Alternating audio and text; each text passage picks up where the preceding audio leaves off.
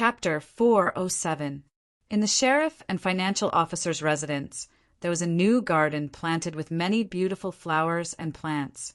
The faint mist in the morning floated, looking mysterious and beautiful.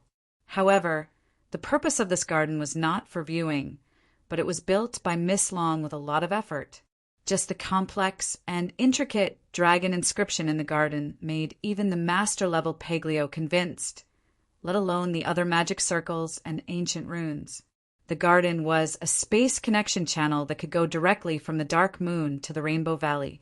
This was not the water element magic that was easily interfered with by magic and had a time limit like the Space Gate, but it was a permanent space coordinate channel in a sense. The user could freely travel between the Rainbow Valley and the Dark Moon like the entrance to a room. Usually, Raleigh used this door to go to the Rainbow Valley to experiment, then return to the Dark Moon to rest. Her life was quite fulfilling. Of course, the Rainbow Valley was full of traps, and the danger was far higher than the original treasure place of the Blue Lake mountain range. Except for Chun-Rui, who could easily enter and exit. Even Athena only visited it twice with the company of Rala. In fact, the reason why people in the capital area could see the rainbow from time to time for so many years was entirely because Rala carried out some dangerous experiments inside, which caused a strong shock in the space. Although the auction was imminent, Chun-Rui would also go to the Rainbow Valley to study ancient runes with Rala when he was busy. Of course, sometimes the research was a kind of special, ancient runes. For example now, in the Ancient Runes research room, there were passionate voices from time to time. It was a man and a woman who were passionately in love. I can't. Spare me. It was actually the voice of the fairy Miss Long who begged for mercy. That place will break. A female magic teacher borrowed the lines from a special novel offered by a lowly apprentice. Omitting countless onomatopoeia, after the incoherent moaning continued for a while, it turned into a high-pitched, continuous cry. In a moment, the entire research room returned to silence. However, it was not over yet. Woman. Okay, now it's my turn to be on top. Man. Sweat, the woman said. Hey, I worked so hard just now, and I even put on the glasses you wanted. You should at least snort a little. The man. Huh. Woman. Didn't Alice's book say that men moan when they feel good? Man. I hate bad novels. Woman, don't pretend. If you serve me well, I can consider accompanying you with Athena. Humph. I must win against Athena. Man. You lie-die. The physique of dragons was still quite strong. After some passion, Rala actually immersed herself in research in high spirits, while the human returned to the Dark Moon with a pitiful look while holding his waist. In fact, that wretched dual training skill had played a great role. Whether it was Rala or Chun-Rui, after they passionately threw themselves into it, they both received a lot of benefits. It was just that Rala was getting stronger. Whether it was a dragon knight or a knight riding a dragon, it was both enjoyable and painful hard work. Walking out of the garden, Chun-Rui was surprised to see that Paglio was also holding his waist. He looked listless with two panda eyes. He looked like he was overworked. No wonder I haven't seen Paglio or Ms. Crobolus in the past 2 days. Could it be that both of them are busy with the dragon egg manufacturing plan? However, they are too devoted. They are almost desperate. When Paglio saw Chun-Rui, he asked the hoarse voice, Hey, you're also an expert in ancient runes now. Do you really need to break this Boolsh *T seal for 2 days and 2 nights in a row without sleep? What's that? 2 days and 2 nights? Sleepless? Chun-Rui was dumbfounded. He finally understood why the poison dragon had 2 dark circles under his eyes. Damn, he is too strong. By the way, crack the seal? With the efforts of Chun-Rui and Athena, Ms. Rala finally forgave Paglio and promised to help him remove the seal of the ancient runes. However, this seal was extremely complicated. Although Miss Long had gathered all the stone slabs, it could not be removed in a short time. What's more, women were very vengeful. so Master Poison Dragon would receive some unexpected preferential treatment from time to time. Could it be, with Chun Rue's knowledge, breaking the seal really did not require such terrifying continuous sex? He was already sure that the poor Master Poison Dragon was fooled again this time. Continuous sex for 2 days and 2 nights. How can ordinary people endure this? I remember there is this kind of aphrodisiac rune. It seems to be an advanced thing that costs more than 10 yuan. Chenrue said vaguely, "Anyway, most of the rune seal on your body has been unlocked. Hold on and believe in Rala. Believe in me." "That's right. I still have something urgent to do. I have to rush to the financial officer's office." In Master Poison Dragon's suspicious eyes, Chenrue's waist no longer hurt, and his legs were no longer sore. His body was very good, and he had a good appetite. He ran away immediately. "Captain!" Before he reached the door, Delia's voice sounded. Delia handed over 2 reports. "This is the funding application report.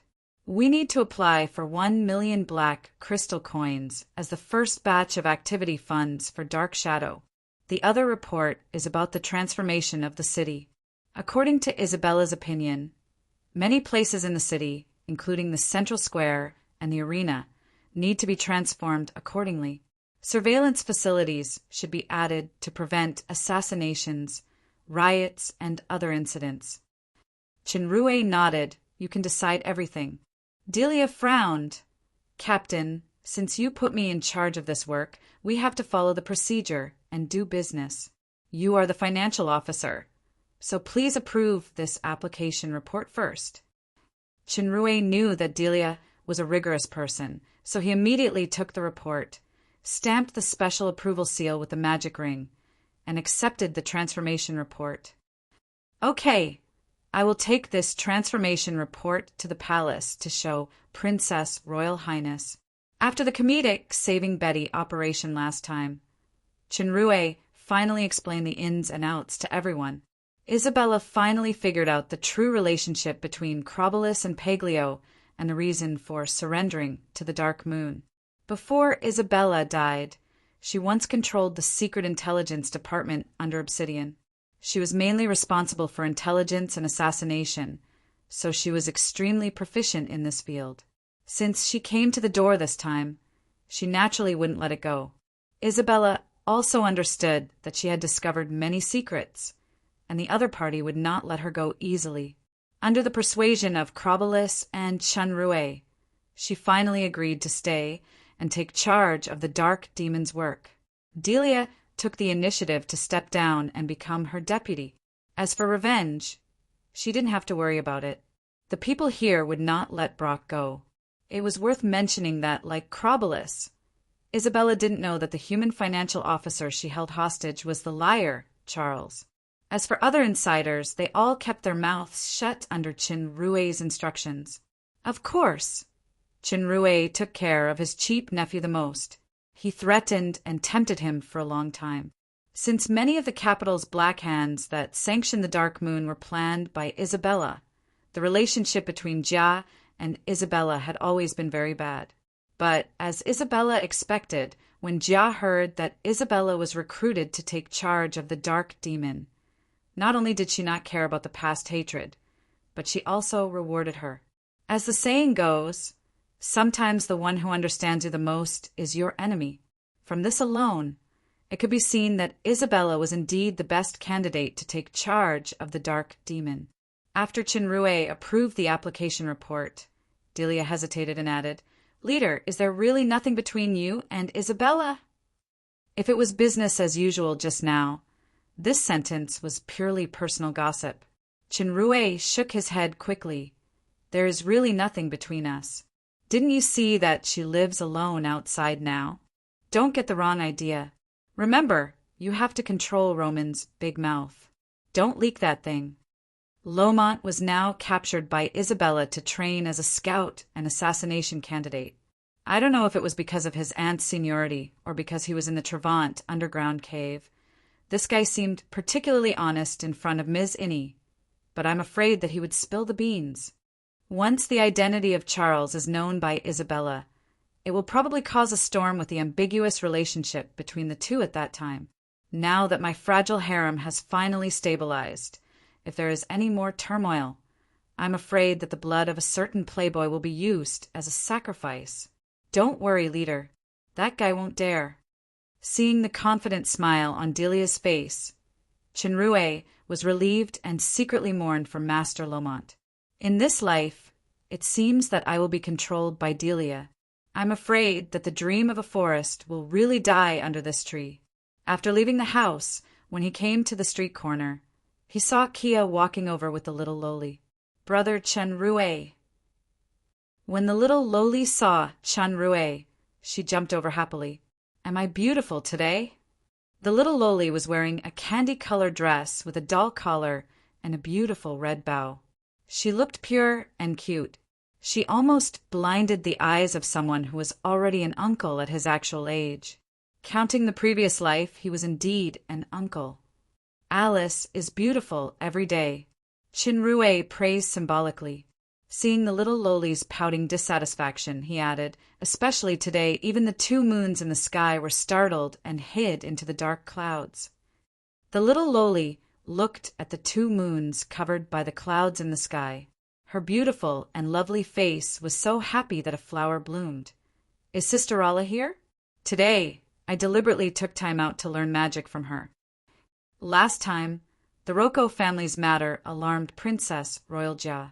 Patriarch Morton united several families to complain in front of Jia.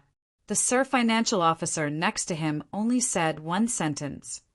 Ms. Simon, who was molested by your son, is the sister of the Dark Moon's guest, Ms. Crobolus.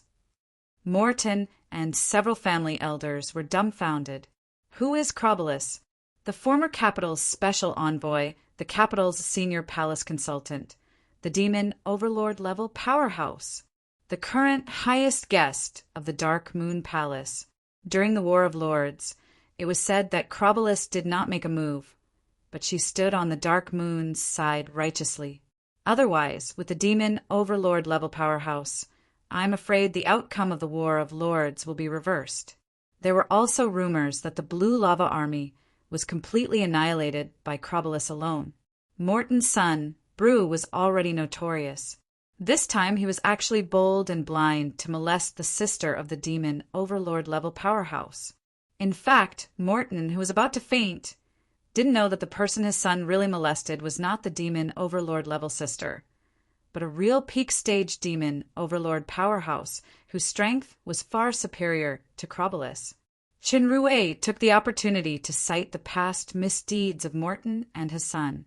He proposed that it was an important period for the development of the Dark Moon now. This kind of black sheep must not be allowed to damage the good image of the Dark Moon to the outside world. He suggested that Jia punish them severely. Then Crobolus appeared in front of everyone at the right time. Therefore, several patriarchs who were initially supported by Morton turned against him and denounced Morton's crimes. In the end, most of the Rocco family's property was confiscated. Morton and his son were exiled, leaving only a relatively upright nephew who served in the Flame Legion to inherit the rest of the property and the surname Rocco. Morton and his son had many enemies. Now that they had lost their power, it was said that they were killed soon after being driven out of the city. The residents all applauded. The Rocco family's measures had the effect of killing the chicken to warn the monkeys. Many families had restrained their children to avoid repeating the same mistakes. Coupled with the control of the Cloak Gang, the Order of the Dark Moon had become a lot better. Many foreign merchants felt this and were secretly delighted. Rala, who was alias Simon, also had the title of a royal magician. The happiest was the little Princess Alice. She often came to ask about magic. Obviously, the little Loli wanted to learn the magic on how to quickly become a big-breasted alien. Miss Rala is very busy now. I'm afraid she doesn't have time. Alice should come in the afternoon. The little Loli was a little disappointed. Oh, the little maid on the side added calmly. It seems that Miss Rala will be very busy every morning. It smells like vinegar, right? Chinrue had a guilty conscience in his heart, and he hurriedly replied, I still have to go to the palace to hand an important report to Princess Royal Highness, so I'll leave first. By the way, it seems that the palace is not a good place to go now, considering the adverse consequences caused by the previous concealment. Chinrue simply frankly told Princess Jia about his relationship with Rala 3 days ago. When Jia heard that Rala was actually this guy's woman, her face suddenly turned gloomy. Then she heard that Rala had the power of the peak stage of the demon overlord. She was shocked and said to Chinrue meaningfully, "Thank you for your hard work." Chinrue was very clear about the meaning of the Royal Highness words. Thank you for sacrificing your body to recruit the peak stage of the demon overlord powerhouse. You have been hiding it from me for a long time. Continue to use your hard work to keep this peak stage powerhouse. If you have the ability and the guts, go and try hard again. Although Rala was appointed as the royal magician, in the next 3 days, Princess Royal Highness, who was exuding a chill, maybe it was more of a sour breath, ignored the Sir Financial Officer. She didn't even go to the secret room. Coming to the council hall of the palace, Chinrue reported the reconstruction to Princess Royal Highness. Jia was still expressionless, and she said coldly, "You can decide on this report yourself." "Can I really decide on it?" "Nonsense." "That's great." Striding up, "What are you doing?" "Look at the back cover of the report. Princess Royal Highness said to decide on it." Sinister smile, Shay turned over the report and read it. It said, "Dear Shay, I miss your sweet lips very much. I want to kiss you. Is it okay? Please comment." "Asshole, you actually play this kind of trick." "Woo woo." After a while, the human financial officer took the report, bit his lower lip, and walked out of the palace with a painful look. The imperial guards along the way sympathized with him. It seems that Sir Chinrue was scolded by Princess Royal again. No one knew that the reason why Sir Financial Officer bit his lower lip was to cover up the truth that it was bitten by a princess. Princess Royal Highness bit so hard in anger that blood came out. However, after a few more strangulation marks appeared on his waist, he finally calmed down. In the sympathetic eyes of the imperial guards, the human financial officer sighed in pain. As expected, the altar of the harem is only effective with the corpse of a pig's trotter. As the saying goes, every inch of harem is an inch of blood. Is it easy for me? Chapter 408. Under the watchful eyes of the public, the Dark Moon's auction was about to be held as scheduled. However, on the day before the auction, another incident happened that caught everyone's attention. The new lord of the Shadow Empire's Bloody Vine Flower Estate, the third general of the empire, Crawford, led the friendly envoys to the Dark Moon to make an official visit to the Dark Moon Estate on behalf of the Bloody Vine Flower Estate. In the friendly meeting between the Dark Moon's Princess Royal Jia and General Crawford, the two sides publicly signed the magic contract of the Twin Cities and exchanged the city keys, symbolizing friendship. The Dark Moon and the Bloody Vine Flower Estate formed a friendship ground, and they carried out a series of mutual assistance cooperation, such as meat seedling, land improvement, battle ball, etc.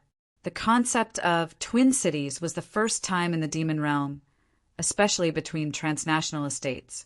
Those cooperation clauses with great practical significance also fully showed the outside world that Crawford's visit and the so-called twin cities were not a formality, but a real cooperation that was approved by the Shadow Empire's Empress. To put it bluntly, the Dark Moon Estate is now under the protection of the Shadow Empire. This news quickly spread to the fallen angel capital. The entire capital and the entire empire were shocked. Regent Obsidian, who was caught in the money-gathering fraud scandal, was furious. He immediately lodged a strong protest against the Shadow Empire through diplomats.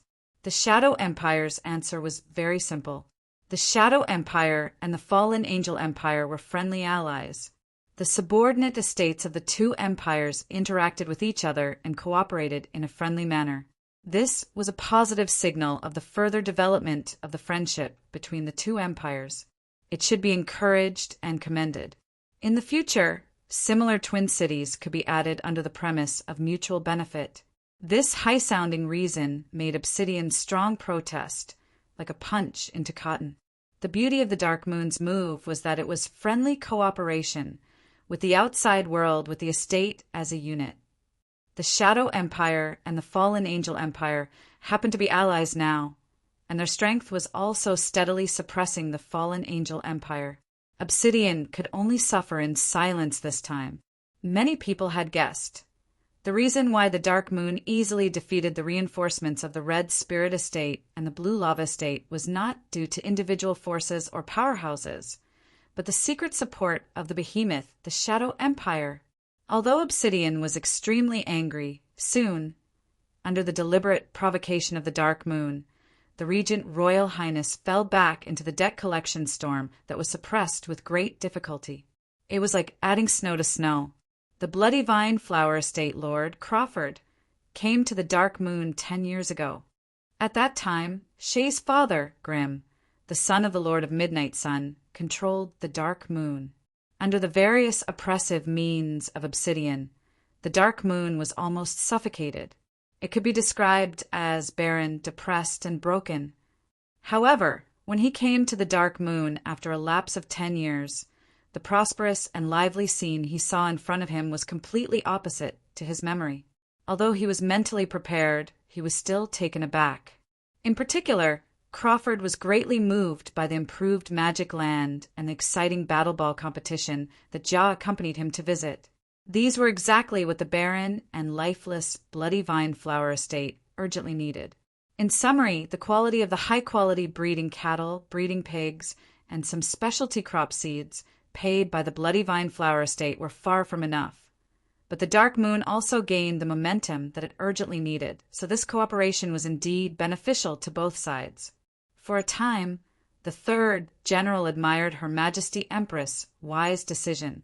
The friendly visiting group headed by General Crawford had a total of more than 100 people.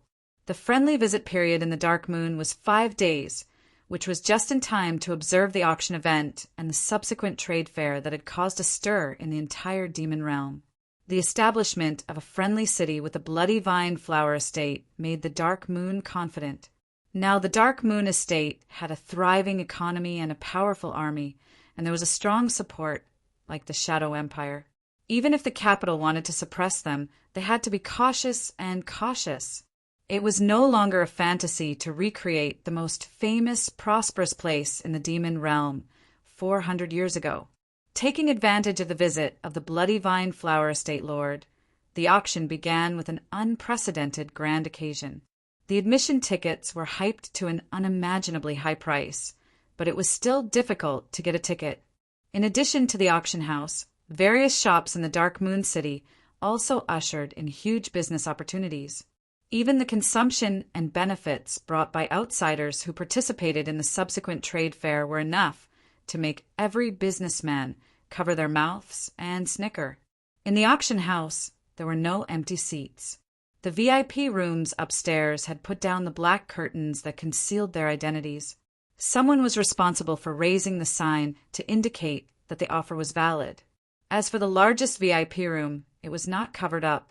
Instead, it was transformed into an open platform that faced all the guests. Inside, the Dark Moon Lord Princess Royal, General Crawford, who was accompanied by the Bloody Vine Flower Estate Lord, Princess Royal Ja, was particularly eye-catching.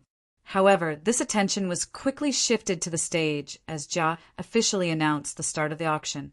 On the auction stage was Crobolus in a silver dress. She looked glamorous, completely overshadowing the limelight of old Gauss next to her. Miss Long of Emerald had a considerable grasp of wealth. After trying to be an auctioneer several times, she was fascinated by this profession. Ms. Betty's natural keen sense and accurate judgment of treasures enabled her to exert an amazing auction talent and become the main auctioneer. Coupled with the old actor, Old Gauss, who could enliven the atmosphere and avoid awkward silence, they could be regarded as the golden combination of the auction house. More importantly, with the strength of Miss Long of Emerald, she could deter many people with bad intentions. Seeing that almost everyone's eyes were focused on her, Miss Betty looked radiant. Her confident temperament added a bit more charm. After a polite welcome speech, the auction of the first treasure began. The first auction item is a fine legendary grade magic ring of Master Xing Xing, the president of the Dark Moon Mechanic Branch, Heart of Oak. It increases attack speed by 50%, accelerates physical recovery, reduces spirit power consumption by 30%, and absorbs magic damage by 30%. The starting price is 1 million black crystal coins, and each bid increase is no less than 100,000 black crystal coins. The first auction item attracted the interest of many people. Master Xing Xing had been in the limelight recently. The legendary grade item already represented the highest mechanic achievement of the master grade. This legendary grade item was small and portable, and its function was very powerful. The increase in attack speed had reached the maximum upper limit of 50% of legendary grade products. It was very suitable for magic, strength, or dual practitioners. When Crobulus announced the start of the bidding, someone immediately began to bid. 1 million. 2 million. 5 million. In the enthusiastic atmosphere, Crobulus, who was holding the gavel, looked very excited as she watched the auction items being sold one by one. As the finale approached, the auction was about to usher in the most intense and climax moment. When the 3 translucent magic crystal barriers containing the devil fruits appeared on the stage, countless pairs of fiery eyes were cast on them. Compared with the royal family with nearly unlimited potential, ordinary demons, even demons with mutated bloodlines, had the biggest bottleneck in potential. This was why the peak powerhouses of the demon realm had always been firmly occupied by the 7 royal families. The higher the level, the larger the proportion of the royal family. Of course, the giant dragons outside the scope of ordinary demons did not belong to this category. As long as they could consume the devil fruit, they could have the potential almost comparable to the royal family. The hope of breaking through the bottleneck was greatly increased, and there was a chance to obtain additional mutated skills. It could be described as priceless. Even the visiting VIP, General Crawford, the Bloody Vine Flower Estate Lord, couldn't help but show a scorching light in his eyes. Crawford was a mutated great demon. His current strength was the intermediate stage of the Demon Emperor. If he could get a devil fruit, then it was very likely that he would directly break through to the later stage of the Demon Emperor. It would also be greatly beneficial for the advancement of the Demon Overlord in the future.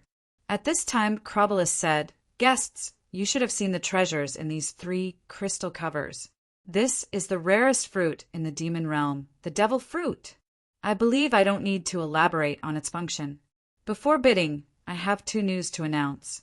The first news is that just an hour before the auction starts, we received a message from the original owner of the devil fruit, a mysterious seller. This mysterious seller claimed that in order to thank Princess Royal Jia of the Dark Moon Estate for the convenience and huge benefits that the auction house set up by Princess Royal Highness Jia has provided him many times, he decided to give a precious devil fruit to Princess Royal Highness as a gift.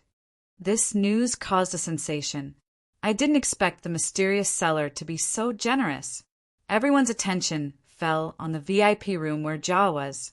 This is an amazing and precious gift. Jia seemed a little surprised. After a moment of silence, she stood up. Her cold voice resounded throughout the auction house. Thank you very much for the seller's hospitality. The Dark Moon Auction House will provide more convenience to all sellers. I am now giving the devil fruit to the visiting distinguished guest, General Crawford, in my personal name. I hope he can accept this gift of friendship. This was completely beyond Crawford's expectation. He was surprised and delighted. He immediately stood up excitedly and saluted Jia. Thank you, Princess Jia, for your precious gift. I, Crawford. Teves will always remember this personal friendship. Although Crawford was excited, he still did not forget to use the word personal friendship because he was now representing not only himself, but also the entire Bloody Vine Flower Estate and even the entire Shadow Empire. Jia returned the salute and nodded. May our friendship be as everlasting as the friendship between the two estates. Crawford thought about it and said, My only son Monroe is now in the Bloody Vine Flower Estate. He loves the Battle Ball very much. He has always wanted to come to the Dark Moon, the birthplace of the Battle Ball, to learn.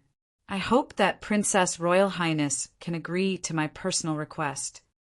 In fact, the cooperation between the two estates included the clause that the Dark Moon Estate would send someone to the Bloody Vine Flower Estate to train the Battle Ball.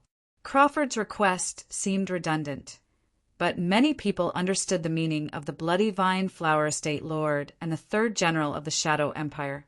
This represented a kind of personal friendship outside of the estate cooperation. At the same time, it also showed Crawford's personal support for Jia. This kind of personal support was likely to play an unpredictable role at a certain critical moment. Jia's eyes lit up. Sir Monroe will receive the warmest welcome in the Dark Moon. This interlude caused the devil fruit on the auction stage to become 2. Although many demons showed dissatisfaction, this decision was made by the seller, so they had nothing to say. There were already too many monks, but not enough gruel. Now that there were only 2 devil fruits left, everyone's eyes became more and more enthusiastic. Chapter 409. Crawbulus's voice sounded. The second news is that the starting price of these 2 devil fruits is 1,000,000 black crystal coins. Everyone was restless. The starting price of the finale item is so low. However, Crawbulus's words were obviously not over. Each bid increase is not less than 500,000 black crystal coins. If you don't have cash, you can use some rare magic materials or treasures as collateral. Here is a bargaining form with the specific details of the collateral. If there are treasures not on the form, you can evaluate them on the spot. When Crawbulus spoke, a maid had already distributed the bargaining form to each guest. The bargaining form was very clear. For example, Thunder Crystal, 3,000,000 black crystal coins. Top grade Purple Demon Muscle Pearl for 5,000,000 black crystal coins. Although this price was relatively low with the rarity of the devil fruit, it would definitely be auctioned at an amazing price. This was the best way without enough cash. In fact, most of these materials were needed by Chun Rue to refine the artifact in the exchange center, and this bargaining mode would become another source of income for the auction house in the future. With the announcement of Emerald Miss Long, the bidding began. 1,100,000, 2,000,000, 5,000,000. Although many of the previous auction items were rare treasures, many buyers had reserved their strength and focused on the last devil fruit. Now, they naturally began to make their move. The auction house had been open for a while now. Many demons had also learned some auction skills, and the bidding had become more rational. However, the natural belligerence of demons and the powerful effect of the devil fruit were enough to make most people lose their rationality. The price began to soar at an incredible speed, and it exceeded 100 million in the blink of an eye. Moreover, it was still increasing. The speed of the price increase did not show any signs of slowing down. 500 million. VIP number 4 bids, 500 million. Emerald Miss Long shouted excitedly. 500 million black crystal coins, not 50,000. If it is given to me, I can have a good dream for a month while lying on it. 510 million. 520 million. After exceeding 500 million, the voice of bidding was obviously much less. This price was already quite high. It was equivalent to the output value and savings of a medium-sized estate for many years. 600 million. A calm voice rang out from VIP room 13. This VIP usually didn't speak, but the moment he did, it was an astonishing price. 610 million. A cold voice rang out from VIP room number 5. I want to see who dares to snatch what a Smirko want. A Smirko? The bidding voices around suddenly weakened. A Smirko was a free trainer who had been famous for many years. He was a great demon with no nationality. It was said that he had reached the peak stage of the demon emperor 10 years ago. This time, he definitely wanted to use the power of the devil fruit to take a look at the demon overlord realm. 650 million. The person in VIP room 13 was still raising the price. His voice was still calm, as if he didn't care about a smear at all. Humph. A Smirko, who was in VIP room number 5, pulled open the curtain. It was unknown whether he wanted to leave in anger or to further deter his competitor. However, at this moment, a sudden change occurred. Several dazzling destructive lights flew toward Crobolus and Old Gauss on the auction stage out of thin air. The magic circle barrier on the auction stage immediately reacted, transforming into various strange ripples that dissipated most of these destructive lights, but there was still one that penetrated the barrier. With this move alone, the attacker's strength had reached the level of demon overlord. A green mark flashed between Crobolus' eyebrows, and Old Gauss involuntarily flew backward and landed in a safe position. A faint green light appeared in her hand. Those destructive light waves seemed to be attracted by this light, and they gathered in her hand. They were dissipated by the green light halfway. However, just as Crobolus resolved the attack, a figure wrapped in flames flew toward the auction stage like lightning. The power of the barrier that was dispersed by the light waves had yet to recover, and it was evaporated by the terrifying blazing power contained in the flame. This figure had broken through the barrier and appeared on the stage in the blink of an eye. He reached out to grab the 2 crystal covers wrapped in the devil fruit. Crobolus shouted angrily. The piercing cold air mixed with the cold poison ice crystals rushed toward the flame figure. The flame figure paused, and the flame in his hand was blazing. He faced Crobolus' attack head-on. Crobolus snorted and took 3 steps back in a row. The poison ice crystals in the cold air quickly vaporized under the terrifying high temperature. They couldn't play a role. She was already at a disadvantage in this blow. Generally speaking, the power of the giant dragon was far better than the average powerhouse. In the case of head-on confrontation, Miss Long was still defeated. The true level of this flame figure should be higher than Crobolus by a small realm. He had reached the intermediate stage of the demon overlord. The intermediate stage of the demon overlord powerhouse actually came to the auction to snatch the devil fruit. The dark moon is just in a state.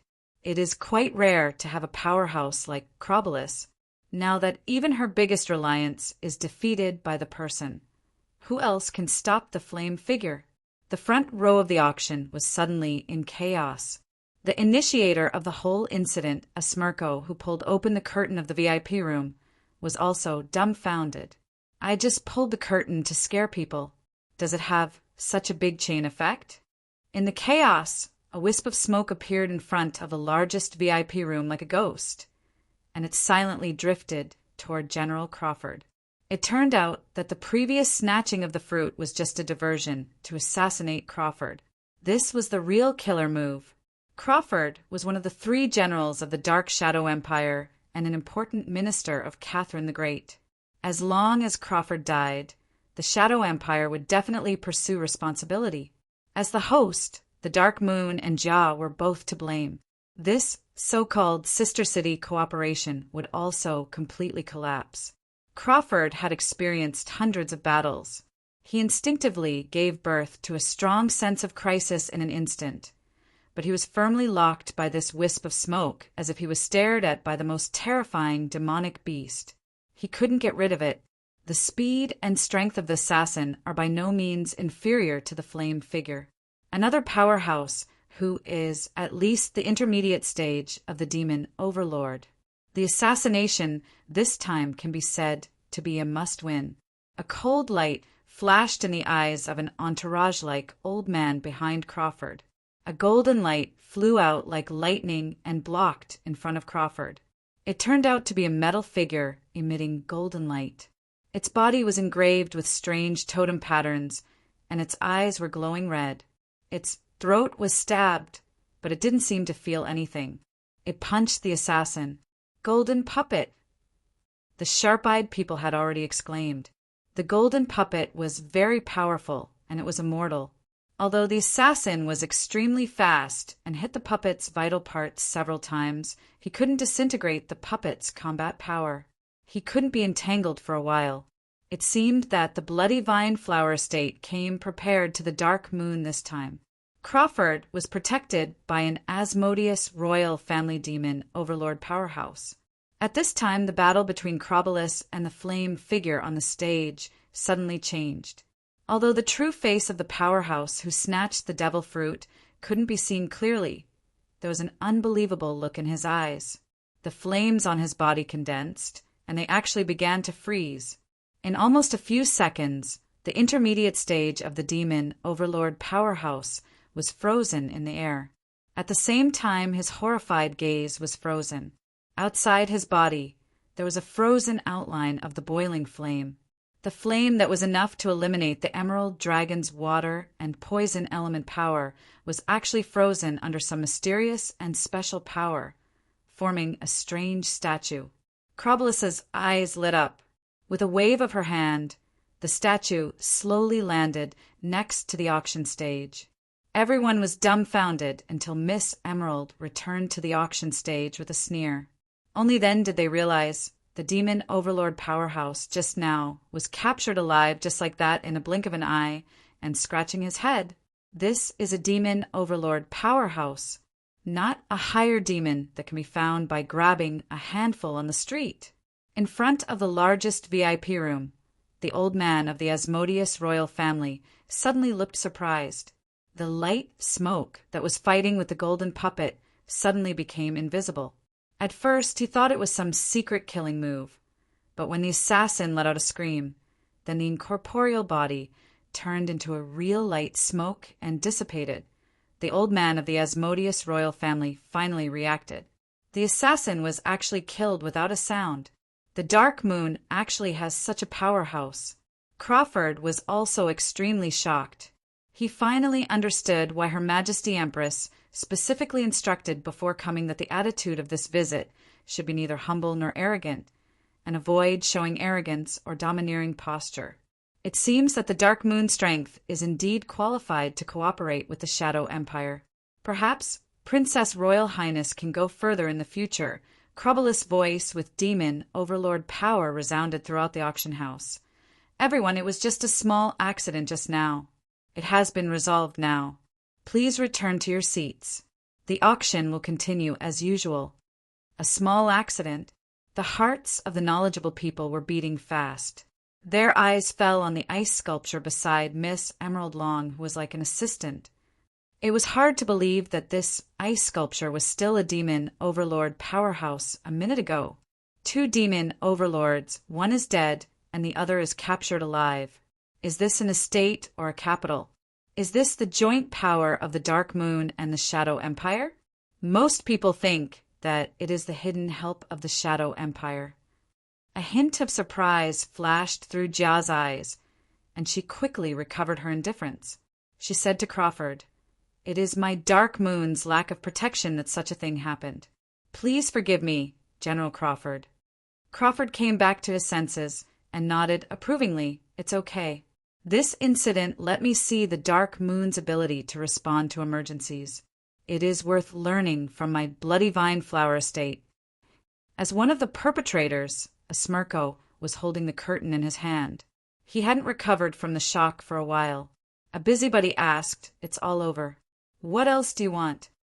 A Smirko shuddered when he saw the demon overlord ice sculpture. "I just want to bid for the devil fruit, honestly. I didn't expect such a mess to happen. If I am misunderstood as an accomplice of those assassins, it will be troublesome. The Dark Moon is too terrifying. Even the living space of the peak stage of the Demon Emperor is so small. I should go back to Mars. My hometown as soon as possible." This guy had an idea, and he said excitedly, loudly, I bid 660 million. Amidst the laughter, Miss Emerald Long's voice continued to sound. VIP number 4 bids 660 million. Is there a higher bid? 660 million going once. 700 million. A calm voice sounded again in VIP room number 13. This time, a Smirko didn't dare to be unreasonable. He muttered, "You win," and put down the curtain honestly. Chapter 410. After the previous battle of several demon overlords, the next auction bidding was still very hot, but the atmosphere was unusually good. With the help of the ice sculpture next to Miss Emerald Long, there were no more eye-catching buddies like a Smirko in VIP room number 4. Sure enough, the fist effect is the most useful. In the end, the auction ended successfully. The 2 devil fruits were sold at a high price of 700 million and 770 million, respectively. Among them, the second one was sold at 570 million in cash, and there were many rare materials as an offset. In total, the Dark Moon earned more than 200 million black crystal coins just from the auction of these 2 devil fruits. This is a real daily income of 100 million gold. This terrifying huge income is enough to make any estate jealous, but it is only jealousy. Powerful financial resources and military power, formidable powerhouses, and the strong and powerful support of the Shadow Empire. Unless Obsidian is determined to ignore the influence of the Shadow Empire and directly send troops to the Dark Moon from the capital. Otherwise, no estate in the Fallen Angel Empire is the opponent of the Dark Moon. General Crawford, who got the devil fruit and saw the true power of the Dark Moon at the same time, praised the success of this auction. Shay responded politely and appropriately. Her attitude was neither servile nor overbearing, and she was unanimously appreciated by the Dark Shadow Empire's delegation. On the other side, a dead duck dragon was bragging in front of Miss Emerald Long. "Little Betty, see how powerful I am. That demon overlord assassin. I just blew him into ashes with one breath." It turned out that after experiencing countless hardships and evil tricks, the fairy Miss Long finally showed mercy and helped Master Poison Dragon completely remove the seal of the ancient runes. Since Paglio took the eternal black potion when he was suppressed to the Demon Emperor realm, it played a strange role under the suppression of the seal. It was equivalent to reconsolidating his foundation. Now that he had recovered to the peak stage of the demon overlord, his strength did not regress, but advanced instead. He was naturally high-spirited and complacent. "Oh, very powerful." Ms. Rolla's voice sounded on the side. The rest of Paglio's bold words were suddenly swallowed in his stomach, and he stuttered a few words to pass it off. During the unbearable days when Rolla's seal was lifted, Master Poison Dragon, who was tortured to death, secretly vowed more than once that when his strength recovers, even if I have to use my favorite, most despicable sneak attack, I must beat this madwoman into a pig's head.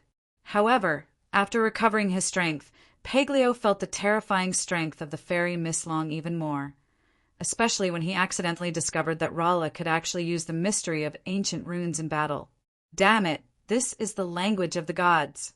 Could it be that this madwoman has already touched the threshold of demigod above the peak stage of the demon overlord? In this way, Master Poison Dragon won't be able to survive.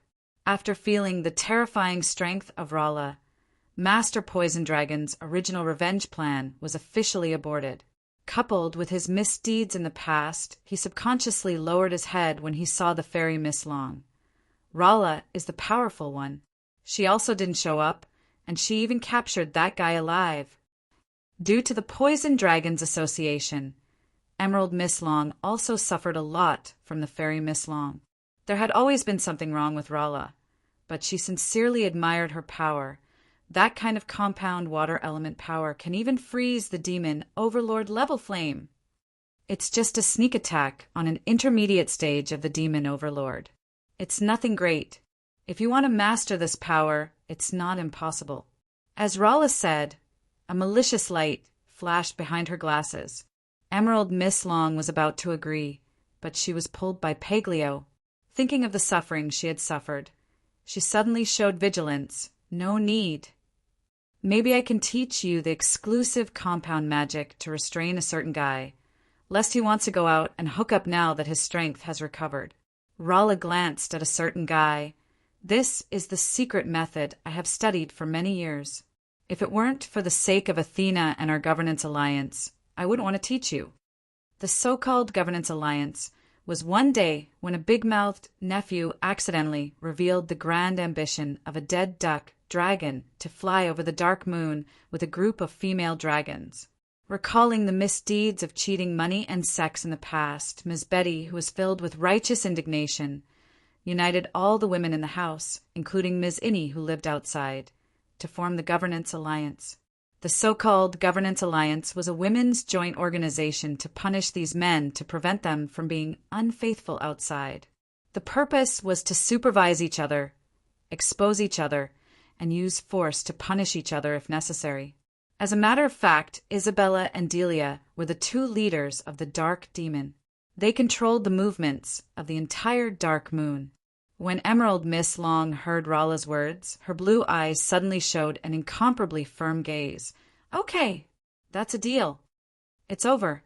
Master Poison Dragon rolled his eyes. "My lifelong happiness and harem plan are ruined in the hands of this hateful fairy dragon." Chinrue did not participate in the heated discussion between the three dragons, nor did he accompany Jia back to the palace. Instead, he was dealing with another matter. VIP number 13, who bought the first devil fruit at a high price of 700 million, made a strange request. He wanted to meet the head of the auction house, the financial officer, Chinrue. Just now, VIP no. 13 ignored a smirko and calmly obtained the devil fruit at a transaction price of 700 million black crystal coins after the assassination, which left a deep impression on many people present. Now that this VIP wanted to meet the head of the auction house, Chinrue couldn't help but be curious. VIP number 13 didn't conceal his appearance. He was a young man with handsome features and revealed a cultured and refined bearing. Two people followed behind him. One was thin, weak, and old and seemed listless. The other was tall and thin, had a square appearance, and revealed a cold aura between his brows. "It's him?" Chinrue was a little surprised. This man was the little prince of the Bloody Empire and the youngest son of the Demon Realm's top powerhouse, Raisin the Great Terrace. Mammon. Terrace once lobbied Master Xingxing to go to the Bloody Empire to serve as the vice president of the Mechanic Association. At that time, Chinrue, who was disguised as a guile, was also present. Terrace's comprehensive strength was the peak stage of the Great Demon King. This little prince could be described as a genius in the world. He was proficient in military intelligence, politics, and business. Moreover, he had a generous and gentle temperament. He had an excellent reputation in the Bloody Empire. It was just that he learned from Master Sky that this little prince was probably not as kind as rumored. However, in the demon realm, it was difficult to survive without means, especially in the royal family that was still fighting against each other. Terrace could have his current reputation and popularity, coupled with his amazing intelligence. He was definitely not a simple person. Chinrue had seen the thin, old man last time. He was from the Mammon royal family, and his strength was the peak stage of the Demon Emperor. It was the first time he saw another thin and tall man, so he immediately attracted Chinrue's attention. Race, Wrath royal family. Comprehensive strength assessment, A+S. Physique, AS. Strength, A+S. Spirit, B+A. Agility, AS. Analysis, Fire attribute. On the surface, this man, who was the peak stage of the Demon Emperor, should be a powerhouse of the early stage of the Demon Overlord. His comprehensive strength was S-, but his strength reached S. It seemed that he was a pure strength trainer. Although Terrace did not have the sensing power of the Demon Overlord level, his observation was outstanding. Chinrue's surprise was only fleeting, but he caught it. He asked with interest, "This is the famous Sir Chinrue, right? Do you know me?" Chinrue knew that Terrace was extremely intelligent, so he did not deny it at the moment. He bowed slightly. I was fortunate enough to see the picture of the demon realm's top genius, Royal Highness Terrace, by chance. It is still fresh in my memory, so when Royal Highness Terrace really appeared in front of me, I almost thought I saw it wrong. Sir Chinrue has overpraised me. Terrace smiled slightly, giving people a refreshing feeling which was completely different from Joseph and the others. To be able to develop the Dark Moon's business to the current level, Sir Chinrue is truly worthy of the word genius. Speaking of which, I have already written to my father in the Bloody Empire to imitate the Dark Moon's business system to carry out corresponding reforms. Please forgive me for plagiarizing Sir's painstaking efforts. You also know that it is plagiarism. You have already written a letter. Isn't it too late to apologize now? Someone muttered unhappily in his heart. He seemed to have forgotten that he was also plagiarizing. Come to think of it now, when Terrace came to the Dark Moon, in addition to trying to recruit Master Xingxing, it was also one of the purposes to visit and pirate some of the Dark Moon's systems or facilities. It was just that the Dark Moon was very famous now. Many places in the demon realm had counterfeit versions of novel things, such as night markets and hot pot. It was not surprising that Terrace did this. Moreover, taking the initiative to apologize to an estate sheriff as a prince really made people have a good impression on him. Your Highness is too serious. I just copied some things. I have a question. Please forgive me for my rudeness. Your Highness is a royal family. What is the use of buying the devil fruit? Chinrue asked deliberately, intending to test the waters. Terrace said frankly, it's just because I have been sick since I was a child and my physique is weak. Coupled with my poor training aptitude, my strength has always been low. I want to use the power of the devil fruit to break through to the demon emperor and strengthen my physique. Of course, I am also a little greedy for the mutated skills given by the fruit. As everyone knew, Terrace's talent and training was far inferior to his wisdom. He had been lingering at the great Demon King level. He was far behind the Demon Overlord and Demon Emperor brothers, so he almost lost the qualification to compete for the throne of the Bloody Empire in the future. Then I wish your Highness success in advance. In fact, compared with your Highness, I, a human, am really weak. Chinrue sighed deliberately. Your Highness summoned me. Do you have any suggestions or opinions on the auction house? I don't dare to have any opinions. Terrace smiled and said, I just have one thing to entrust the auction house to complete. The Dark Moon auction house is famous in the demon realm. Every time, countless sellers entrust various treasures to auction, such as the devil fruit this time. What I want to ask is that there are a few urgently needed things. If Sir has any news, please inform me in advance. I am willing to pay the seller the desired price directly. Of course, I will still pay the 20% intermediary fee to the auction house. In addition, in order to thank Sir for the news, I am willing to pay an additional 1% of the transaction price as a separate personal reward. Chinrue looked surprised. Terrace's brain is really flexible. He immediately thought of using the auction house's resources to solve my problem. Moreover, 1% rebate is definitely a big deal. If it is calculated according to the 700 million black crystal coins of today's devil fruit, it is 7 million. This reward is quite amazing. Chinrue's mind turned and he looked happy. Terrace saw it and then said, I only have one condition, that is confidentiality. This is absolutely no problem. In fact, confidentiality is the most basic promise of the auction house to every guest. Chinrue nodded and agreed without thinking. Terrace glanced at the thin old man, and the old man took out a list and handed it to Chinrue. Chinrue glanced at it.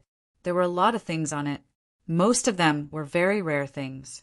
One of them caught his attention. The Realm King fruit was the essence born in the Aurora Frost. After consuming this fruit, it could produce an illusion similar to territory. It would derive a spiritual imprint which would be absorbed by the person who consumed it. It could help the demon emperor or the cultivator close to the demon emperor to understand and deepen the territory power. Chen Rui once pretended to be the deputy commander of the Blue Lava Estate Double-Headed Dragon Legion, Lavit, and cheated 3 Realm King fruits from the Melon family. After consuming it, it played a key role in the territory power of Migra Estate. Chinrue remembered that the patriarch of the Melon family, Lombardo, once said that this was a treasure that the family had guarded for hundreds of years. Lombardo claimed that his son, Williams, Melon, was serving in the Bloodwave Legion of the Bloody Empire, so he asked Lavit to take care of him. Later, the Realm King fruit was cheated away by Chen Rui. Not only did he let the dead Lombardo take the blame, but he also used the controlled puppet to frame the Red Spirit Estate. Even so, the old site of the Melon family, the basement with the Aurora Frost, had been explored by some mysterious people. But now those Aurora Frost have been taken away by the fairy Miss Long. She said that it was the best experimental material. In this way, Lavit must be an undercover agent sent to the Blue Lava Estate by the Bloody Empire, and the real target of the Melon family is the Bloody Empire. Terrace in front of me is the Bloody Empire's little prince, and the Realm King fruit happens to be one of the items he urgently needs? Could there be some kind of connection between these clues, or is it just a coincidence? Terrace keenly noticed that Chinrue was a little absent-minded, and he asked, "Sir Chinrue, is there any problem?" Chinrue had already reacted and replied, "To be honest, Your Highness, these things are very rare. I've never heard of some of them. I'm afraid it will be difficult to get any news in a short time." "Of course. Otherwise I won't ask your bank, and sir." Terrace motioned to the old man to take out a space ring. There's a bag of special magic communication talismans in it. "If there is any news, please contact me immediately, sir.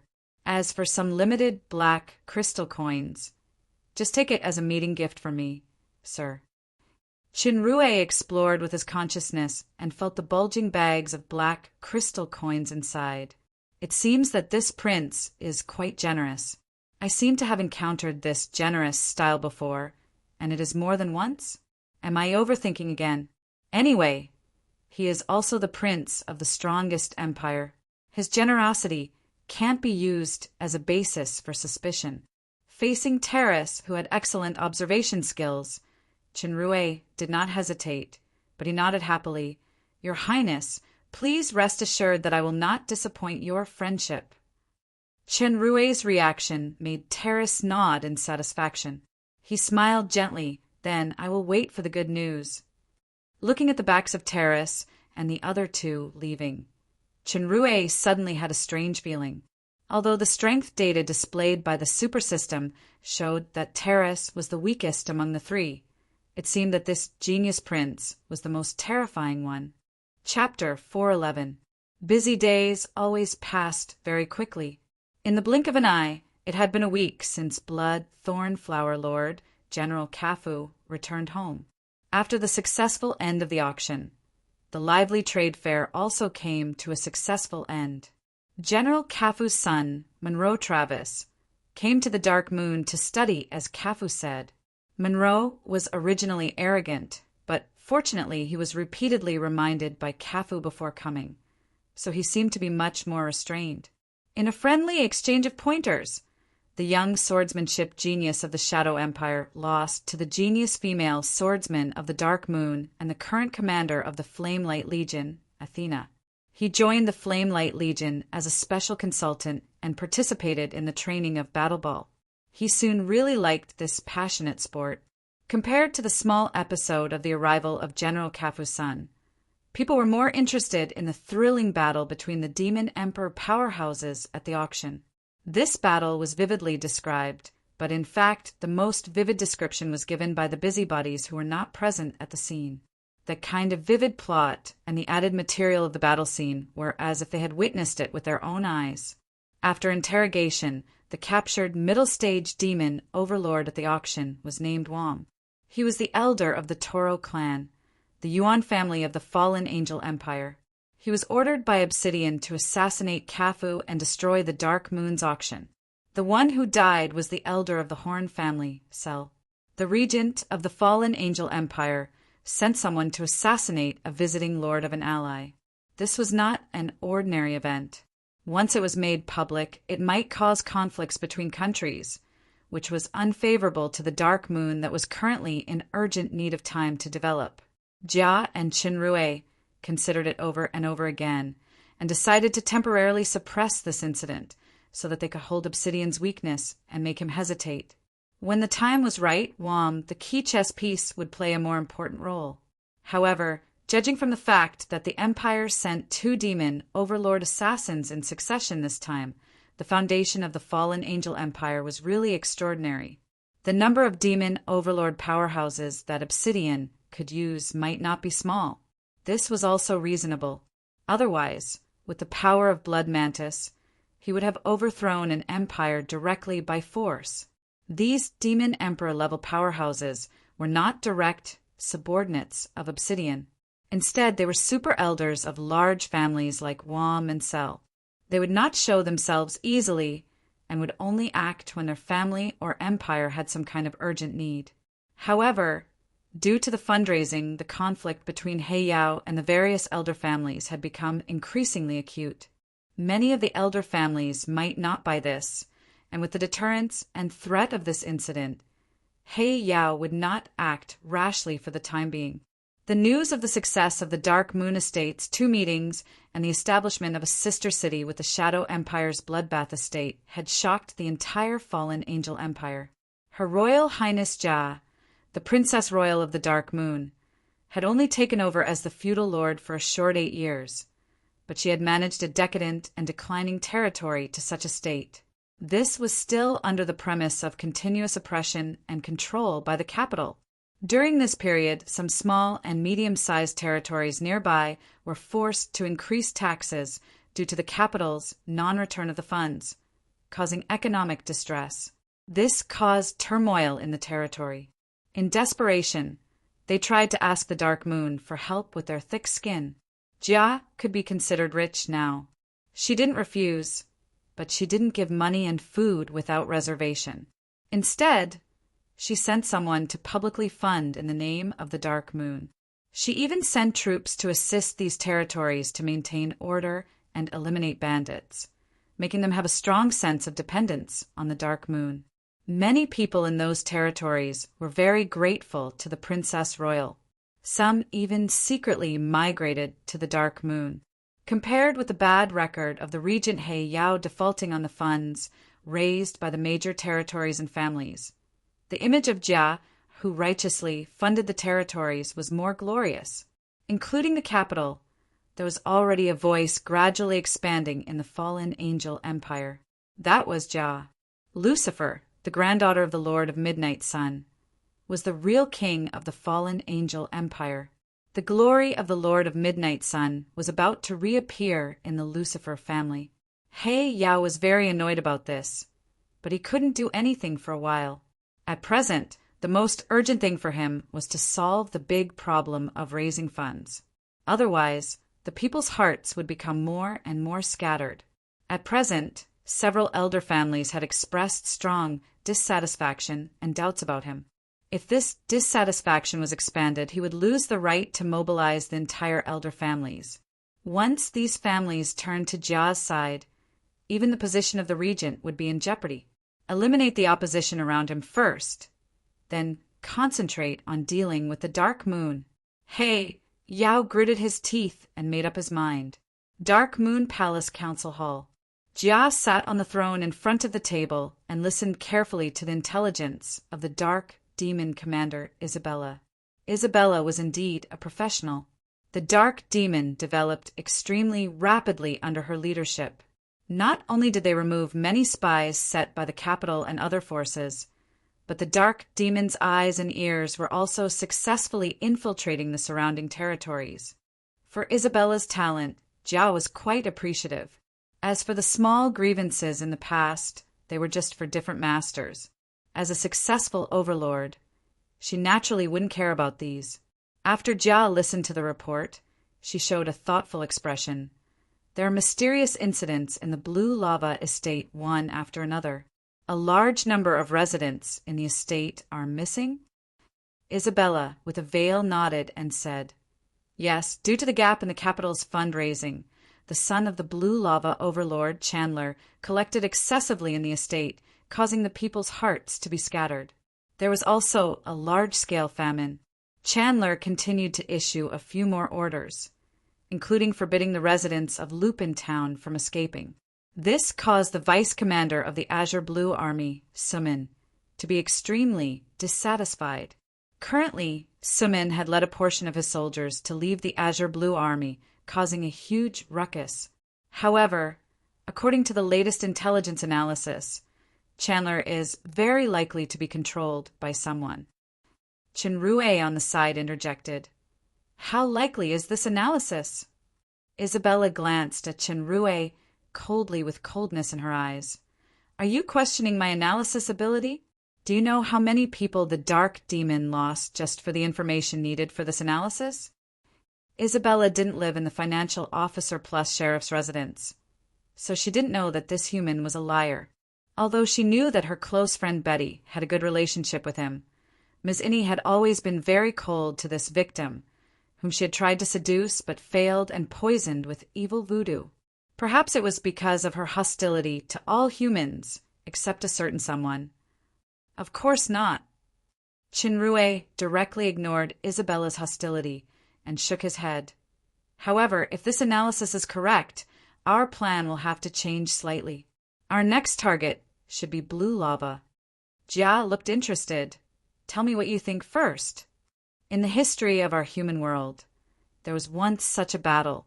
The king of a small country died of illness, and his trusted aide helped his young son ascend to the throne. A general rebelled, and the little king couldn't win, so he immediately asked for help from the neighboring country. The neighboring country's king immediately sent troops and eliminated the rebel army. However, eliminating the rebel army was only the first step. The neighboring country's army used the excuse of suppressing the rebellion as an excuse to occupy the entire country. In the end, the little king was captured and the country was destroyed. The battle that Chinrue mentioned was a battle during the 5 dynasties and 10 kingdoms. Whooping Jidushi, Zhou Xingfeng, was seriously ill. He ordered his trusted aide to assist Zhou Baoquan, who was only 11 years old, to command the military affairs. He also said that Zhang Wenbiao, the provincial governor of Hangzhou province, would rebel in the future, so he could send Yang Shifan to suppress him. After Zhou Xingfeng passed away, Zhang Wenbiao really rebelled. Zhou Baoquan ordered Yang Shifan to send troops to suppress him. At the same time, he asked Jing Nan and Song Taizu Zhao Kuangyin for help. As a result, Zhao Kuangyin appointed Zhou Baoquan as Whooping Jidushi on the surface. But he used the excuse of suppressing the rebellion to send troops to occupy Jing Nan and Zhou Baochuan's land in Hunan. Zhou Baoquan himself was also captured. Isabella's mind turned, and she already understood. Her green eyes lit up. You mean Blue Lava asked for help from the Dark Moon? Jia frowned. Blue Lava hasn't asked for our help now. No, we have now received Blue Lava's letter for help. It was written by Chandler himself. Chinrue smiled slightly. As for the content, it is to ask for help from the Dark Moon to quell the rebellion of the former deputy commander of the Azure Blue Legion, Sumin. Although Jia's thinking wasn't as fast as these 2 conspirators, she also understood something and said, Our power is rising very fast now, and the public opinion of the outside world is favorable to us. If we openly send troops to occupy other territories at this time, I'm afraid the loss outweighs the gain.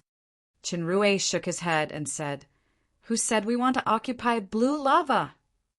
Isabella continued, Yes, we are just helping Chandler out of friendship. Chinrue showed an appreciative smile to Isabella, but the latter responded with a cold look. There is another information. A free cultivator who reached the middle stage of the Demon Emperor in the Blue Lava Estate, Soderson, lived in Lupang town when a missing incident happened. As a result, he was attacked and killed when investigating the missing incident. Judging from the death, The strength of the other party is likely to have reached the peak stage of the demon emperor or even the demon overlord. As for the missing incident, it happened very suddenly. Even the spies we sent couldn't find out what happened. Instead, we lost several elites. Chenrue frowned and said, "Didn't Chandler order the townspeople to be prohibited from leaving? Could this have something to do with him, or the person controlling him? Also, the reason why Sumin left the Azure Blue Legion is likely to know some inside information. He may also be instructed by someone. I need more information about this person." The Demon Emperor powerhouse was attacked and killed, the townspeople went missing, and Chandler may be controlled. Could it be that after a certain force's action against the Dark Moon failed, they shifted their focus to the newly deceased blue lava? Jia's voice sounded, interrupting Chenrue's thoughts. Well, the next step is decided like this. With that said, Princess Royal stood up and took a deep look at the finance officer. There's no time to lose. You two cooperate and compile a specific action plan for me as soon as possible. Isabella nodded and began to fall into contemplation. The finance officer read the stern warning in Princess Royal Highness's eyes tacitly. Cooperate, but don't have any crooked thoughts. The finance officer immediately returned an innocent look, but the doubt in Princess Royal Highness's eyes was even stronger. Obviously, he had a criminal record and wasn't worthy of trust. To be precise, he was very untrustworthy. The finance officer's eyes became resentful, and he quietly made a secret gesture. Don't be like this, okay? At most, I'll open my chest in the secret room tonight and prove to Her Royal Highness the reliability of men. Princess Royal Highness helplessly read the meaning of this wretched gesture. She couldn't stand someone's equally wretched eyes. After a fierce glare, she finally retreated and left. Chapter 412. In the evening, in the sheriff's house, Athena, Rala, and Kia were sitting in the room and chatting. Kia looked worried. Chenrue hasn't come out for 5 days. He should be fine. Don't worry. Athena comforted her. He should be fine. Trust him. Rala also said, cultivation is like this. It's normal no matter how long it takes. I remember that there is a rare subdragon called the hibernating dragon. It can complete a molting mutation without eating or drinking for 100 years. This comfort seemed to have the opposite effect. Kia was surprised. It takes so long? A voice sounded. Unless my little Kia accompanies me tonight, I will be a hibernating dragon. Chenrue. Athena and Kia's voices sounded at the same time. Rala, however, looked calm. She seemed to have noticed someone a long time ago. There was joy in her eyes, but she added, I forgot to tell you that the hibernating dragon is a hermaphrodite, also known as a yin-yang beast. Pooh! Chenrue took the water that Kia handed over and took a sip. He couldn't help but spit it out when he heard this sentence. There was actually such a weird dragon. Wouldn't that mean that he would have sex with himself? Kia pursed her lips and smiled. She handed over a towel. The 3 of us just discussed it. We will sleep together. You should be your hibernating dragon. Chenrue's face was bitter. If Kia and Athena slept together, it would be perfect for a night raid. However, if Rala was added, he might not even be able to enter the door. Dear Rala, oh, tonight let's sleep together, okay? What? Sleep together? Oh. A certain someone rolled his eyes and took out an item. If you agree, I'll give you a super treasure. As soon as she finished speaking, the super treasure appeared in Rala's hand. Seeing this light white gauze, the fairy dragon didn't feel any special fluctuations. She couldn't help but look puzzled. What treasure is this? This is the magic feather muslin robe. Drip a drop of blood on it first. Won't it get dirty? Fairy Miss Long said. A drop of blood had already appeared on her fingertip and landed on the white gauze. The moment the blood touched the white gauze, the entire magic feather gauze glowed with a gentle light. The blood and light gradually disappeared, and the magic feather gauze returned to its original snow-white color. However, Rala had a strange feeling of being connected to her flesh and blood. It was as if this white gauze was a part of her body, and various powerful attributes of the white gauze began to appear in her mind. This piece of clothing can increase movement speed by 1, 2 times, recover stamina, spirit power, and magic power by 2 times, and greatly increase magic resistance. It also comes with a passive skill called Wind in the Void. When you receive a fatal attack, it will automatically trigger teleportation to get out of danger. It can be activated twice an hour. In addition to automatically repairing damage, it also has a special function. It has the ability to extend and change shape. In other words, you can change this magic feather gauze into any shape and color. Qinrui's words made the eyes of the 3 women glow at the same time. Their eyes all fell on this gauze. Not to mention the extremely powerful attributes in front. Just the ability to change shape and color freely was enough to attract all women. Right. The drop of blood just now, is it bloodline recognition?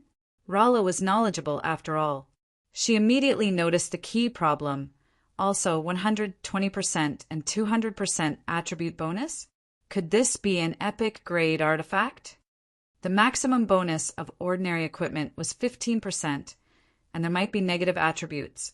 The maximum bonus of excellent grade was 30%, and there were generally no negative attributes.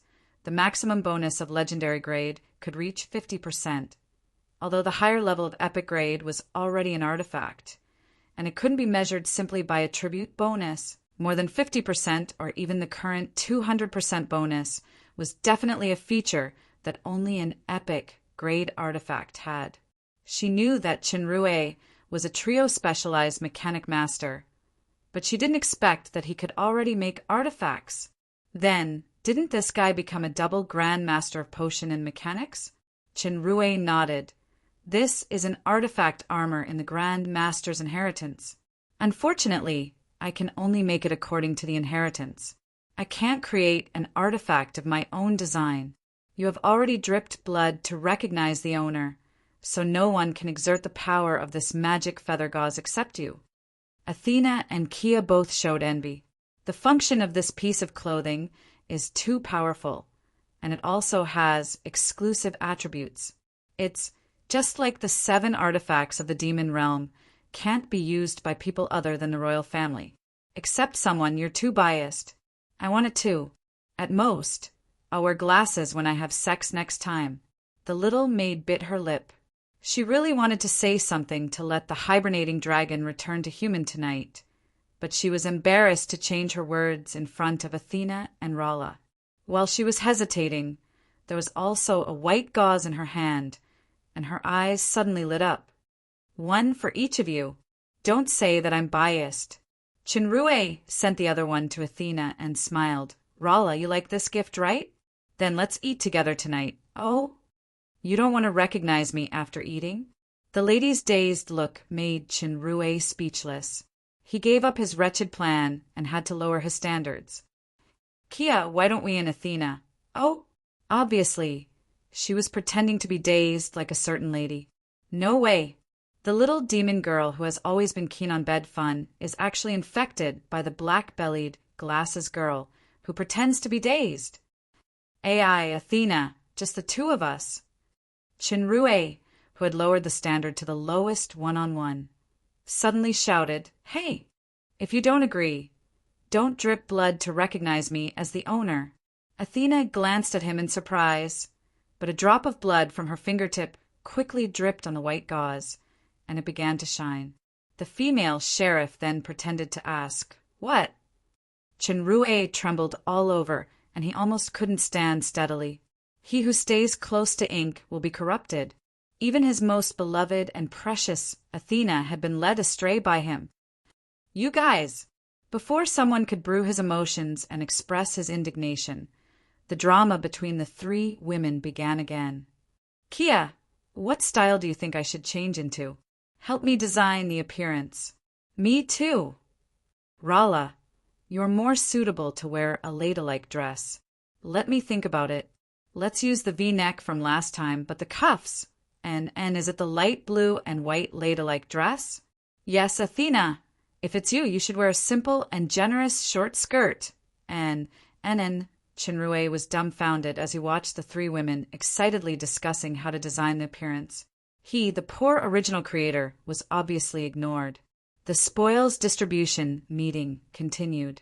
Soon, the poison dragon couple and Lomont couple appeared in the courtyard. This time, the exchange center added 6 types of artifacts, 3 types of weapons, and 3 types of armor. Although he got a lot of materials from the auction house and trade fair a while ago, it was still not enough. Especially several materials needed for weapons were extremely scarce. He only made 1 North Sea long sword, which Chenrue kept for his own use. As for the armor, he made 6 magic feather tools and 1 heavy armor, Overlord armor. As for the previous thunderous sound, he made 2 more. Counting the cost of material refining, formula purchase, blueprint purchase, refining room expenses, and other items, Chenrue's nearly 200 million auras were not enough. Fortunately, he had stored a large number of aura fruits that provided aura. He finally completed the production. Currently, he only had 6 million auras left. Magic Feather Tool was a lady's favorite. In addition to Delia and Crobolus, one was also reserved for Princess Royal Highness. The remaining Lomont and Paglio naturally couldn't share an Overlord armor, but Lomont's style was based on speed. The most suitable for him was the light armor Mystic Jade armor with acceleration special effects. Therefore, the Overlord armor was given to the Poison Dragon, and Lomont got a thunderous sound. The attributes of this thunderous sound were lightning magic damage increased by 110%, undead damage increased by 180%, movement speed increased by 52%, 24% chance of double damage, and 20% chance of additional lightning attack. Although compared with Chenrue's one, the undead damage was much lower, lightning magic damage was greatly increased. For Lomont, who had a wind mastery talent, it was definitely a more practical and superb attribute. What made Lomont's eyes green was the attribute of increased movement speed. The Belphegor royal family was originally the fastest among the 7 royal families. This treasure was simply tailor-made for him. There was also a thunderous sound. The most suitable candidate should be Isabella, who was also from the Belphegor royal family. However, although Ms. Inni was a close friend of Crobolus, she had not really entered this circle yet. Many things had been kept secret from her, so this artifact should be given to Paglio, who was the strongest in close combat. If there was a suitable opportunity in the future, he would make another one for her. Seeing the 5 women chattering about the style of the magic feather tool, even Delia was no exception, the 3 men clinked their glasses and smiled at the same time. Lomont played with the newly acquired thunderous sound and said, "I say, leader, you are too unbelievable. You can even make an artifact. I want to worship that Grand Master now. Needless to say, I'm sure that Grand Master Ryukong must have the bloodline of our dragons." Paglio took a sip of the emerald jade wine and looked at the Overlord armor on his body with satisfaction. "It's obviously a monkey, okay?" Chinrue muttered. "I'll pull those who are slightly powerful to my ancestors' camp. Could it be that the dead duck dragon is a transmigrator from Korea? Leader, I know that you and Madame Anne have made a plan. The Dark Moon will soon send troops to the Blue Lava Estate. I wonder who will go. Athena and I will lead the elites of the Flame Legion. By the way, we also need to bring Aguile." After Chenrue and Isabella analyzed and thought, they decided that Athena, the Legion leader, would lead the army personally. As for Chenrue himself, he strongly requested to accompany Athena, mainly because he was worried about Athena's safety. Although her current strength had reached the early stage of the Great Demon King, and there was a faint tendency to reach the intermediate stage under hard training, the current situation of the Blue Lava Estate was unknown. "I'm afraid there will be unpredictable dangers." Isabella didn't know Chenrue's true strength. In her eyes, this financial officer was just a cunning and weak person who lacked strength. Initially, She was firmly opposed to this burden going, but Chenrue found several reasons and insisted on going. He even brought along the mysterious bodyguard, Aguile. Isabella knew that Aguile defeated the Red Spirit Lord Josh and killed the capital envoy, Russ, in the War of Lords in the Townleith wilderness. His strength was still above her, the early stage of the Demon Emperor. With this person protecting Athena and Chenrue, it should not be a problem. Moreover, with the cunning of humans, they might be able to solve many problems other than force.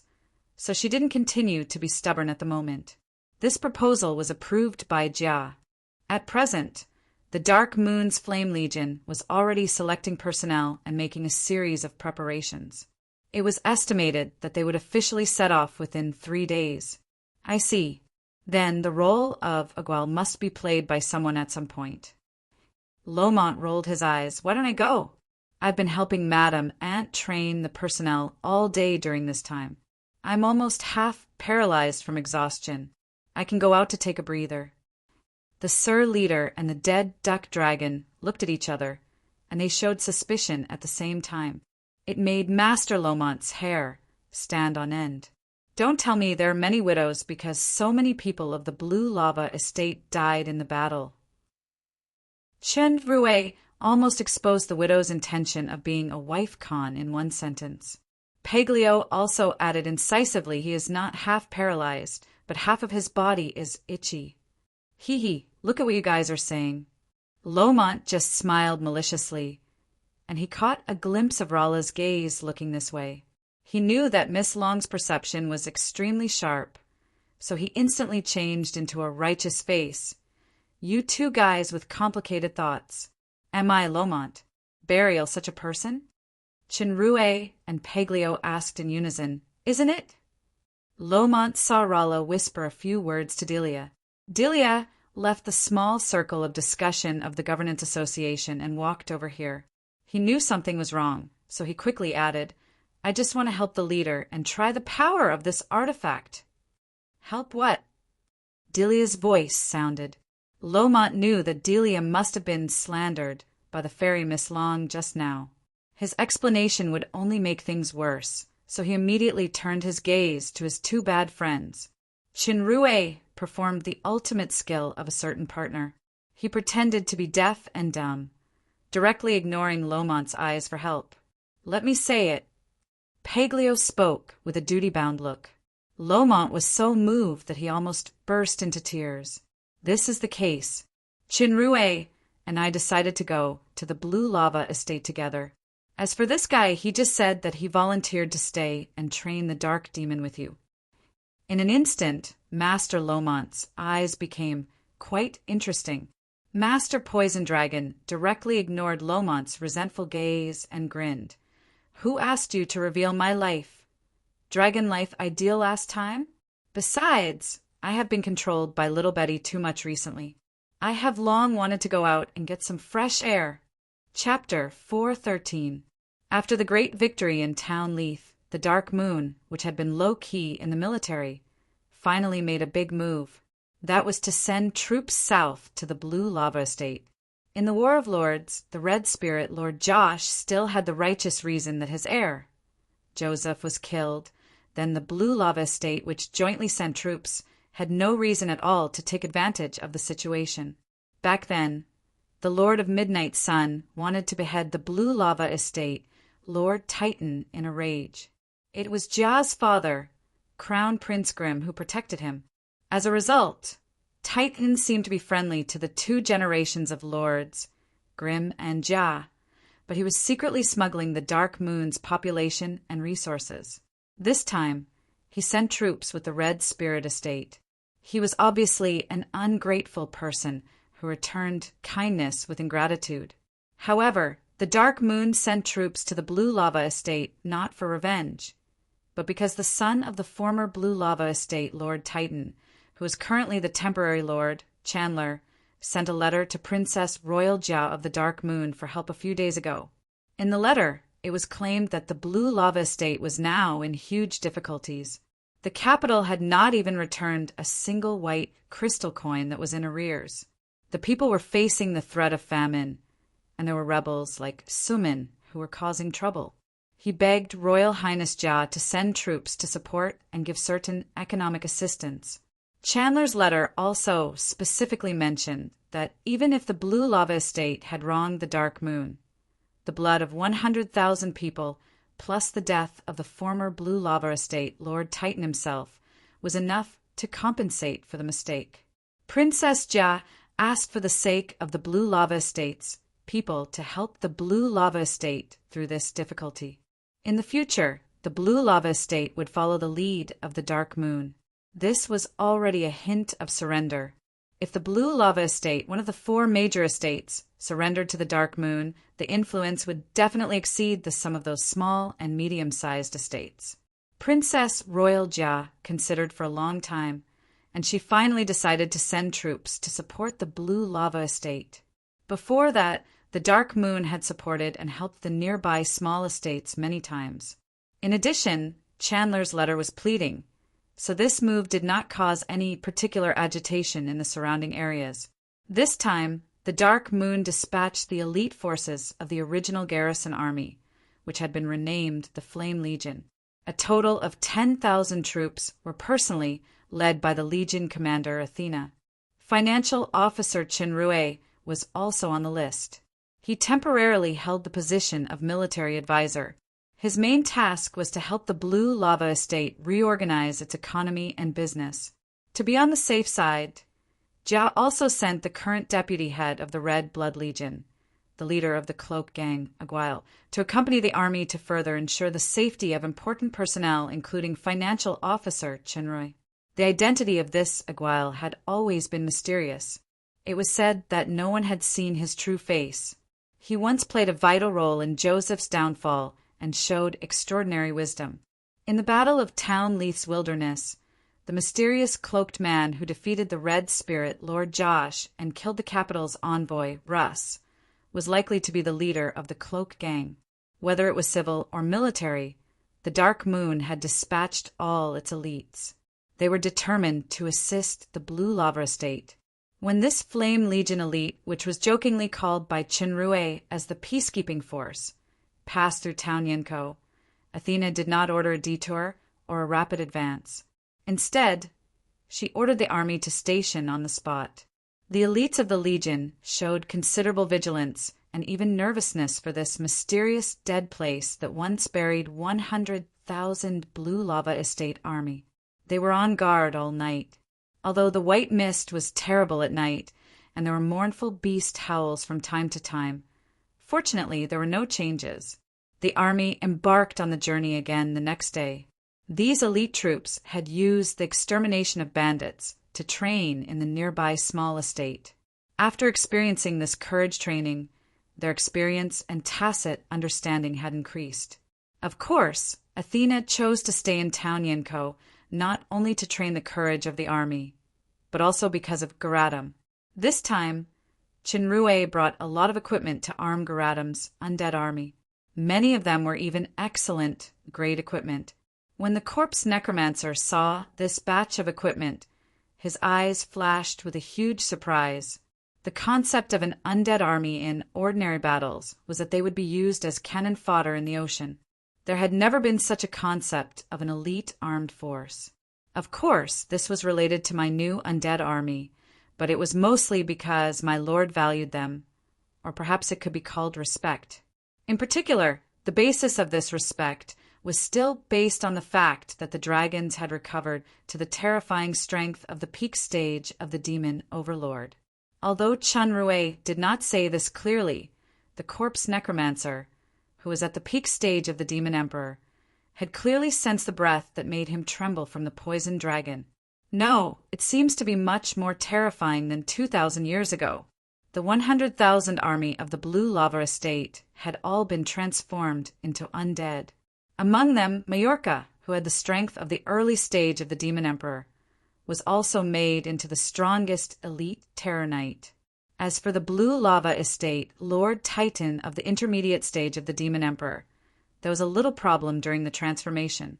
Fortunately, Titan was transformed into a vampire by using the vampire-making secret technique provided by sulfur. Garadam greatly appreciated Sulfur's talent and intended to accept him as a servant. Unfortunately, he had already signed a master-slave contract with Chenrue, so he could not sign a contract with a second person. Therefore, he proposed that Chenrue accept Sulfur as a servant. After Chenrue upgraded to 5-star evolution, the spiritual link was also upgraded. The number of slots for the equality link rose from 4 to 5. Currently, there was only Paglio alone. The number of high-low contracts rose from 12 to 15. Garatum and Samuel signed the master-slave contract. 7 people, including the imps Lee, Dodo, Tim, Royce, and Celine, signed the master-slave contract. Now, with Sulfur, there were a total of 10 people. There were still 5 vacancies. As for the puppets, there were still only 2 slots. Now it was Kaneda and Snowden. In a sense, these 2 were a bit repetitive, but there was no need to make changes for the time being. The spiritual link not only provided a detailed sketch of the contract, but it also had a link strengthening function. Chenrue was now a 5-star Star Lord, so he could already use strengthening. It was divided into 2 types: star strengthening and battle strengthening. Star level strengthening was permanent. Just 1 star strengthening required 100,000 faith crystals, and it was currently in a gray state. Battle strengthening was time limited. It required 100 faith crystals each time. At present, in the super system, the population of the blue planet was still too small, and the growth of faith crystals was slow. Coupled with the pillar of faith that automatically grew 1 crystal every day, there were only a little more than 300 crystals in total.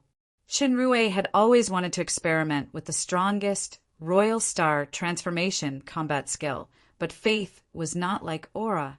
It could not be obtained by converting certain materials, so he could only let nature take its course. At present, he wanted to accumulate 1,000 faith crystals first, then try this link strengthening function. The undead army was fully equipped with weapons. The ordinary cannon fodder skeletons were naturally equipped with common goods, while the elite troops were equipped with advanced equipment. Many of them were even magic equipment. For example, the newly developed skeleton archers were all armed with magic bows. The skeleton magicians were equipped with magic bracelets that increased magic power and quickly recovered spirit power.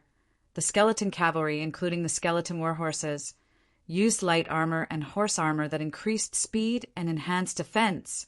As for the Terror Knight's equipment, it had reached the excellent grade.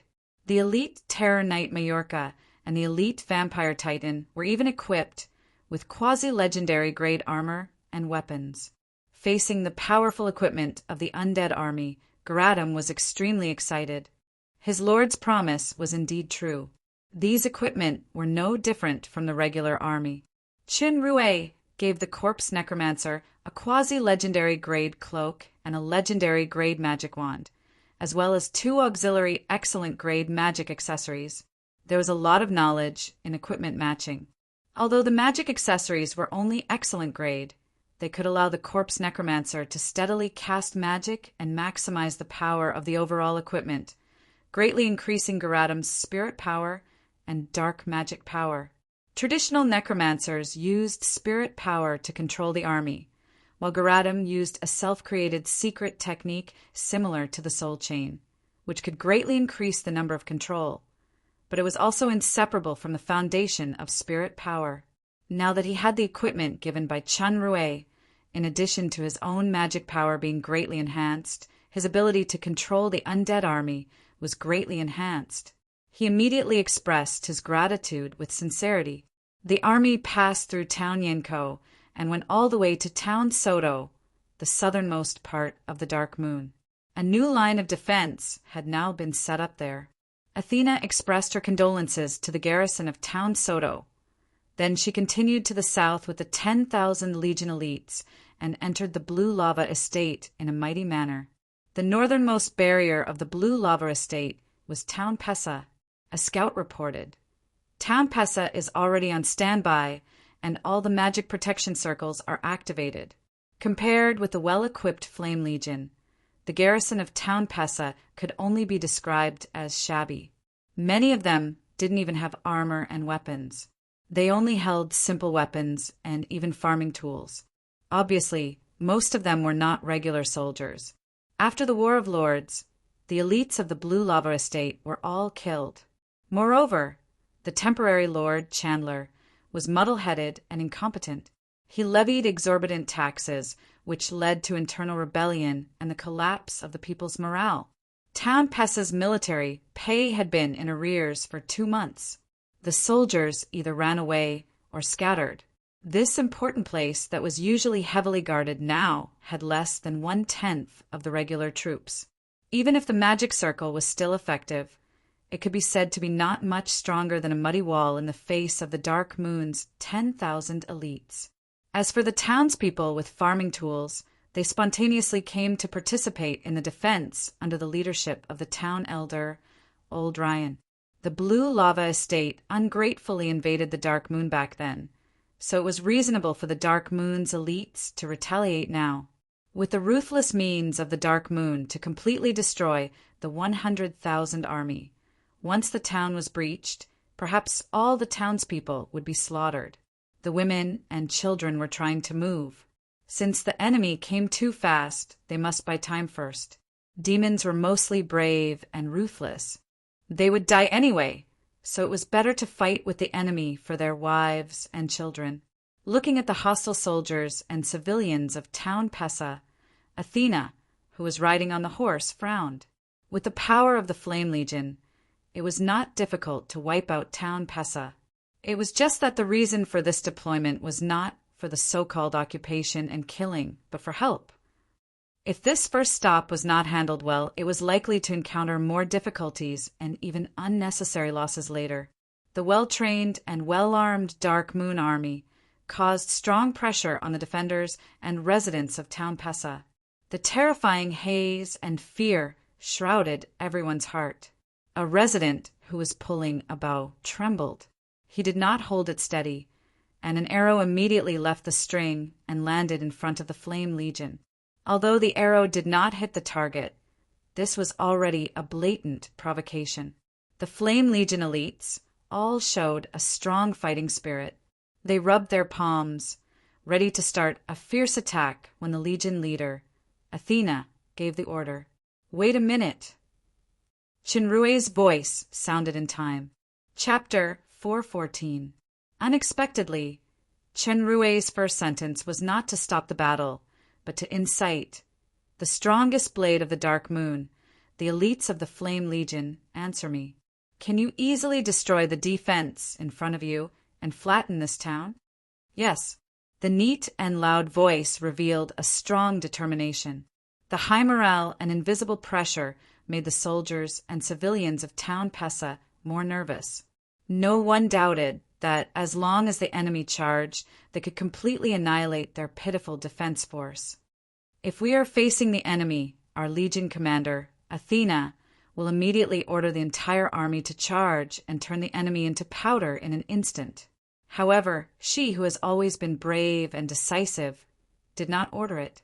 Although this estate ungratefully invaded our territory not long ago, slaughtered and plundered our relatives and property, it is only their ruler who is wrong, not the innocent soldiers and civilians in front of you. The invaders have paid the price of blood. We are the strongest army of the Dark Moon, and we will be the strongest army of the demon realm in the future. We don't need to kill and slaughter the innocent to prove our courage. The human's voice, amplified by some magic item, was sonorous and powerful, as if it reminded people of the brave man who took the lead to rush to the Red Spirit Estate army. "Tell me, what is the purpose of Princess Royal Highness sending her strongest Flame Legion to the Blue Lava Estate?" "Help the Blue Lava Estate." Under the leadership of Athena, tens of thousands of people shouted in unison. Chinrue nodded in satisfaction. He rode his horse a few steps forward and shouted at the guards of Town Pesa.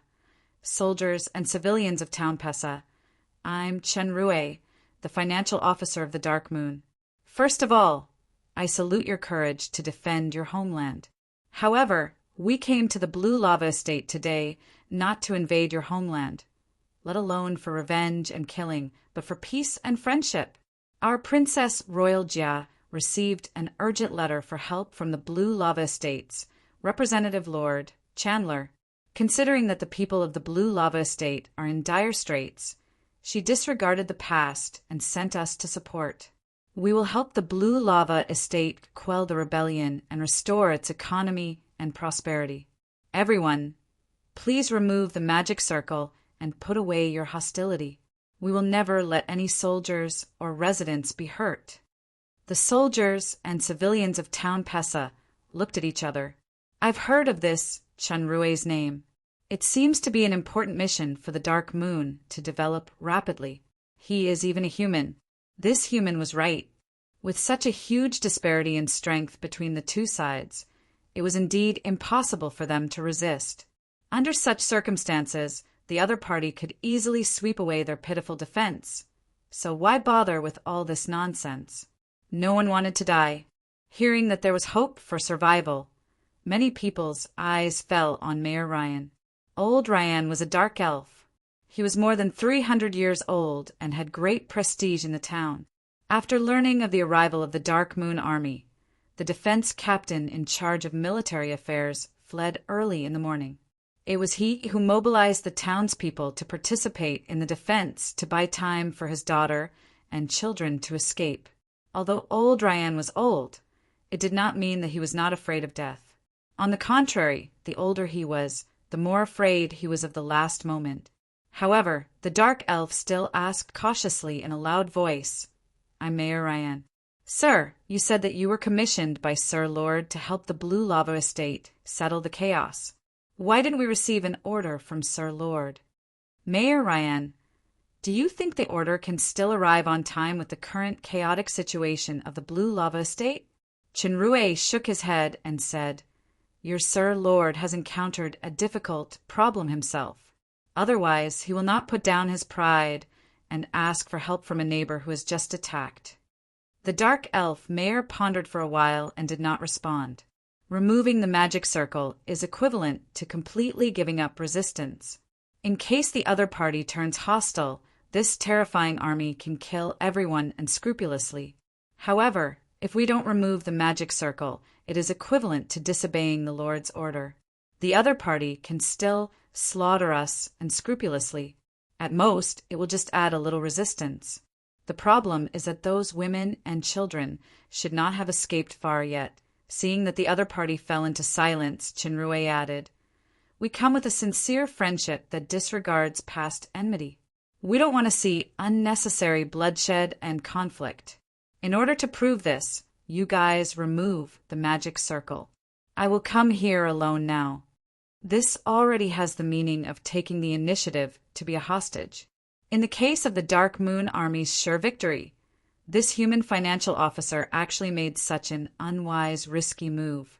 Could it be that Lord Chandler really asked for their support? Now, Chen Rui's reputation has gradually spread in the fallen angel empire.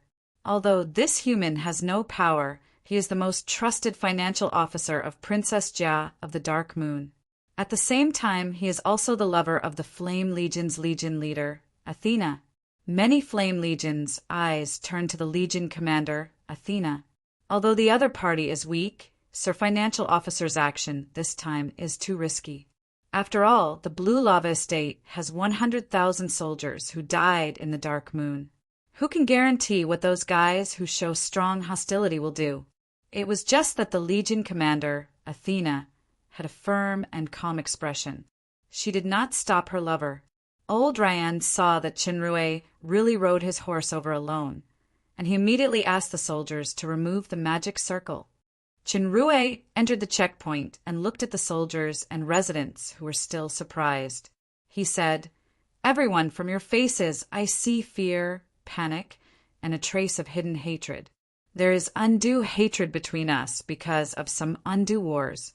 This kind of hatred may be hard to forget for a while, but because the dead are already dead, the living should live better.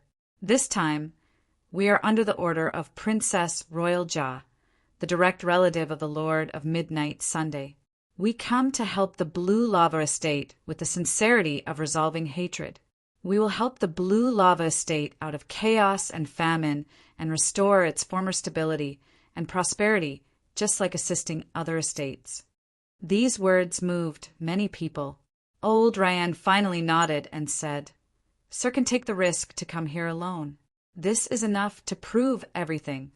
When the soldiers and townspeople of Town Pesa heard this, they put down their weapons one after another. Then the checkpoint was opened, and the Dark Moon Army entered Town Pesa smoothly. What reassured Old Ryan and the townspeople was that this army did not burn, kill, and loot as imagined. Instead, they chose a suitable location to station with strict discipline. They did not cause any harassment to the townspeople. Instead, under the leadership of Legion Commander Athena, they donated some food to help some townspeople who were in particularly difficult situations. They did not offend anyone, and they even helped them righteously. Even the Blue Lava Estate's own army could not do that. Only then Old Ryan was completely relieved. He exclaimed, "They are indeed the elite soldiers of the strongest estate of the empire." In fact, this kind of discipline was born from strict training and a strict reward and punishment system. There was once a small leader who couldn't control his male hormones and half forced himself to have sex with a dark goblin female in the territory. As a result, the matter was exposed, and this small leader was beheaded by the military judge in front of the entire army. According to unreliable gossip, the body of the leader was eventually buried by the dark goblin female. After several incidents of killing one to warn others, coupled with the ideological indoctrination after hard training, the discipline of the army had significantly improved. These elites were now able to truly follow orders and prohibitions. "Mayor Ryan, you are overpraising me." Chinrue thought for a while and said, "In fact, our Princess Royal Highness only received a letter for help secretly sent by Lord Chandler's trusted aide. If it weren't for the Abbas family's unique secret imprint on it, she would have thought it was forged.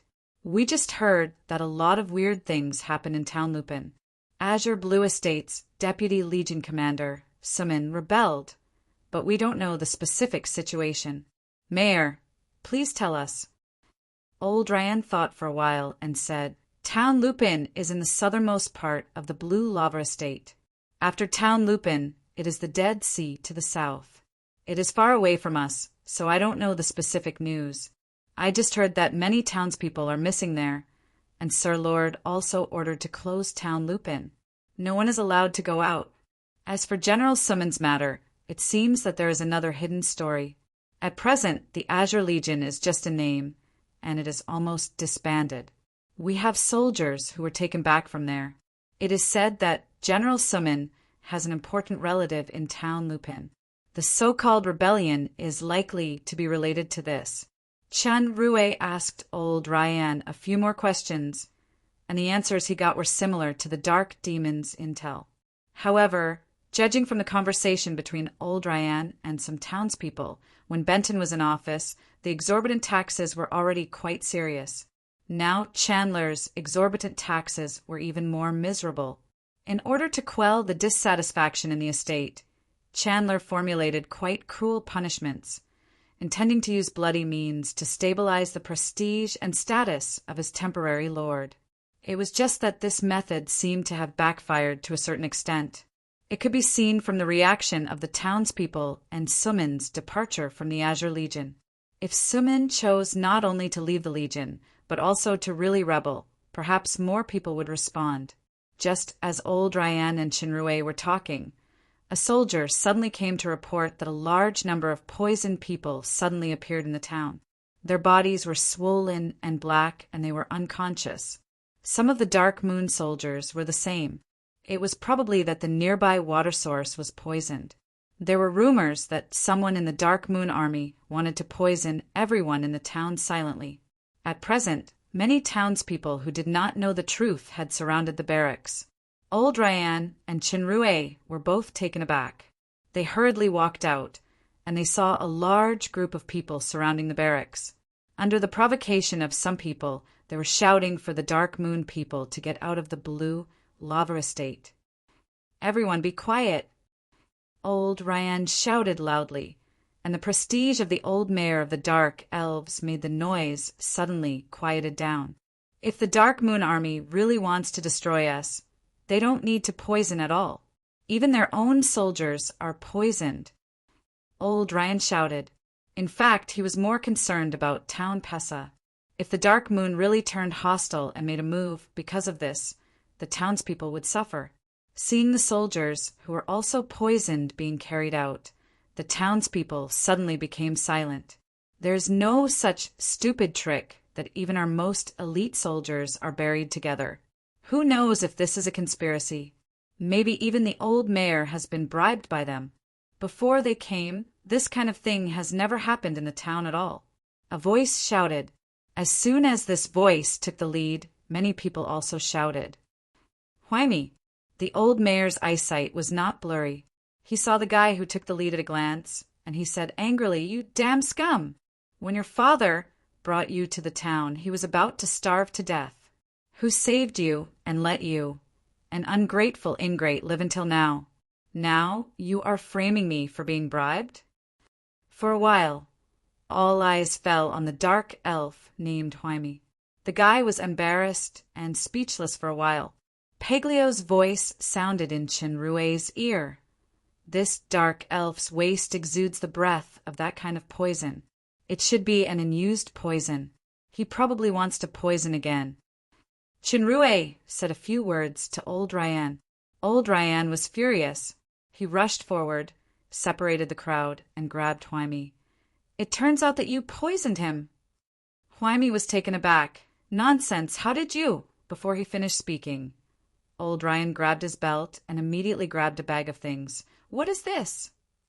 Whymie's gloomy face suddenly turned pale.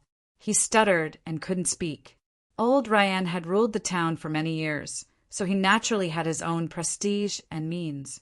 He shouted, Do you want me to feed you now? Whymie knelt down with a thud. Sir Mayor, please spare my life. A guy in black asked me to do it. He said it was to avenge the soldiers who died in the Dark Moon.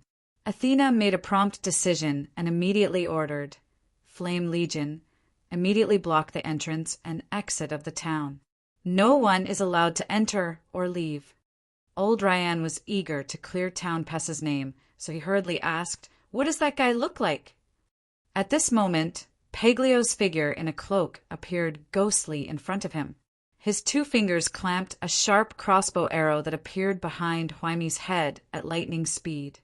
Whymie realized that he had silently circled around the edge of life and death. Cold sweat broke out on his head. Everyone was taken aback.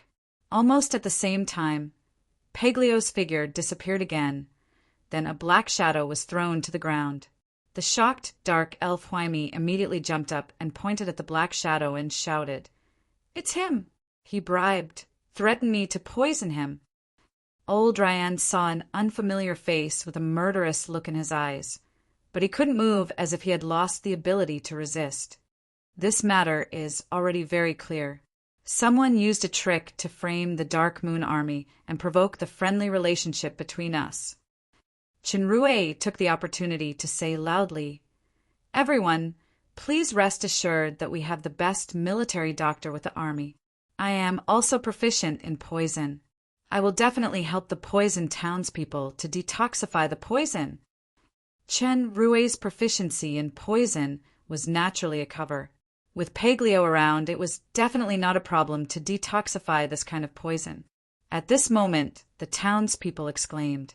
It turned out that the real culprit's eyes, ears, mouth, and nose emitted silver light at the same time, and his whole body exploded. However, before the power of this explosion spread, it had been controlled by an invisible force field. It could not pose a threat to the surrounding townspeople at all. After the power was exhausted, the invisible force field disappeared, leaving only the limbs that turned into powder scattered in the dust. The person who did it was Peglio, who pretended to be Aguile. Chinrue's eyes narrowed slightly. This kind of self-explosion is quite familiar. It seems that I am likely to meet an old friend on this trip to the Blue Lava Estate. Chapter 415. the poison storm in town Pesa gradually subsided. About 2 days later, the poisoned soldiers and townspeople returned to normal. During this period, Chinrue deliberately sent people to cooperate with the dark demon members lurking in various places. He used town Pesa as an example to publicize the Dark Moon Army's assistance to the Blue Lava Estate. The Dark Moon Army's actions in town Pesa were quickly publicized. It turned out that the success of the first stop was also obvious. The places they passed through basically did not encounter much resistance.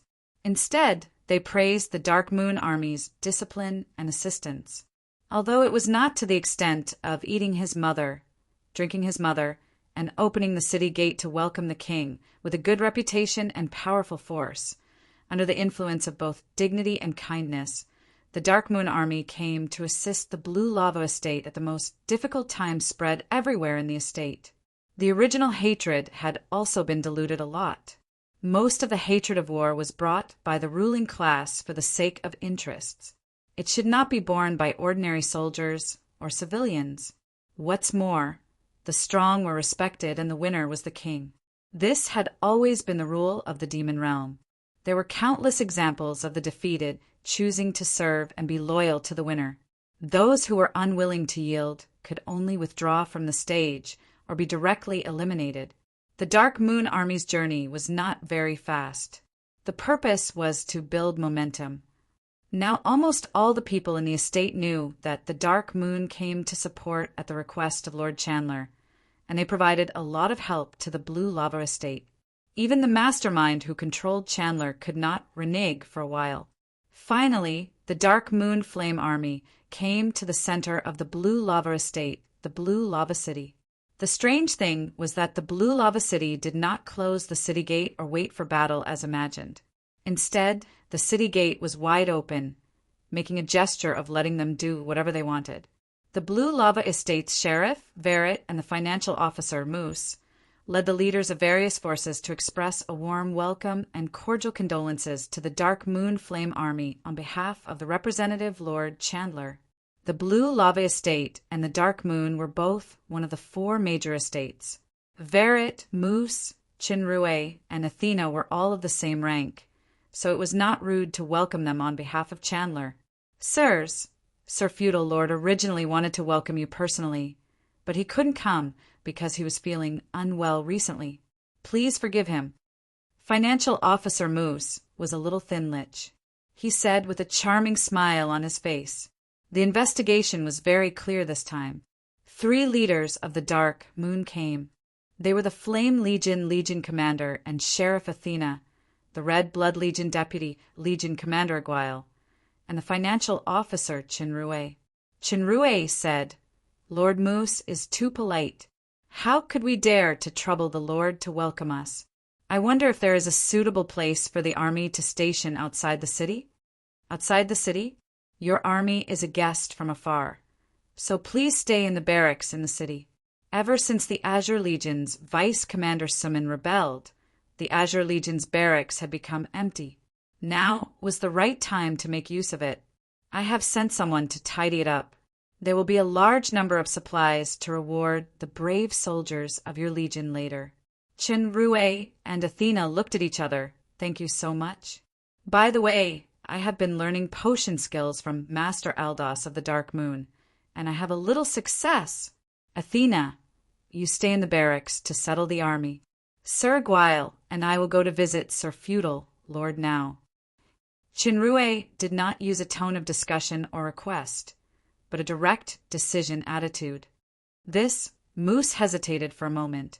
Sheriff Verret, with a cold expression on the side, snorted coldly. As he was about to speak, he was stopped by Moose's eyes. The Lich financial officer smiled apologetically. Master Aldos is a famous potion master of the Empire. If it weren't for the capital's potioneer contest being postponed, it is likely that he would have become the strongest master in the entire demon realm. Since Sir Chinrue has received his true teachings, he should also be at the master level. However, we have invited several potion masters, but none of them can cure Sir Lord. It's just that since Sir has come from afar and is so enthusiastic, it's hard to refuse your kindness. So please make this trip. Since I can't refuse anyway, I might as well use this opportunity to compliment him. It seems that this moose really knows how to conduct himself. Chinrue nodded, whispered a few words to Athena, and walked toward the Lord's mansion with Moose and others. Paglio, who had transformed into a guile, naturally followed closely. On the way, Chinrue asked intentionally or unintentionally, "What is going on with General Suman of the Azure Legion? We heard a lot of rumors along the way, but we never knew the true story of the incident." Moose explained.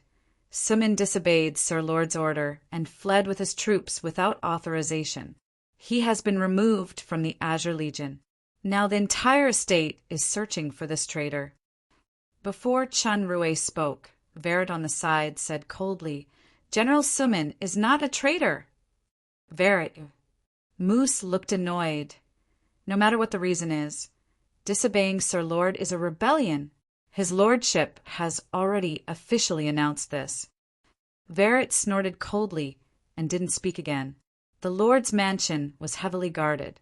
After Moose expressed his intention, the guard went in to report. After a while, he walked out and gestured for the Dark Moon's guests to enter. Moose, Verit, and several family representatives led Chinrue and Paglio into the Lord's mansion. In the hall, Chinrue met the Blue Lava Estate acting Lord Chandler, who had not yet been officially appointed by the capital. Chandler was Titan's only son, and there was no doubt that he was the heir to the Lord. He looked to be in his 20s, but the Lord's face was very pale, and his body was a little weak as he sat on the throne. His eyes were lifeless, and there were 2 deep bags under his eyes. His face was haggard. It seemed that, as Moose had said, he was seriously ill. Chinrue bowed slightly with Paglio. Dark Moon Financial Officer Chinrue, Red Blood Legion Deputy, Legion Commander Guile. Greet Sir Lord. Chinrue, I seem to have heard of this name. Is he from the Dark Moon? Chandler's words seemed weak. He seemed to think of something again and asked, "It's just that the Blue Lava Estate and the Dark Moon had an unpleasant experience not long ago. May I know why the 2 of you came to the Blue Lava Estate?" Chinrue frowned slightly. Moose hurriedly stepped forward and said, "Didn't Sir Lord write to Royal Highness Jia of the Dark Moon for help? Now the 10,000 people of the Flame Legion of the Dark Moon have arrived at the Blue Lava Estate. The elites of the Dark Moon Army have arrived at the Blue Lava Estate." The confusion in Chandler's eyes suddenly turned into a trace of panic. Quickly ask Suman to face the enemy." "Sir Lord, how can you forget again? General Suman has already been declared a rebel by Sir personally.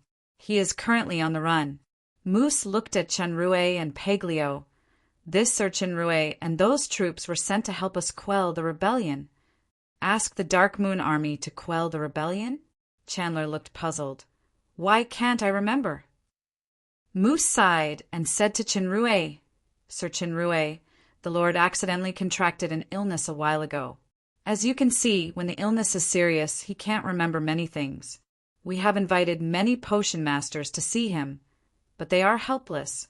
I wonder if Sir has any good ideas?" Chinrue had already seen that Chandler did have a problem, and he immediately pondered without saying anything. If it is just a minor injury, the Grand Master level potion in the Exchange Center is enough to deal with it, but Chandler's symptoms can't be cured by ordinary potions. At this time, Sheriff Verit said, "Sir Chinrue, you said that the Dark Moon received Sir Lord's letter for help. But with Sir Lord's current condition, the authenticity of this matter is still debatable.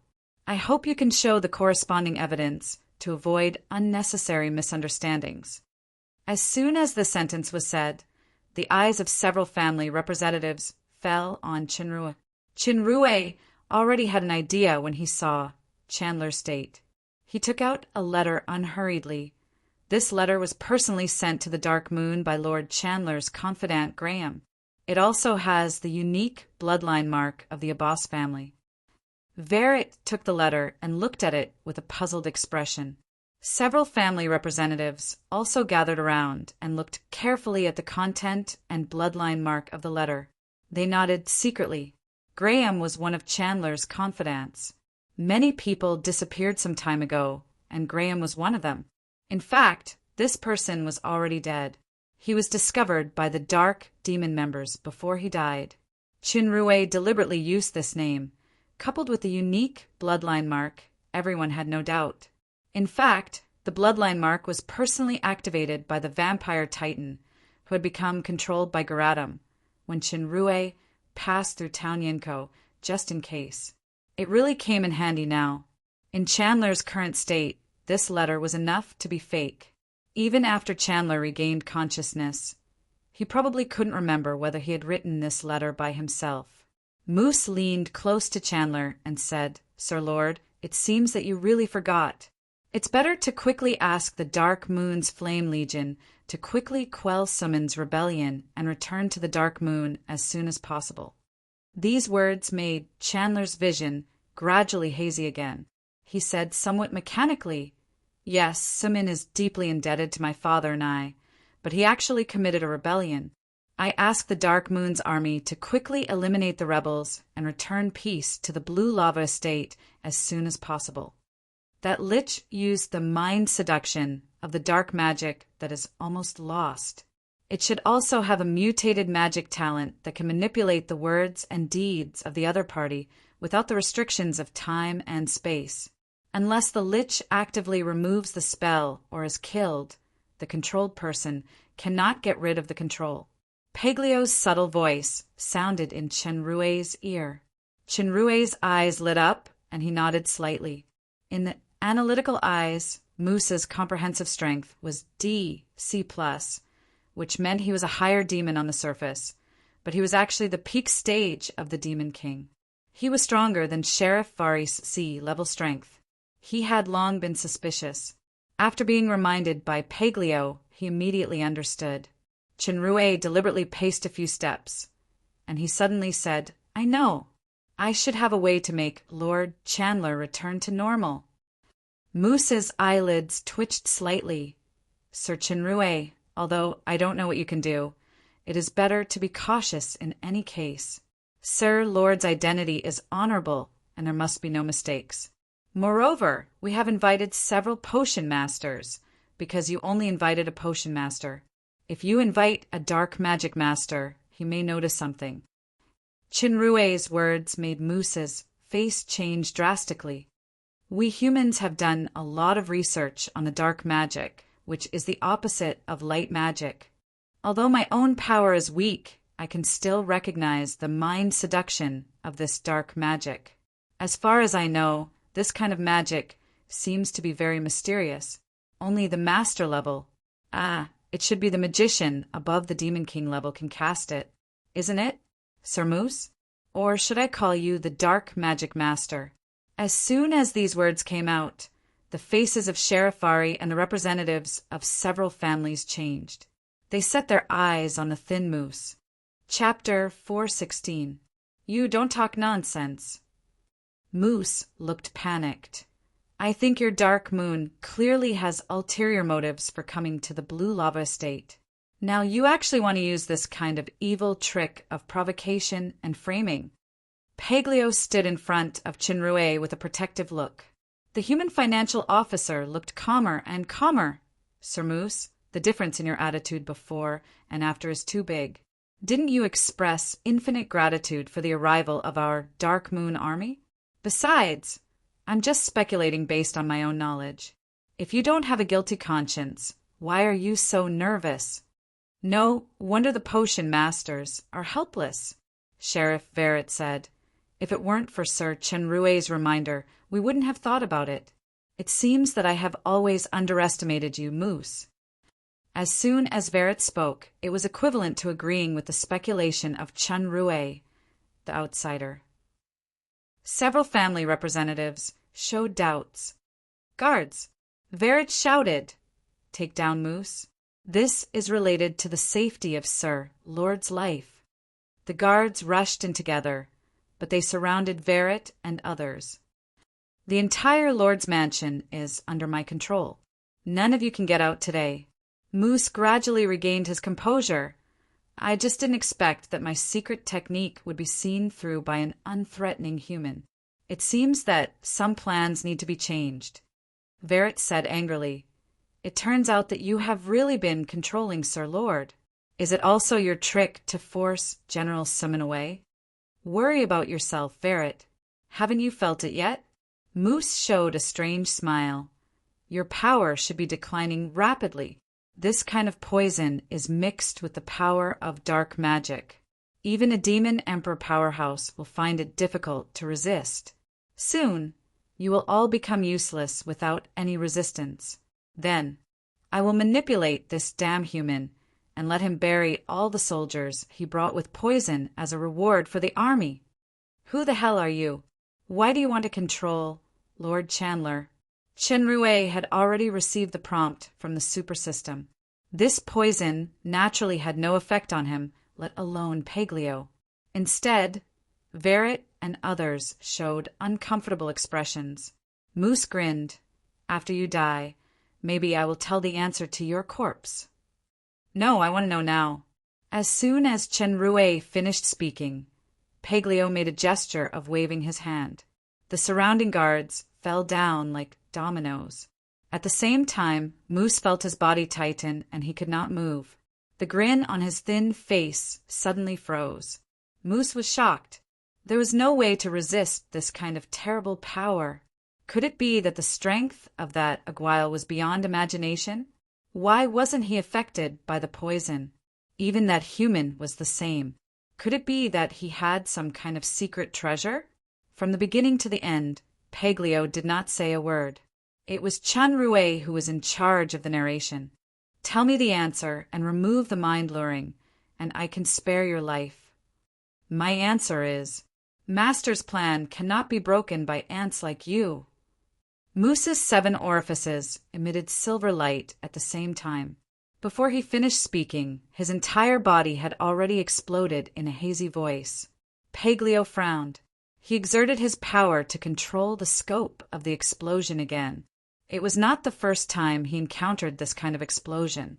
Chenrue also fell into deep thought. Moose's self-explosion is to prevent more secrets from being seen. It seems that the force in the blue lava estate is not just a control plan, so what is the real purpose? As soon as Moose died, the poison of the dark power began to fade. Verret and others gradually recovered. Not only that, the eyes of Lord Chandler, who was originally in a daze on the throne, also began to become clear. Verret hurriedly came to Chandler's side. "Sir Lord." Chandler responded with difficulty, "Verret?" "It's me, Sir Lord." Verret noticed that Chandler's gaze had obviously changed, and his cold face showed surprise. It seems that Chandler should be hit by the almost lost dark magic, mind-luring that humans say. The effect will disappear with the death of the caster. Chandler, who got rid of the mind-luring, was obviously not in a good state. Especially during the period when he was hit, many memories were blurred, and the forged letter for help naturally became a mess. Even Chandler himself couldn't tell whether it was true or not. However, just in case, Chenrue still found an excuse to ask for the letter back, so as not to reveal any flaws. When Chandler heard that the Dark Moon's 10,000 elite troops were stationed in the barracks in the Blue Lava Estate City, he couldn't help but show a look of fear. He asked, "Where is General Summon?" "General Summon." Verret sighed and whispered in Chandler's ear. "General Summon left the Azure Legion? I declared him a traitor and ordered the whole realm to hunt him down?" Chandler was taken aback after hearing Verret's report. Since the Blue Lava Estate's elites were exhausted in the Battle of the Dark Moon, including the Azure Legion's Legion Commander, Nader, and the Double-Headed Dragon Legion's Legion Commander, Majorca, Summon was the only military figure with the most weight that he could rely on. Such an arm was actually cut off by himself. "Issue my order immediately to pardon General Summon's rebellion crime and recall him to the Blue Lava Estate City." Verret hesitated, "Sir Lord." According to the latest report, General Summon has gone to Town Lupin where the disappearance occurred, and his whereabouts are unknown. Chandler looked at Chenrue, who looked contemplative. He rolled his eyes and said, Sir Chenrue, Sir Aguile, thank you, Dark Moon, for disregarding the past and lending a helping hand at the most difficult time of the Blue Lava Estate. Now, I happen to have one thing to ask the two sirs for help. There have been successive disappearances in Town Lupin. Please help the Dark Moon to investigate and help me bring General Summon back safely. Chenrue pondered for a moment and replied, We came to the Blue Lava Estate because Princess Royal responded to Sir Lord's request to help quell the rebellion. Since General Summon is not a rebel, but he was framed, it is inconvenient for us to intervene in this matter. Chandler frowned. To be honest, the Blue Lava Estate is in a precarious situation now.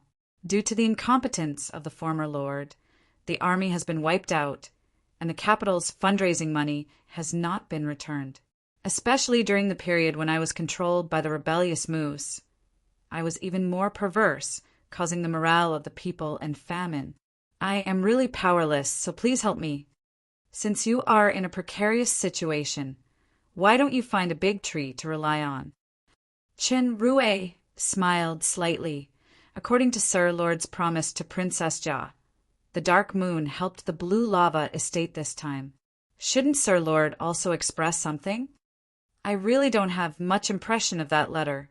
Chandler gritted his teeth. However, as long as Princess Jia can keep my lord position and the prosperity and stability of the Blue Lava Estate, I will definitely surrender to your highness. Chenrue nodded slightly and secretly held the recording stone in his hand. At least I have gotten Chandler's verbal promise. As long as the Dark Moon really uses this opportunity to control the economic and military lifeline of the Blue Lava Estate, I am not afraid that Chandler will go back on his words. Well, both of you have come from afar, and there is also Legion leader Athena, whom I haven't met yet. In order to thank the three sirs for their help and hospitality, I will give each of you a treasure. The three of you can go to my treasure house to choose for yourselves. Chandler saw that Chenrue was still indifferent, and he said with a painful expression. Before Chenrue agreed, Aguile in a cloak on the side spoke first. Okay. This dead duck dragon. As soon as he heard that there is a treasure, he actually doesn't even pretend to be cool. Chenrue glanced at this guy with contempt. Even if he couldn't see his true face now, he could guess the glowing eyes under the mask. In fact, Town Lupin was likely to be related to the Blood Falls conspiracy. Chenrue originally wanted to go there. The reason why he refused just now was just to advance by retreating.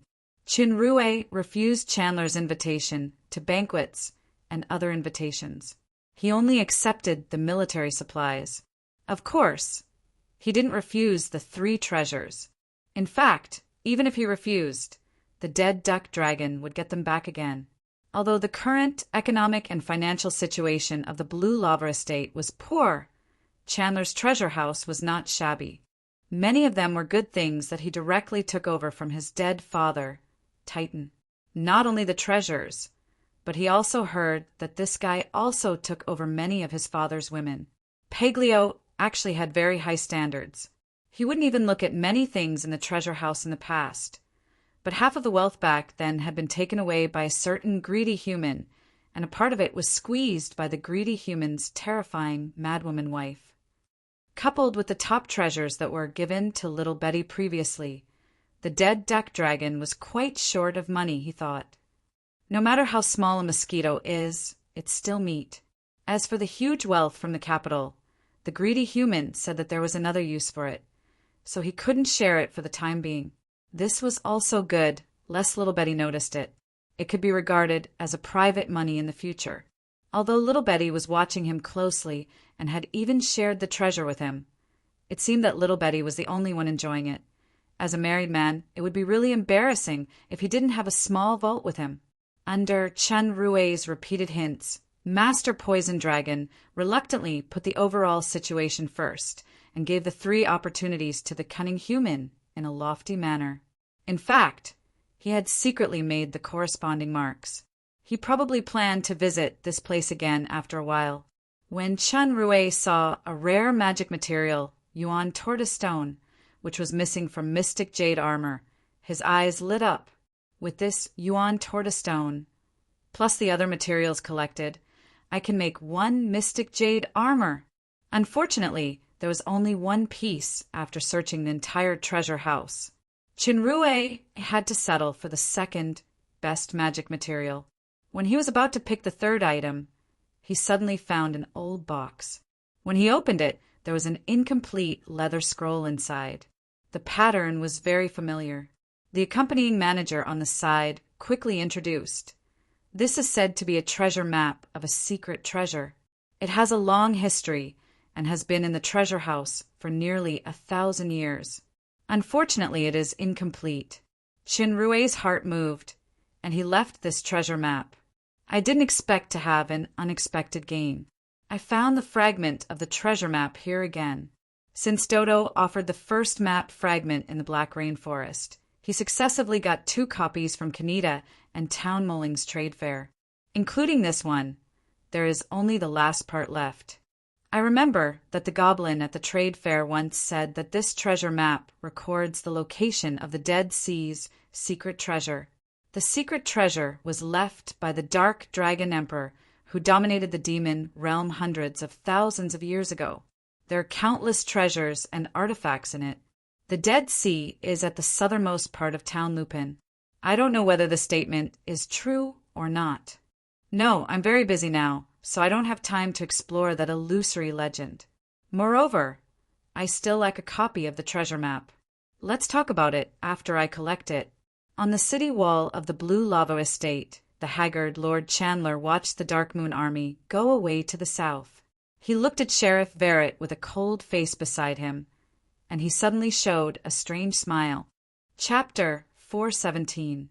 The army marched quickly for 3 days and finally arrived at Town Lupin. Town Lupin was one of the largest towns in the Blue Lava Estate. It was equivalent to the size of a medium-sized city in Qinrui's otherworld.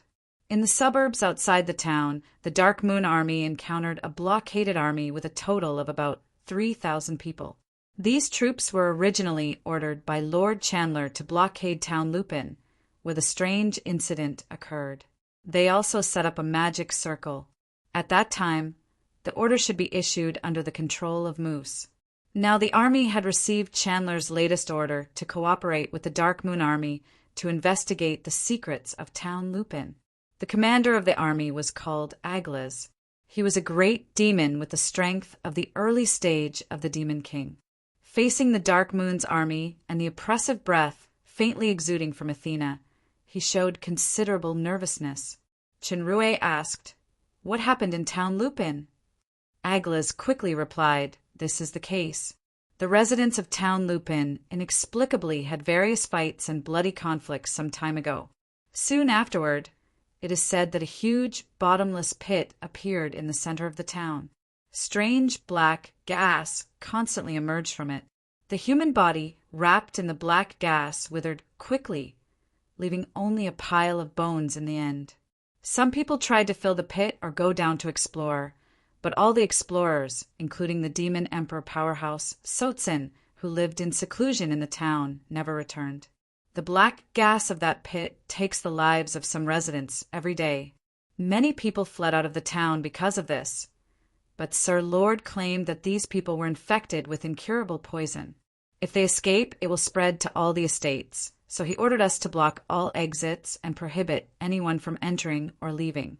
There were some residents who desperately tried to escape or ask us for help, but we were forced by Sir Lord's orders to reject their requests. In the end, we didn't see anyone escaping anymore. A bottomless pit that will emit black gas that devours people? What does this have to do with the Bloodfalls conspiracy? Qinrui thought for a while and asked, "I got news from Lord Chandler. Is General Summon coming here?" "Yes." Aglas nodded. "General Summon came here 5 days ago with about 1,000 people. He insisted on entering Town Lupin. I tried to persuade him, but failed. In the end, hundreds of soldiers followed the general." Qinrui pondered for a while. It seems that this summon has quite a high prestige in the army. Even with the reputation of rebellion, and Townlupin is obviously a dangerous place, many people are still willing to follow. But the general still hasn't returned. I sent a few soldiers to investigate, but none of them returned. Shinrue frowned and thought for a moment. Then he said to Athena, "There's indeed something wrong with this town. The situation inside is unknown, and it's very likely that there's a huge threat hidden inside. I suggest that the army should not act rashly. It's better to scout out the situation first before deciding on the next step." Athena said, "You're right. Let me lead a team to investigate." "No." Shinrue shook his head. "You're the legion leader, and you're also the core and soul of the entire army. You can't take risks easily. Moreover, there will be unexpected situations here. Someone must preside over the overall situation. We'll stay here, then. Sir Gwail will go." The poisoned dragon in the cloak and Athena looked at each other and immediately understood Shinrue's meaning. The Gwail in this sentence deliberately emphasized was Shinrue himself. Of course, the poisoned dragon wouldn't be idle, but he followed secretly, one in the light and one in the dark, thoroughly investigating the secret inside. As for Athena, it was relatively safe outside the town. She also had the strength of a great demon king, and she also had the elites of the Flame Legion, so it shouldn't be a big problem. Athena knew that Shinrue's strength was far better than hers, and there was no room for sloppiness at this time. She didn't say much, but she gave him a warning look. Be careful. Soon, Agual left the barracks where the Flame Legion was stationed, and the human financial officer rested in Athena's tent due to physical discomfort. Shinrue passed through the entrance and walked into the town step by step. Since he didn't know what danger was ahead, his speed was not very fast. Peglio followed him silently from a distance. Even analytical eyes couldn't detect this distance, but Shinrue could clearly sense the existence of this equal link partner through spiritual link. The entire town was very large, but he hadn't seen a living person or even a living creature until now. He only occasionally saw a few piles of bones on the ground. It gave people a lifeless feeling everywhere. Those who didn't know would think that they came to Town Yenko, where Garatum created the undead. Could it be that some undead magician is playing tricks like the last time in Town Yenko? But these skeletons were abandoned in place. It didn't look like the work of the undead magician, but more like some kind of terrifying monster that devoured life. Shinrue frowned, but he didn't stop. The more he went in, the more corpses he saw. There were all kinds of postures, and the gloomy white mist was floating everywhere. It was creepy. Shinrue deliberately walked into a few houses to take a look, and he found that there were also many corpses in the rooms. It seemed that the terrifying thing didn't let go of any life in any corner. Is it some kind of monster created by vampire? Shinrue thought of the terrifying experiment in the Mystic Valley in the Crystal Valley, and he frowned even tighter. The elemental interference here was very serious. Items such as magic maps and magic compass couldn't be used. Shinrue could only rely on a simple hand-drawn map provided by Aglas to advance cautiously all the way. The strange thing was that when Summon broke in a few days ago, he brought in about 1,500 people, and some of them were cavalries, but he didn't see any related corpses along the way. Where did they go? Shinrue turned a few times, bypassed a river, and gradually approached the central area of Townlupin, which was where the mysterious pothole was. From a distance, Shinrue saw dozens of strange spires in the mist. When he got closer, he discovered that these buildings, similar to bone towers, were actually all made of bones. Not only that, there were dark red, strange patterns on the ground which should be painted with blood. Many places were also decorated with skulls, which looked extremely strange. Shinrue's heart trembled slightly. This Blue Lava Estate's biggest town is equivalent to the number of lives in a medium-sized city. Could it be that what is even more hateful is that under the control of Moose, the army was actually dispatched to block the way out, cruelly ruining the last chance of survival of all the innocent townspeople? Although Chinrue was not a benevolent eminent monk or saint, facing such an infuriating scene, a strong anger suddenly surged in his heart. Vampire! Damn it! Just as Chinrue stepped into the range of those patterns, the dark red cluster suddenly emitted a faint light. Black smoke emerged from the bone tower and wrapped toward Chinrue. Chinrue wanted to try the attributes of the black smoke, so he did not dodge or use protective skills. He let the black smoke wrap around his body. Sure enough, the super system sent a prompt that the toxin was converted.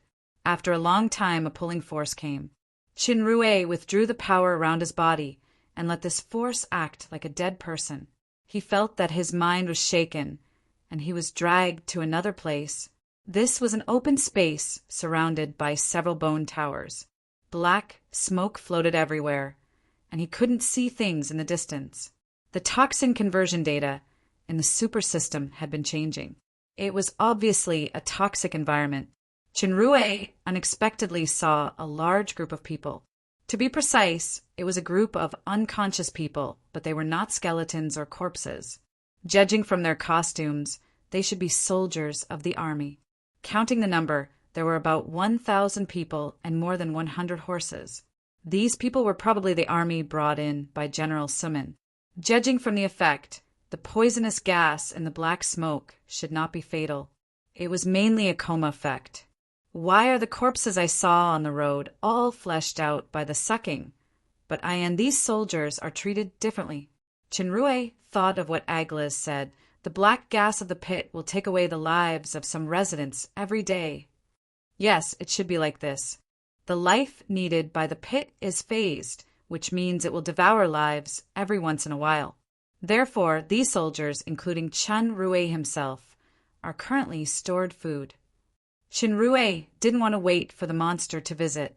Besides, there were nearly 2,000 lives here, including the war horses, so he immediately took out a bottle of antidote and tried to detoxify a soldier next to him. However, the Grand Master-level antidote in the exchange center only made the soldier slightly awake. Chinrue's eyes fell on the black gas that was overflowing everywhere. With a thought, the God-eating mask, one of the 7 artifacts, appeared on his face. He activated the extra skill God-eating, obtained from cracking the artifact. As soon as the skill was activated, all the surrounding black gas rushed toward Chinrue's head. The mask was like a whale sucking water. In the blink of an eye, it had devoured all the black gas within a few hundred meters. The power of the artifact was indeed extraordinary. This God-eating skill could devour all spirit power, magic power, and soul attacks. The only drawback was that it could only be used once every 7 days. After the black gas disappeared, the bone towers that were condensed by some kind of force seemed to have lost their supporting skeleton and collapsed one after another. Chinrue didn't know if it was an illusion, but the moment when the white bone tower collapsed, Chinrue seemed to feel an angry emotion coming toward him. However, the God-eating mask could be immune to soul attacks, so Chinrue, who was still wearing the mask, was not affected at all. After losing the coma effect of the black gas, the surrounding soldiers began to regain consciousness.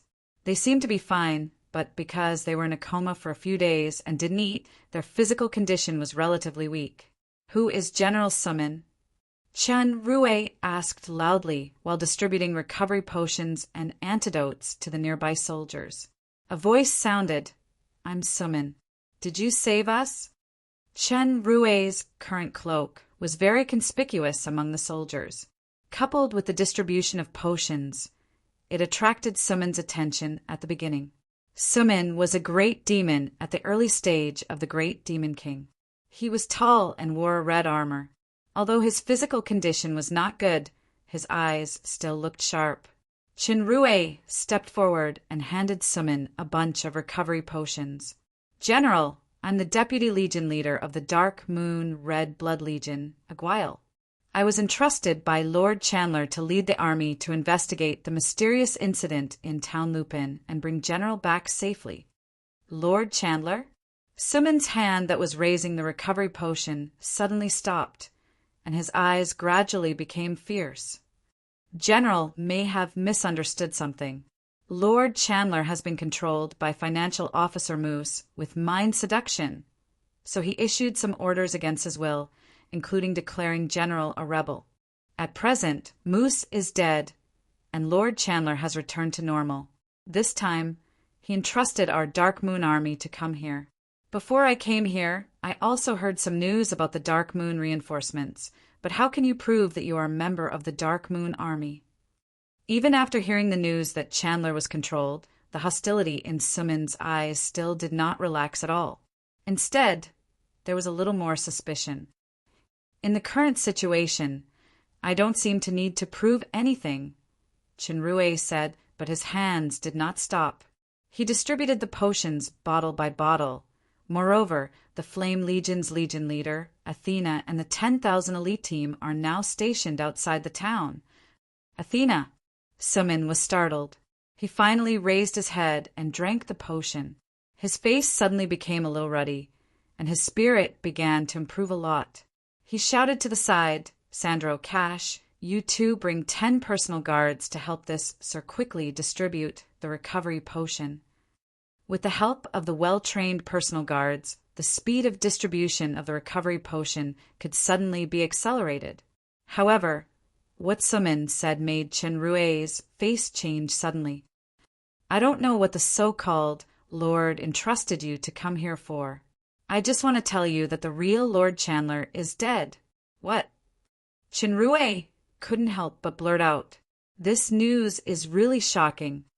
I found Sir Chandler in the secret chamber of the Overlord's mansion by chance.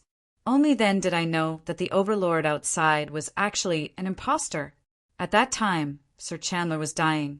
Before he died, he asked me to focus on the overall situation and not to make it public. Instead, I secretly went to Town Lupin to find his young son, Tago, who was secretly fostered here. Then, I will announce the truth and try to help Tago ascend to the position of Lord. Speaking of this, Suman clenched his fists. I don't know if I was noticed by the fake Lord, but he actually sent people to block the exit of Town Lupin with the intention of arresting me. Fortunately, I saw the opportunity early and escaped with a group of loyal subordinates. I hid along the way to avoid the pursuit, and I finally came to Town Lupin. Unexpectedly, Town Lupin actually became a dead town under some strange power. I'm afraid that Sir Chandler's young son, young Master Tago, is... Chinrue finally understood why Suman left the Azure Legion silently and took a detour all the way to Town Lupin. Thinking of the previous performance of Moose, Chandler, and Verret in the Blue Lava City, he suddenly realized, what a realistic play. He actually sacrificed Moose. It turns out to be a trap within a trap. In vain, I usually boast that I am a little clever, but now I actually fall into such a trap. The person who manipulates everything behind the scenes must be terrifyingly intelligent. No, not only is it a trap, but it is also a vicious trap. Chenrue reacted instantly. Since Chandler tried his best to deceive the Dark Moon army here, then this terrifying place must have the terrifying power to bury everyone. Chapter 418. Chinrue, who came to his senses immediately, said, General Suman, we can't stay here for a long time. Let's leave immediately.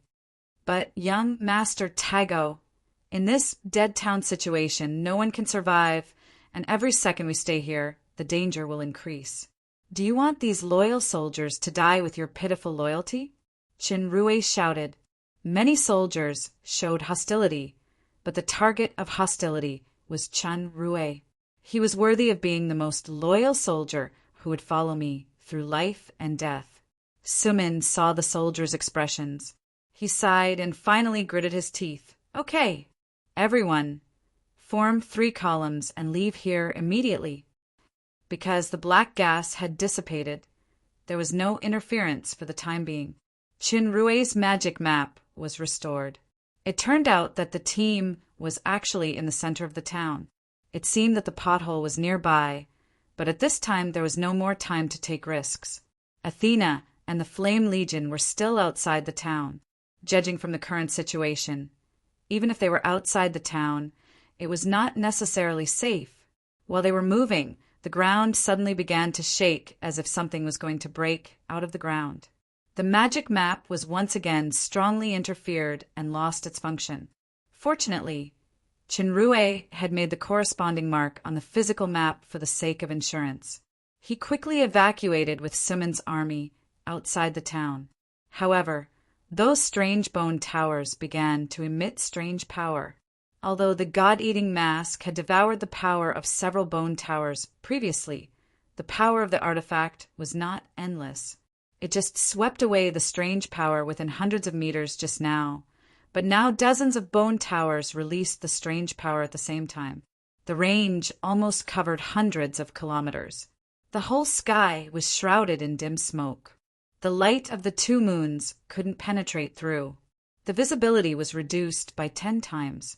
It was almost impossible to see the direction clearly. The toxin began to spread gradually again. Fortunately, everyone took the Grand Master level recovery potion and antidote in a sober state, so they could still hold on for a while. It was just that the sky was dark and the terrain seemed to have changed. They fell into some kind of maze for a while. Fortunately, everyone took the Grand Master level recovery potion and antidote in a sober state, so they could still hold on for a while. However, the terrain seemed to have changed as the sky was dark. They fell into some kind of maze for a while. The impact of Aurora's shot actually only made it shake slightly. It scattered a few bones, but it didn't hurt the foundation. Perhaps the shock of Aurora's shot attracted Paglio's attention. Chenrue finally felt the existence of the poison dragon through the spiritual link. He immediately channeled the power of territory and roared. Originally, the bone towers were a combination of the souls and blood of countless creatures. The power was very strange. It could shield and disrupt the vision and sound. Even Paglio couldn't completely crack it at once. However, Chenrue's territory power combined a trace of the power of rule, which was extraordinary. It directly penetrated the strange power of the bone towers. Paglio suddenly sensed something and quickly approached this side. Chinrue only saw the bone tower in front suddenly collapsed, and Paglio's figure had already appeared in the air. The bone tower that even Aurora's shot could not destroy completely collapsed with just one blow under the power of Paglio's peak stage of the demon overlord. This was the difference in power. The poison dragon punched in the air again, and the bone tower in front collapsed again. A path suddenly appeared in the misty land shrouded in black gas. At this moment, the ground trembled even more violently. Paglio seemed to feel something, and his face looked solemn. He shouted, "Go all the way north now. I will help you open the way. Hurry out of the town to meet Athena as soon as possible." As soon as he finished speaking, he had disappeared in the air. Judging from Chenrue's spiritual link, he should be rushing to the central pit, which was the source of the entire strange power. Paglio's strength had recovered, and he was not afraid of poison, unless there was a demigod powerhouse. Otherwise, even if there was any danger, there should be no problem for him to retreat. Chinrue made a prompt decision and led Sumin and the soldiers toward the exit at full speed. The black gas in the air was getting thicker and thicker. It was unknown how wide it had spread. Even the way out that appeared because of the destruction of the bone tower was closing quickly. Chinrue's figure suddenly paused. He looked shocked and shouted, "Everyone, don't go first!" Now that the black gas was about to close the road, it was an emergency and urgent time to leave. However, Sumin was not a reckless person. Knowing that the cloaked man who came to save them would not shoot without a goal at this time, he immediately waved his hand and the soldiers stopped. "There are enemies. Get ready to fight." Chinrue shouted again, and Sumin immediately ordered the soldiers to change the column into a phalanx to prepare to deal with the enemies that appeared. In the analytical eyes, the dense display made Chunrui frown deeply. It was not because of the number of enemies, but race, dark elemental. Attribute, dark attribute. He had previously speculated that the cause of the mysterious event might be the undead magician, but he did not expect it to be the dark elementals. Elementals were the products of self-consciousness formed by the essence, condensed by the elemental power in nature. Most of them appeared in the place where the corresponding elemental power was relatively concentrated in nature. Chunrui's friend, the earth elementals, lived in the underground world of Mount Shillong. Elementals did not have a lifespan. They were born in the process of the condensation of elements, and they would also die in the balance of nature. Most of them had the special ability to manipulate the corresponding magic. Due to the different personalities of the elements, their abilities were also different. The earth elementals moved slowly, but their defense was amazing. The wind elementals could fly extremely fast. The dark elementals in front of them were relatively balanced in offense and defense. Their attacks would have negative attributes. The advanced dark elementals could also cast powerful dark magic. The dark elementals were humanoid figures shrouded in black smoke. There was a faint dark red light that reflected their blurry facial features.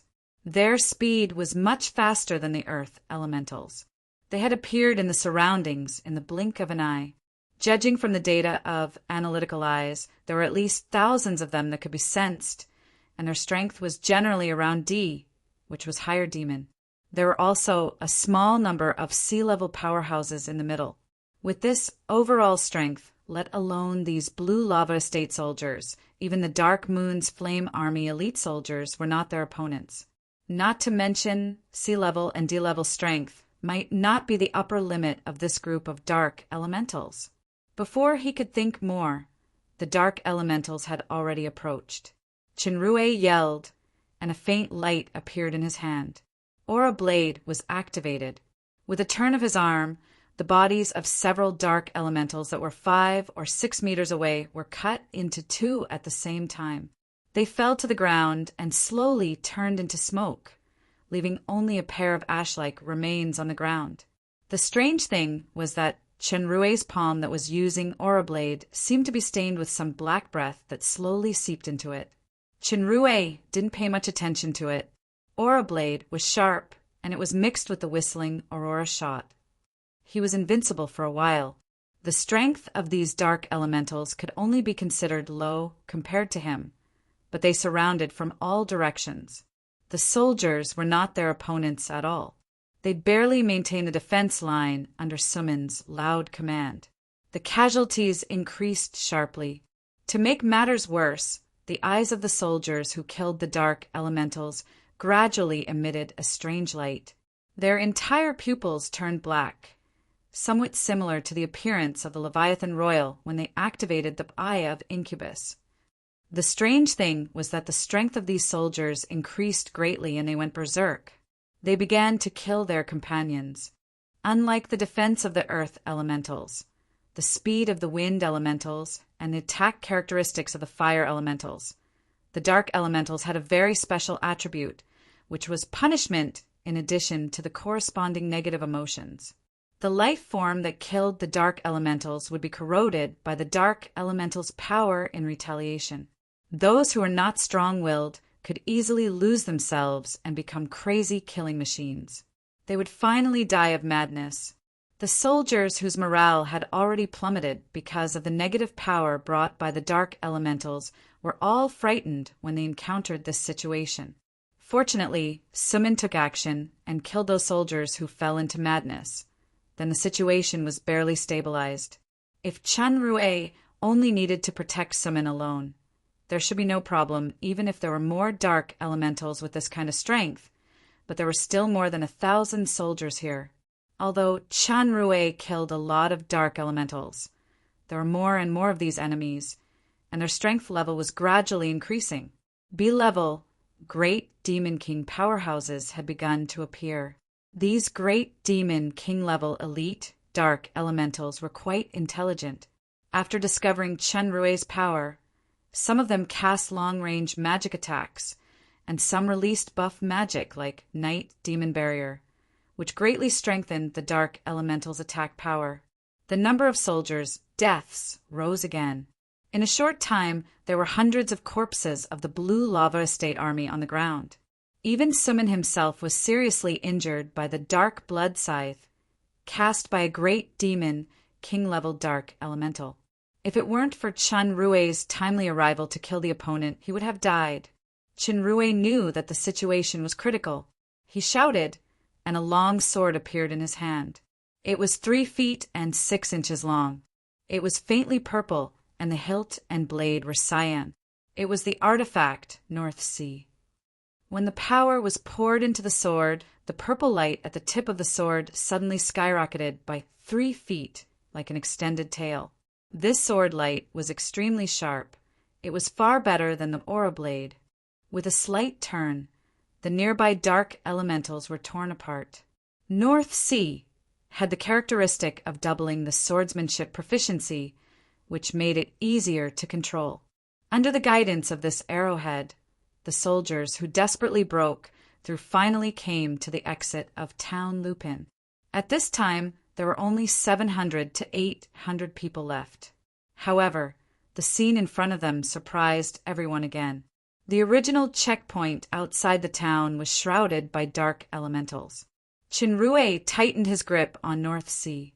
The dark elementals who had been hiding in the town actually launched an active attack. The Dark Moon Army and Athena are in danger. The protective magic of the checkpoint had been completely broken.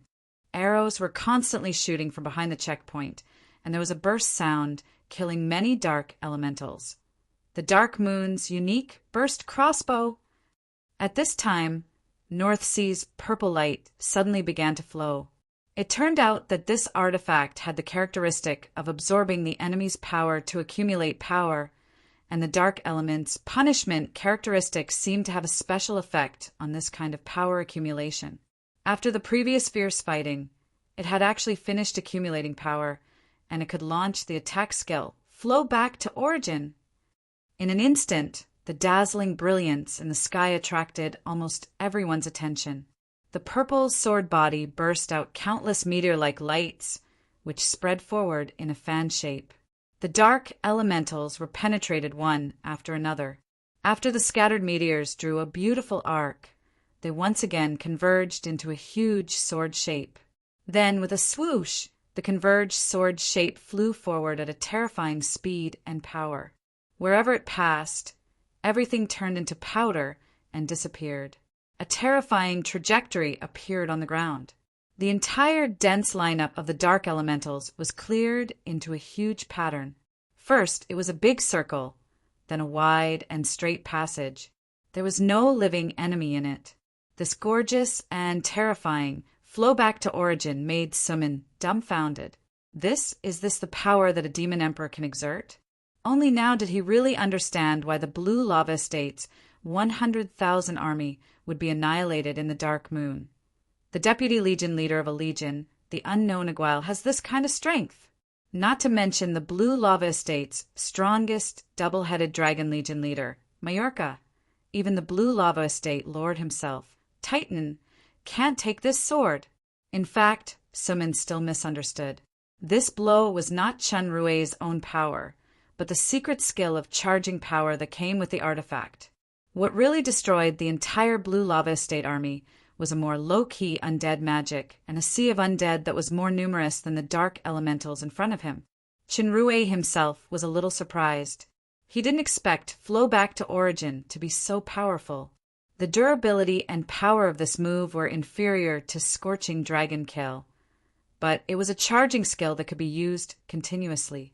As long as the opponent's power was absorbed to a certain level, it could be used again. After Chunrue eliminated so many dark elementals, the punishment attribute accumulated more.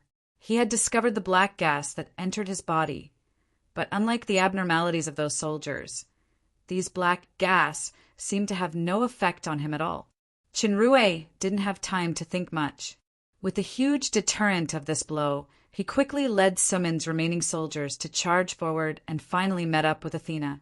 Judging from the current scene, the dark elementals had faintly exceeded the number of earth elementals in Mountain Shillong. Of course, the earth elementals had suffered extremely heavy losses because they fought against the underground races without hesitation under the control of Glorfin for 400 years. Even if the Earth realm could condense Earth elements to generate new elementals, their strength and number were far from enough to keep up with the losses. Moreover, the Earth Elemental King More of Mountain Shillong was not born for a long time. The elite elementals around him were far less than the dark elementals in front of him. The Flame Legion was suddenly attacked by the Dark Moon's people when the weather changed not long ago. Fortunately, there was a blockade magic circle blocking in front, giving Athena time to arrange an emergency defense line. Due to the powerful strength of the enemy, long-range attacks of explosive crossbows and bows and arrows were mainly used. Although there were still casualties, it was much less than the Blue Lava Estate army, which was far inferior in discipline and combat power. However, the characteristics of the Dark Elementals' punishment were too special. Many of the soldiers who killed the enemy showed symptoms similar to the Blue Lava Estate soldiers before. If they were not knocked out by Athena in time, it would cause more serious panic. Even Athena, who had killed several advanced dark elementals, felt some symptoms of discomfort. Fortunately, her consciousness was very strong, and some of the equipment on her body also had the effect of clearing her mind, so it did not affect her too much. Although the power of flow back to origin was amazing, the dark elementals were not afraid. They continued to besiege fiercely, and the number was still increasing. The situation in front of them seemed extremely serious. Chapter 419. Chinrue looked at Athena. Fortunately, there were no signs of injury. "Athena, are you okay?" Athena shook her head. "The enemy is very strong, and they have that kind of strange attribute. We have already lost more than 100 soldiers, and many of them are seriously injured.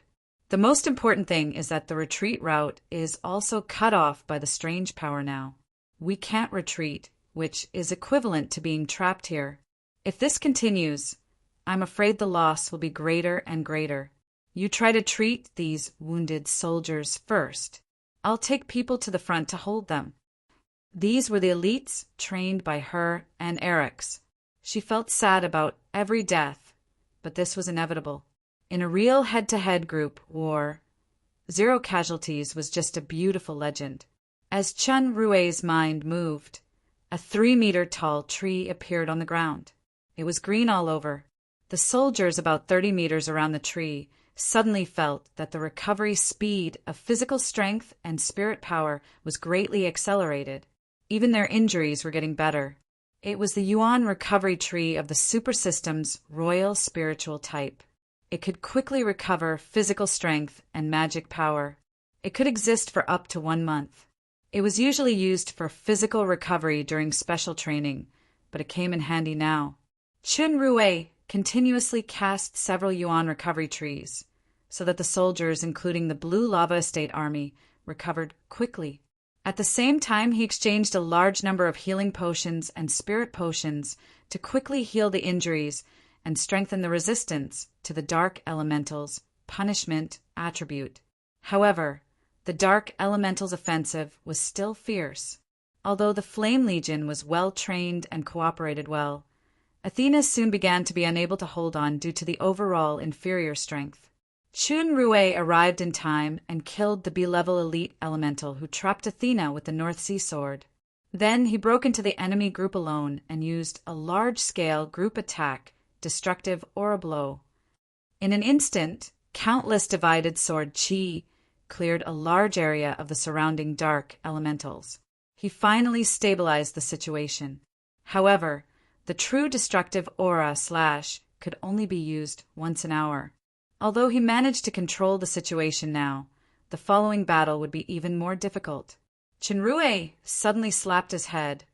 "I was in a rush to break out of the encirclement just now. How could I forget that treasure?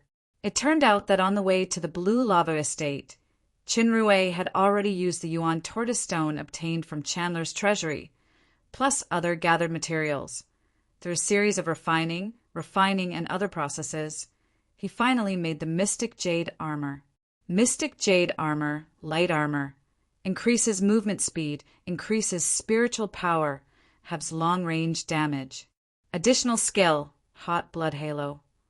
All allies within 100 meters will have their speed increased and attack power increased. Can lock onto support units. It can only be used once in 6 hours and lasts for 1 hour each time. As soon as he thought of this, Qinrui immediately equipped the Mystic Jade Armor. The additional skill of the Mystic Jade Armor did not need to absorb the enemy's power to be activated like Dark North, but it was activated directly.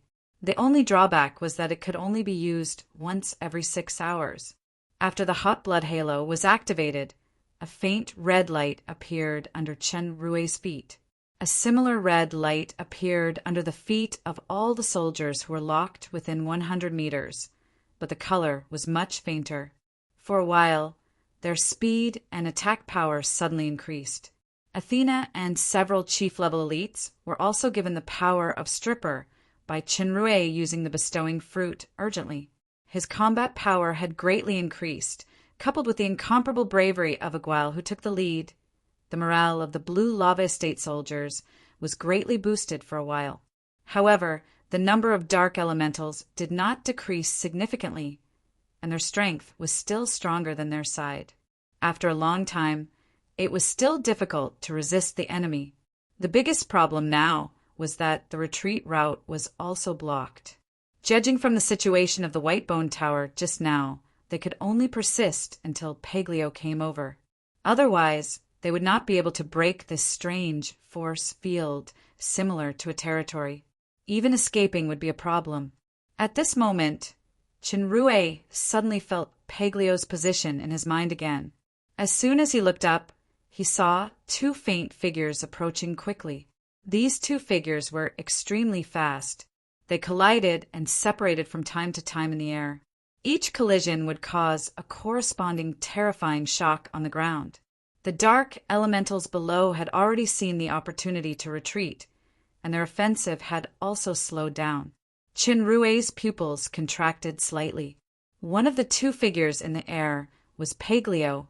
In this head-on confrontation, the opponent did not show any disadvantage at all. After all, Paglio was the peak stage of the demon overlord with superior strength. He was far from comparable to Asgalar. Although he was sealed for 2,000 years, his strength had made a great leap due to the effect of the black potion and the artifact equipment. Even if he fought against Catherine, the outcome might still be unknown. Yet, the opponent could actually compete with him.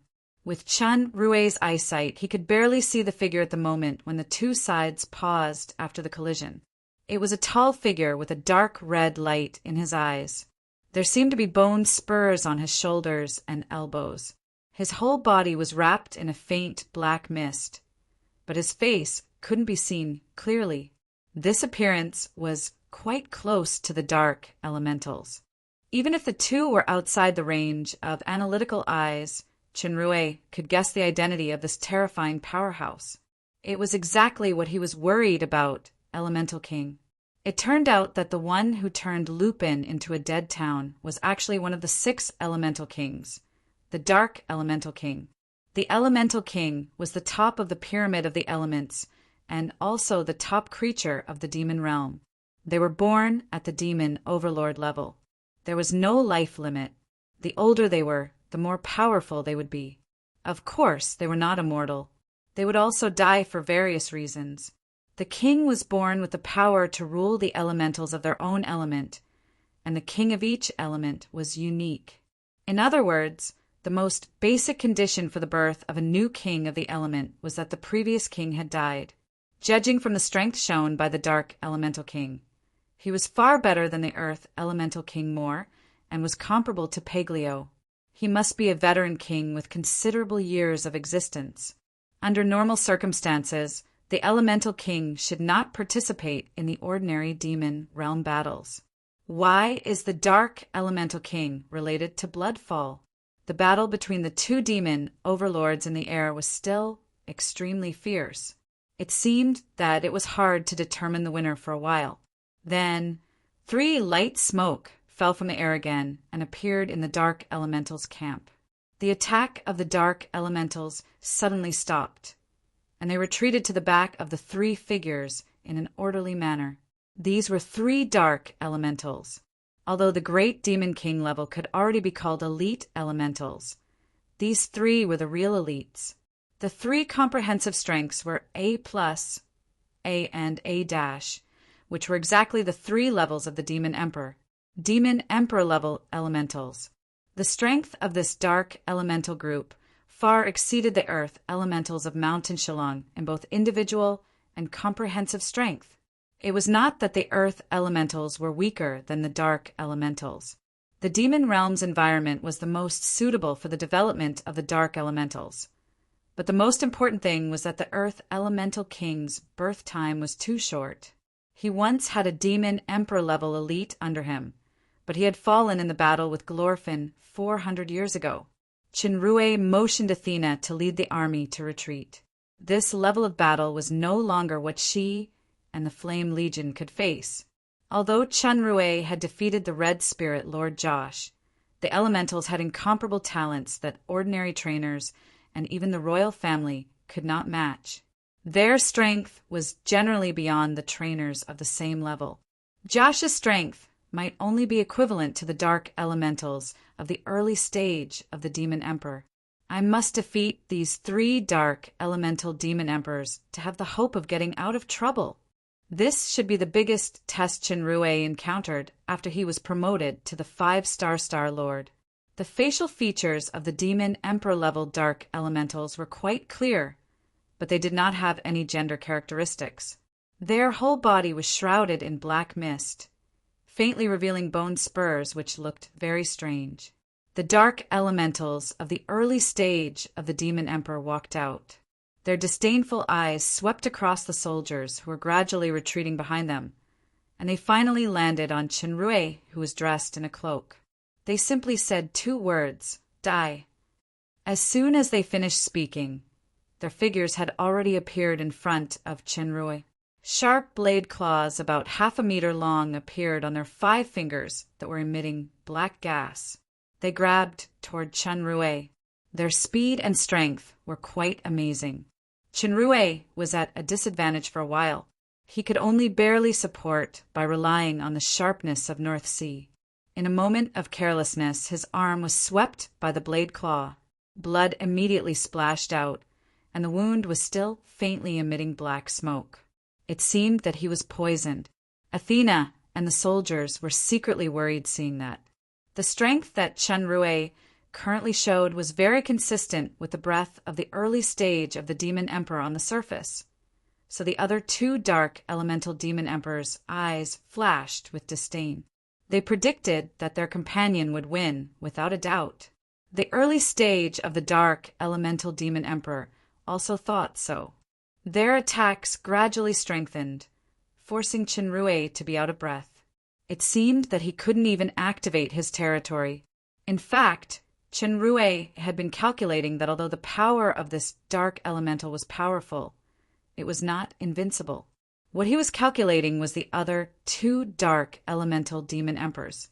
This was not a martial arts arena, but a battlefield of life and death.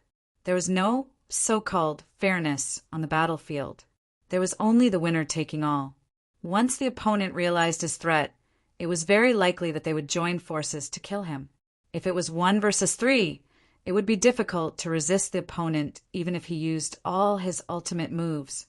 Now, this kind of weakness made the other 2 disdain to make a move. It was just the right time to find a suitable opportunity, then go all out unexpectedly. It would definitely be effective.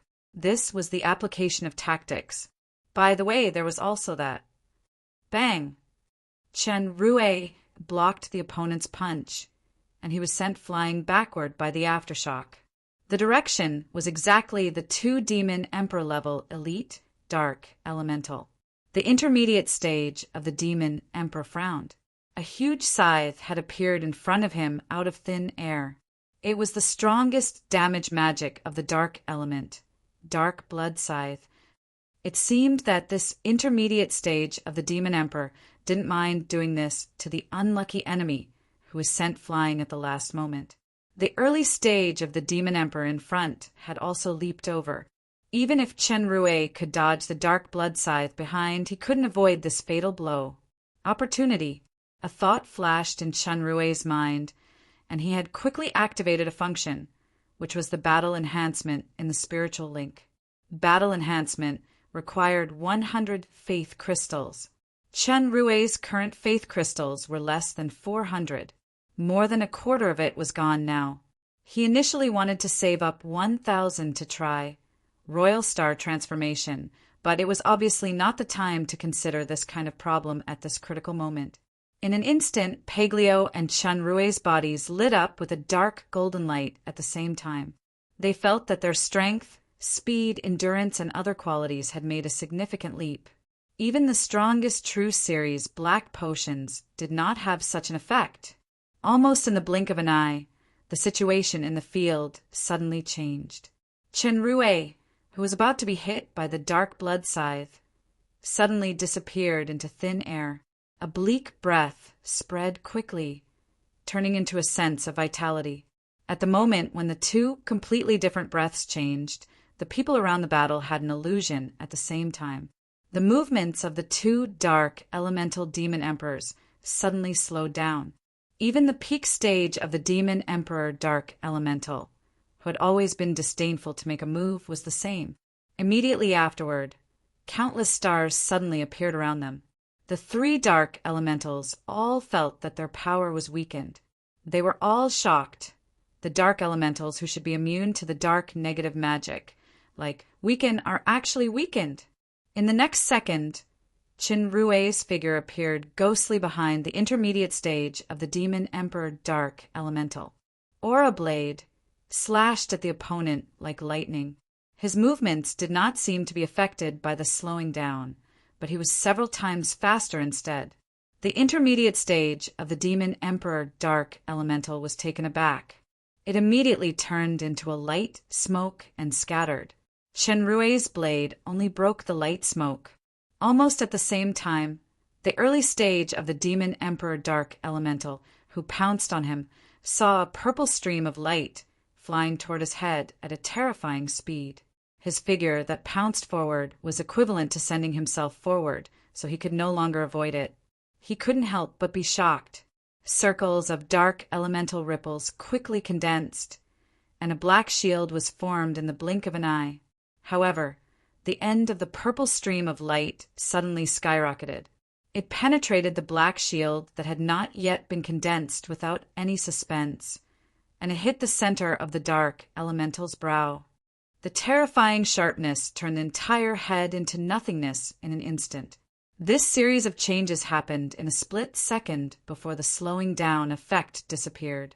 The peak stage of the Demon Emperor Dark Elemental, Helaer, had no time to rescue, so he exclaimed, "Hesak! Hemes!" As soon as he finished speaking, several huge white balls of light flew toward him. The destructive power coming from the balls of light made Helaer not dare to be careless. He spread his 5 fingers, and a faint light shadow flew toward the aurora shot, rapidly weakening and devouring the power of the balls of light. 2 black wings appeared on Helaer's body at the same time. As they flapped, mysterious power fluctuations appeared. He wanted to break this territory that weakened power. However, the opponent's strength was obviously not as good as him, but his territory was extremely strange. The territory power of the peak stage of the Demon Emperor actually could not shake or interfere. When Helaer eliminated the aurora shot and tried to break the galaxy territory, the black smoke that Hemes turned into returned to his original human form. However, there was a terrifying crack in the middle of the chest of this human form which could not be healed. It was overflowing with black gas. Hemes never expected that this early stage of the Demon Emperor enemy, who even Hesak could not defeat, would burst out with such a powerful strength. Although he was lucky to escape the blow just now. The defense power of the intermediate stage of the Demon Emperor was useless under the opponent's terrifying attack. Not only his body was injured, but even his soul was severely injured. At this moment, a more dangerous feeling surged in his heart. He saw black flames emerging from the opponent's body. The breath that contained vitality made Himes feel very uncomfortable. The violent and manic power in the air almost suppressed the dark breath on the dark elemental to a low point. Himes was by no means a weakling. With a loud shout, his body scattered again, turning into a huge vicious beast with 3 heads and 4 feet. It was about 4 meters tall, and it pounced toward the cloaked man. The cloaked man had moved to the position behind Himes in an instant. When Himes turned around, he only saw a red light in front of his eyes. A winding giant beast exuding a terrifying breath pounced toward him. The strongest ultimate move. Scorching Dragon Kill. Chapter 420. In the eyes of the spectators, a ferocious black giant beast and an even more terrifying red beast that could not be described as ferocious were entangled in an instant. The ground was constantly distorted and deformed by the strange force, like waves that undulated repeatedly. Among the flying dust, it could be vaguely seen that the black giant beast only persisted for a moment before it completely collapsed. After the giant, snake-like, red beast completely tore the black giant beast apart, its power did not weaken at all. It whizzed toward the dark, elemental demon emperor with black wings. If the body structure of the dark elementals had the concept of nerves, Helaer's nerves were now stretched to the highest degree. This weakling, who seemed weak and vulnerable, just now turned out to have been hiding his strength. He actually killed Hisak and Himes in an instant. What a cunning and vicious enemy! Since he had just swallowed Aurora's shot, Helaer, who was weakened by the galaxy territory, had no time to dodge the terrifying scorching dragon that was coming head-on. He could only take it head-on. With the strength of the peak stage of the Demon Emperor, taking the ultimate move of the early stage of the Demon Emperor head-on should have been the result without any suspense. However, the instinctive sense of crisis in Helaer's heart told him that he might not be able to take this move, especially in the opponent's strange, weakening territory. The tactic of showing weakness, link enhancement, territory, galaxy territory, North Sea, Aura Blade, scorching dragon kill. In just a few blinks of an eye, Shinrue had already burst out the strongest power he could exert. He even used his trump card skills. It was fine if he didn't move, but once he moved, it was a swift and fatal blow. As long as these 3 Demon Emperor-level elite dark elementals were eliminated, Paglio, who had received the battle enhancement, would defeat the Dark Elemental King. The biggest crisis this time could be resolved. At the critical moment, a figure appeared in front of Helaer without warning. Due to the influence of a strange force, Helaer's body, which was on full defense, was pushed dozens of meters away irresistibly, facing the flame dragon that was emitting an intense and ruthless aura. This figure neither dodged nor gave way. He stretched out a hand, and in an instant, firmly collided with the huge flame dragon. In an instant, the whole ground seemed to shake violently. Countless gravel rolled up. The dark elementals who were close were splashed by the gravel, and the weaker ones were annihilated on the spot. The moment he came into contact with the flame dragon, that person's body suddenly trembled, and a faint red light appeared on his body. He began to slowly retreat, 1 step, 2 steps, 3 steps, and suddenly he added a hand and actually managed to stabilize his body. However, the ground could no longer withstand such a terrifying pressure. Countless shattered rocks broke free from gravity under the effect of the force field and rose up one after another. Before they could even rise, they had already turned into dust. Open! With a low shout, the flame dragon started to split apart from its huge head. In the blink of an eye, its entire meandering body was torn apart by the terrifying power released by the relatively small figure. The scattered red energy could no longer condense and completely disappeared without a trace. "Shinrue!" sensed that the flame dragon had completely disappeared. He was shocked, apart from fighting against Paglio and the others in his daily training. This was the first time someone had torn apart his most powerful attack like this. In this way, even this scorching dragon possession can't be used. Moreover, judging from the opponent's strength, even if I activate the scorching dragon possession, I'm not his opponent. Race, Wrath, Royal Family. Comprehensive Strength Assessment, S-.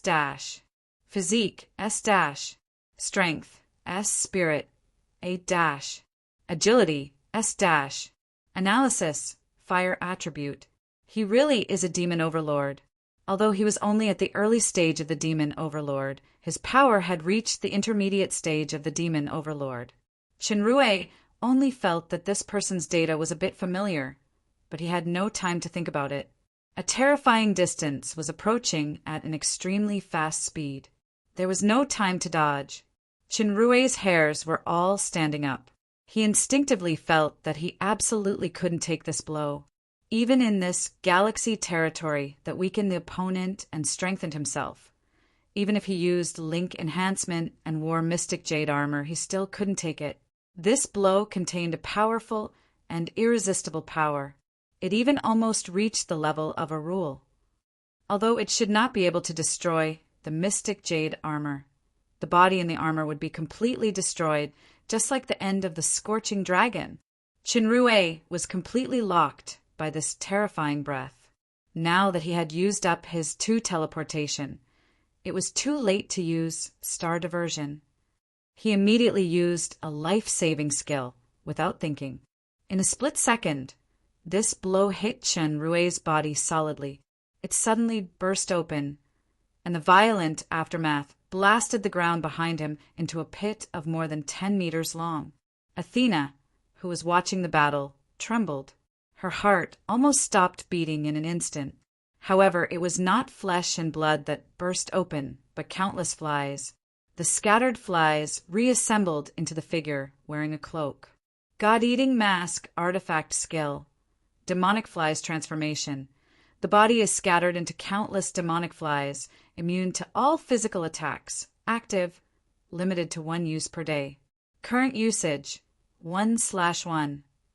Athena's eyes that were close to gray finally regained their color, but her heart was still tense. Although her strength was not good, she could see that the strength of this enemy was far better than Shinrue. Shinrue himself was still in shock. The opponent just launched a blow in the air, and the power was already so terrifying. If he didn't make a prompt decision to use Demonic Fly's transformation, perhaps his body would really be completely shattered. By then, even if he had the regeneration ability, he wouldn't be able to recover. Beelzebub Royal Family? This level of Demonic Fly's transformation, is it a mutated talent? The man's voice was slightly surprised. He saw through Shinrue's origin at a glance, but he didn't seem to associate it with the god-eating mask. After all, this artifact had been missing for many years. The fierce battle in the air continued.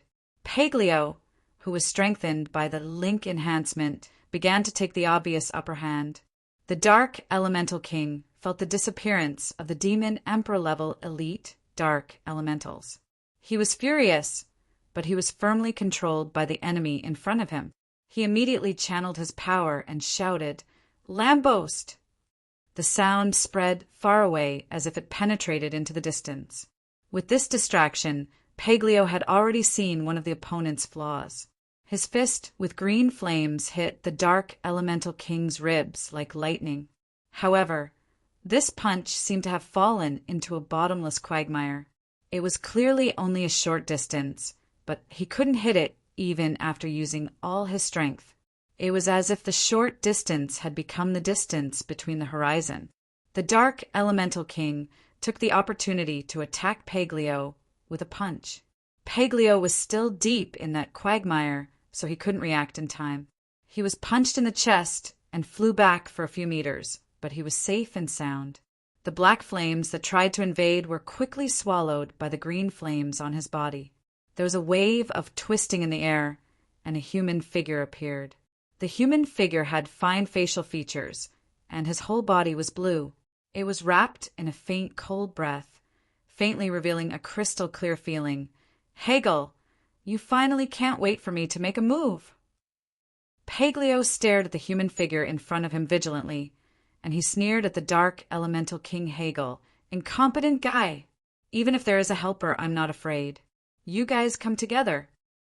Although he said so, Paglio's mind was clear that the strength of this Lambost who suddenly appeared was by no means inferior to Hegel, and it was even stronger. The most troublesome thing was that the poison that he was most proud of had no effect on these two enemies. He could only rely on his own strength to fight. Even with the help of the artifact and that inexplicable enhanced power, there was still no chance of winning if he wanted to fight against two enemies alone. The reason why he made such a bold statement was that he hoped to use words to pressure the opponent.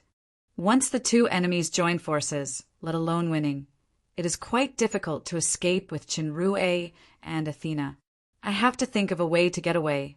Dragons! I admit that you are powerful, but you are not worthy of the two elemental kings joining forces. Hegel sneered.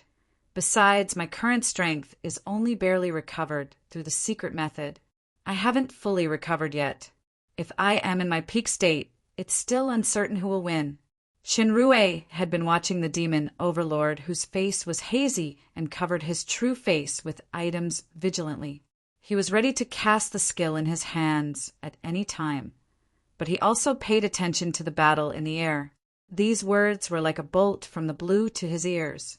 If there is any worse news than encountering an elemental king, it is encountering two at the same time. Two elemental kings. That blue human figure. By the way, the Earth Elemental King once said that the lair of the water elementals should be in the Dead Sea area. Isn't the Dead Sea to the south of town Lupin? Then this Lambost should be the water elemental king. Judging from Hegel's previous strength, he is almost on par with the poison dragon. Coupled with Lambost, not only he and Athena, even Paglio is in danger. 1 minute. You help me hold this dragon's back. I will personally deal with the guy who dares to destroy Hemes. After Hegel finished speaking, he shouted at the man on the ground, "Bridget, that person is mine. Don't move." Bridget initially hesitated after discovering that Chinrue was the Beelzebub royal family, and he was about to attack again. When he heard this sentence, he snorted coldly and did not move again. Paglio was shocked. As he was about to rescue, Lambost had already blocked in front of him. "Dragons, 1 minute. After 1 minute, I will never intervene again. Go away." Paglio was very clear about Hegel's horror. 1 minute was enough to kill Chinrue several times. This was not the usual training, but a real life and death fight. Lambost smiled faintly. Circles of water-like ripples covered Paglio, and they turned into ice-like crystals when they approached. Paglio shouted. His body glowed with a black light. He punched, and the crystal shattered like a broken twig. A very strange skill. I feel that my defense has actually been weakened a lot. No wonder Hegel can't beat you in this dark area. Lambost's unhurried tone sounded. It's a pity that you met me. The defensive ability of water elemental may not be as good as the earth elemental, but its endurance is the strongest. Besides, your special poison will only increase my strength. Still the same sentence, 1 minute. There are 52 seconds left now. On the other side, Chinrue had been shrouded in the biggest crisis. The Dark Elemental King did not rely on his identity to show mercy to this little, early stage of the Demon Emperor. He gave a heavy blow as soon as he came up. He was determined to crush this damn enemy who killed his helper into pieces. The manic power in the sky had wrapped Chinrue. The power of this blow was even better than Bridget's attack just now. Under that terrifying pressure, Chinrue didn't even have the chance to activate the Stargate. Now he couldn't teleport or cast Demonic Fly's transformation. Fortunately, there was still Star Diversion. Amidst the overwhelming black berserk energy, there were suddenly specks of resplendent light, like the starry sky in the night sky. The terrifying fist force was diverted by a strange law contained in the starlight, and actually rushed towards Bridget. The direction of star diversion had always been difficult to master. Chinrue had tried many times in training, but he could only control the general direction in front of him. This time it seemed that he was lucky. The target was very accurate. If he could use the power of Dark Elemental King Hegel to kill the early stage of the demon overlord, of course, it would be the ideal result. Bridget's whole body was shining with red light. His muscles seemed to have grown a lot in the blink of an eye. As he shouted, he actually punched. Boom! In the terrifying collision, Bridget's entire body flew out backward. After landing, he supported himself with his feet and sank deep into the ground. But he actually did not fall. He reached out to wipe the blood from the corner of his mouth. He seemed to show a strange smile, but it was hard to see clearly under the cover of the magic item. Chinrue was shocked. Bridget actually has this ability.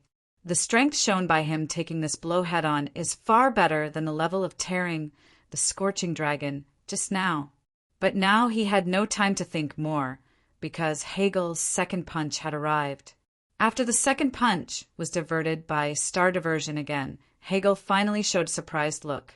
This weakling who is only at the Demon Emperor power not only has a strange territory power, but he also has this kind of secret technique. Chinrue was secretly complaining. Although star diversion is amazing, the opponent's power is too strong. Not only does it consume a lot of star power, what's more, the 10 seconds of use is almost up. There was a dragon roar in the sky. The Dark Elemental King's heart suddenly had a warning sign. He turned into a light smoke and flew backward, avoiding the breath in time. The breath that mist corroded a shocking black hole on the ground. A huge body appeared in front of Chinrue. This was a giant dragon with dark, golden snake pupils, yellowish-brown scales, a row of short horns on his head, and fin-like things on his cheeks. His body was actually wrapped in a set of black armor. He looked majestic. It was Paglio who had transformed into a dragon. Humph, I can't even stop him for a minute. The Dark Elemental King said with dissatisfaction. The ripples in the air twisted, and the Water Elemental King appeared beside him. He said calmly, I just don't want to get hurt needlessly. At most, I'll help you deal with this dragon's. Paglio changed back to his human form. There was still some blood on the corner of his mouth. Just now, he used his blood to desperately activate the power of some kind of inscription to force the Water Elemental King back and appeared in front of the Dark Elemental King in time. However, his vitality had been damaged this time. He was seriously injured. Dark Elemental King Hegel, Water Elemental King Lambost, plus the demon Overlord Bridget with strange strength. Paglio was not their opponent, even if he was not injured, unless Rolla was here. No one thought that the Blue Lava Estate trip with Paglio, a peak stage demon Overlord powerhouse, would actually fall into such a dangerous situation. Chapter 421. Chinrue's mind turned quickly. He took a deep breath and said to Paglio, You take Athena and leave first. Now the entire battlefield was wrapped in the dark power, and the entire army was trapped here.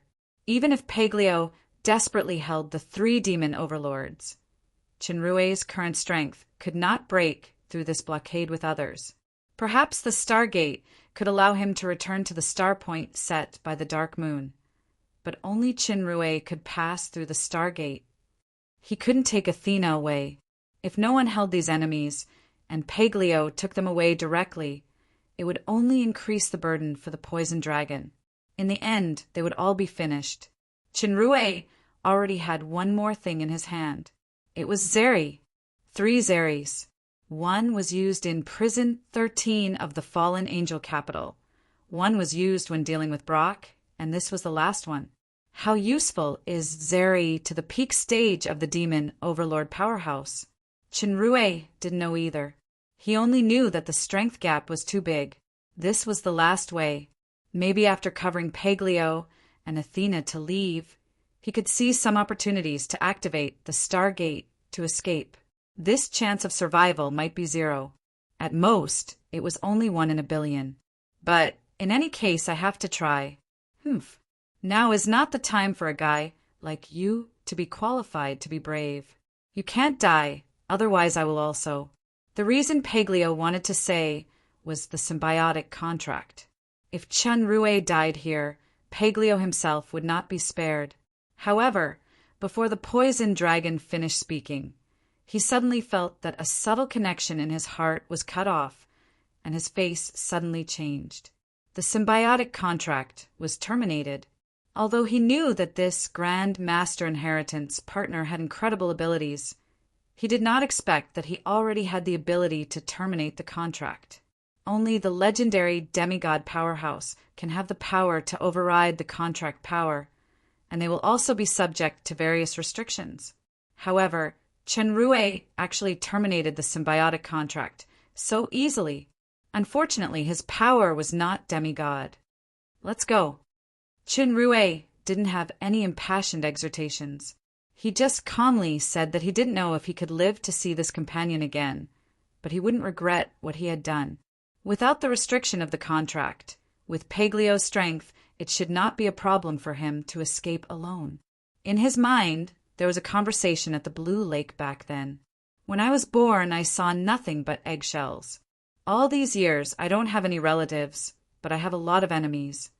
Where are your friends? Dragons don't need friends, especially poison dragons. Have you ever seen God have friends? They only need respect and fear. They don't need unnecessary love and understanding. Perhaps it was like that in the past. Then what about now?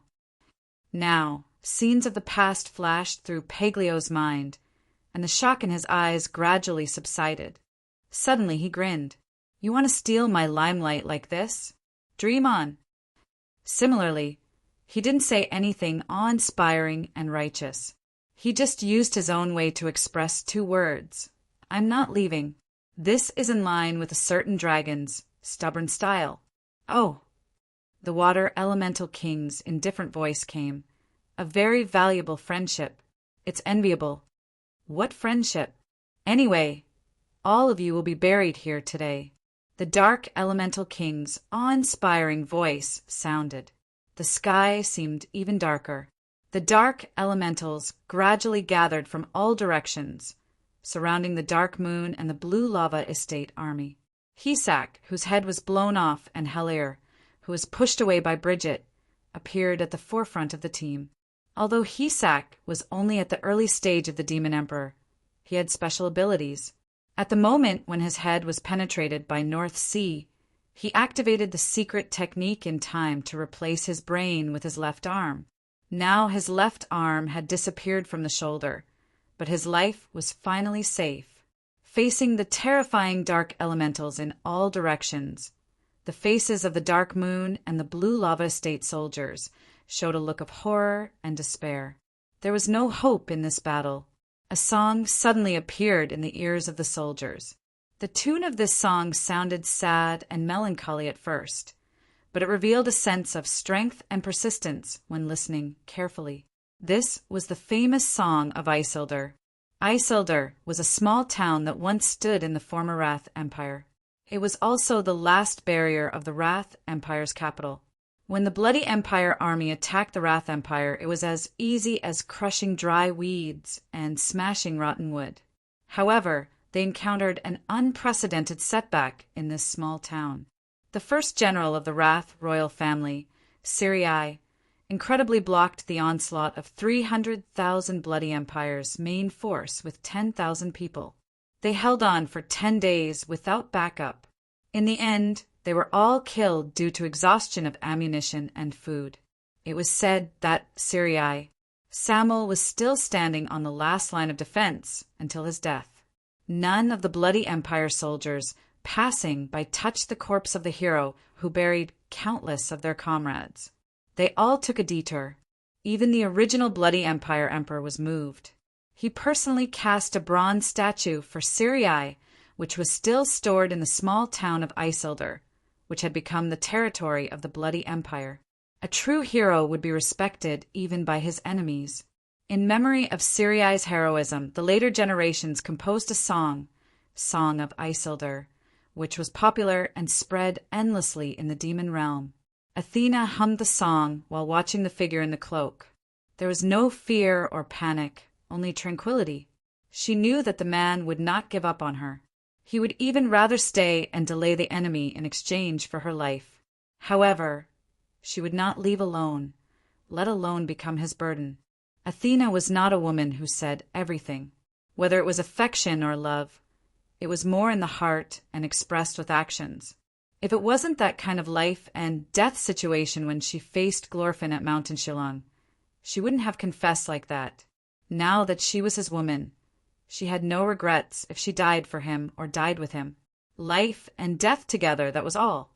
More and more soldiers began to sing along, including the soldiers of the Blue Lava Estate. Chinrue felt Athena's intention. His hand that was holding Zeri trembled a little. Even on the verge of death and despair, there were still lovers and partners who stayed together through life and death. He, who had never believed in fate, was suddenly grateful to fate. Bridget raised his head and stared at the song lingering in the gloomy clouds above. He slowly closed his eyes. When the song came to an end, the encirclement of the dark elements had been completely formed. Fight to the death. No one knew who was the first to shout, but the orderly voices immediately surged like the tide. It was as if something was about to surge out of everyone's heart. Chinrue glanced back and imprinted the firm and beautiful face into his heart. He turned his head and looked at Paglio. They saw the firmness in each other's eyes. Then let's fight to the death. As Paglio shouted, several blood-colored dragon inscriptions rose up. His body glowed with green light, and the territory power spread in the blink of an eye. A strange space wrapped the two elemental kings and Bridget at the same time. He fought the three demon overlords alone. Chinrue had retrieved the Excalibur North Sea. His body turned into a stream of light and flew toward the dark elemental army. Behind him were Athena and the soldiers who were strengthened by the hot blood halo and royal spirit. After experiencing the previous dangerous situation, Helaer, the peak stage of the Demon Emperor, no longer dared to underestimate this enemy. As for Hisak, who almost died in the hands of Chinrue, he was even more fearful. Helaer waved his hand, and countless spears with black gas appeared beside him. They flew toward Chinrue overwhelmingly. A strange sound sounded. Chinrue's figure suddenly accelerated several times. He broke away from the spear's encirclement at an incredible speed and rushed toward Helaer head-on. Although Helaer was shocked, he did not panic. His hands turned into two sharp long knives and slashed toward the stream of light. Suddenly, there were endless ding-ding sounds. The two sides didn't know how many times they had exchanged blows. The two figures suddenly pulled apart. The long knives that Helaer's hands turned into suddenly broke into several pieces and fell to the ground. Chinrue glanced to the side. Hisak, who was preparing to sneak attack, was suddenly shocked and put away his attempt. Helaer is the strongest among the dark elementals below the king. He is talented. His hands can transform into the hardest weapon, which is comparable to the general legendary grade weapon. However, he is actually not the opponent of that lavender longsword. In fact, Chinrue's hand holding the North Sea trembled slightly at this moment. In terms of strength, he was indeed inferior to Helaer of the peak stage of the Demon Emperor. Even if he had activated Galaxy Territory to weaken, it was still the case. Just now, he relied on the acceleration of the sonic boom and the sharpness of the North Sea to cut off Helaer's two knives. Now that Helaer had regarded him as the strongest enemy, and went all out, it was really difficult to defeat the opponent head-on when the scorching dragon could no longer be used. Helaer's eyes flashed with surprise. His hands once again condensed into the shape of a knife, and two wings condensed by black gas appeared behind him. The wings flapped out countless dark red lights, which intertwined into mirrors. He had already activated his territory. In the mirrors, Chinrue saw various images of himself as if everything in the past appeared in them. As the images changed, various negative effects began to appear in his mind, and this negative effect was still expanding. The behavior of the images began to become more and more intense. Greed, killing, lust, his entire mind was full of strong, dark instincts. Under the trend of this instinct, his will was collapsing step by step. It was all destroyed by this instinctive, terrifying desire. The movements in the images gradually became unified. The eyeballs seemed to penetrate the mask, and two deep black lights shot out. However, at the next moment, all the mirrors shattered without warning. The entire space was incorporated into a black pupil, as if these scenes were just a moment in the pupil. Chinrue blinked his black pupils, and the North Sea in his hand stabbed toward Heiyu like lightning. The fierce momentum seemed to break Helair's territory, just now without too much power. The black wings on Helair's back had withered. Two swords appeared in his hands, and he blocked this sword in time. His dark red eyes emitted a look of disbelief.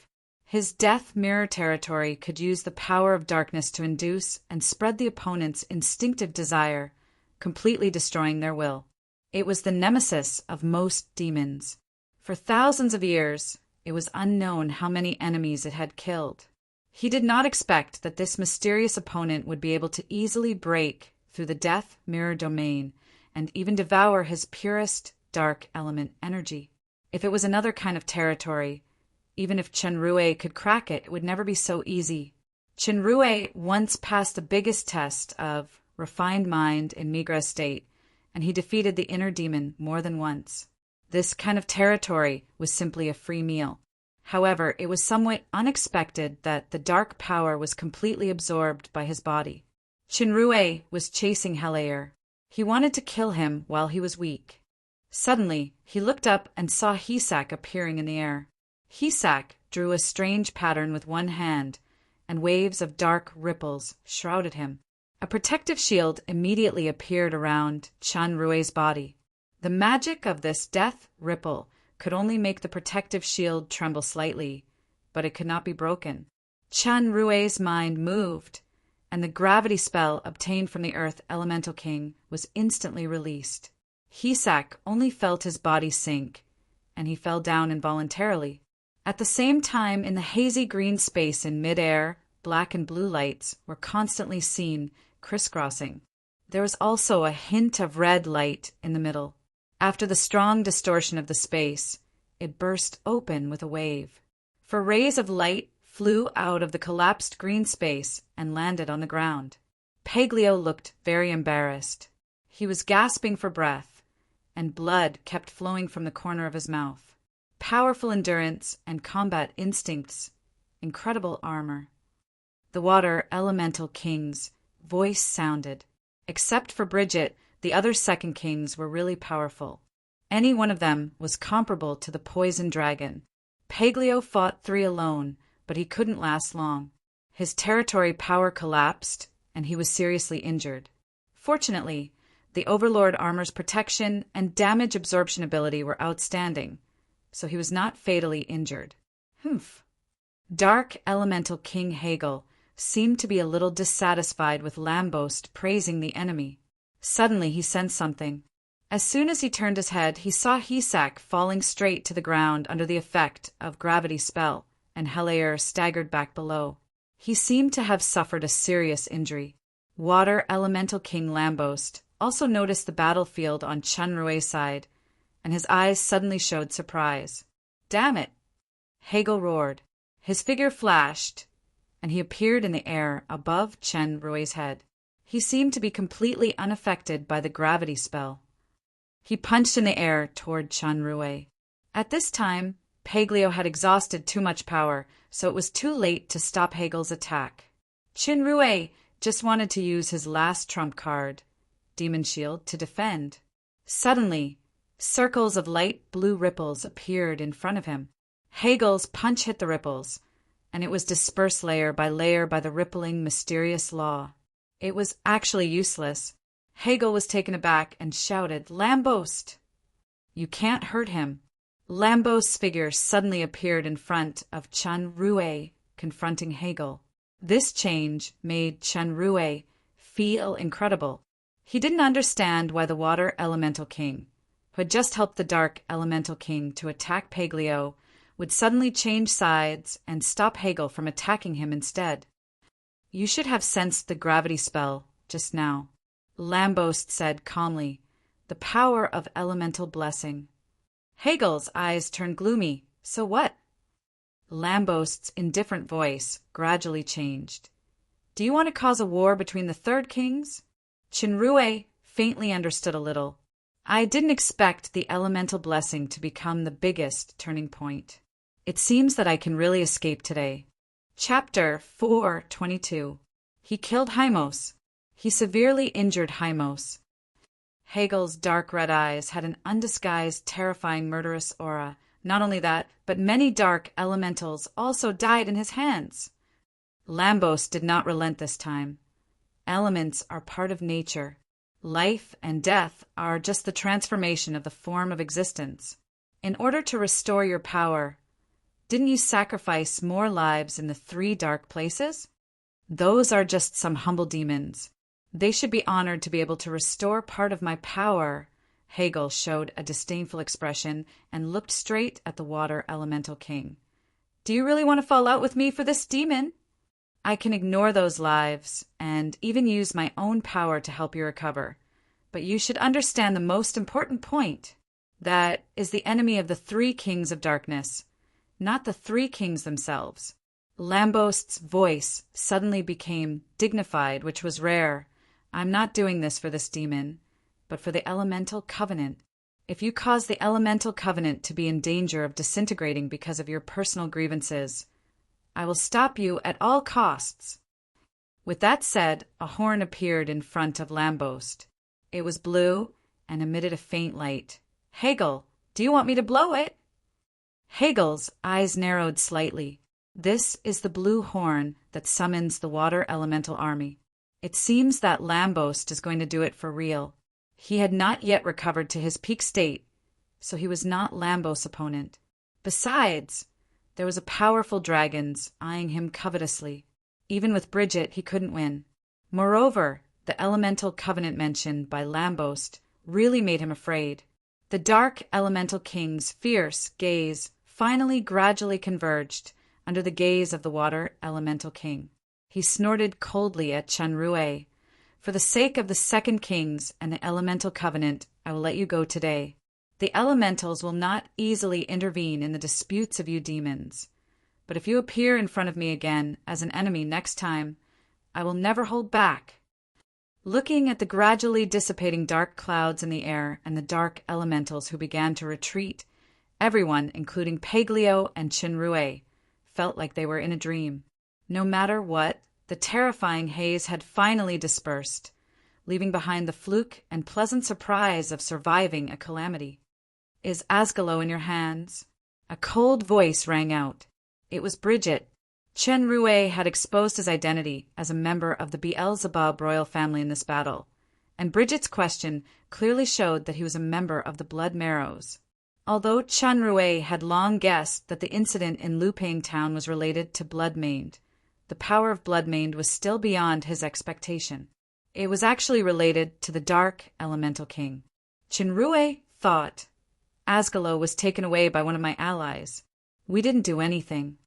The identity and power of Dark Moon Zigual had basically been exposed in the eyes of Bloodmained. Peglio's strength was also exposed.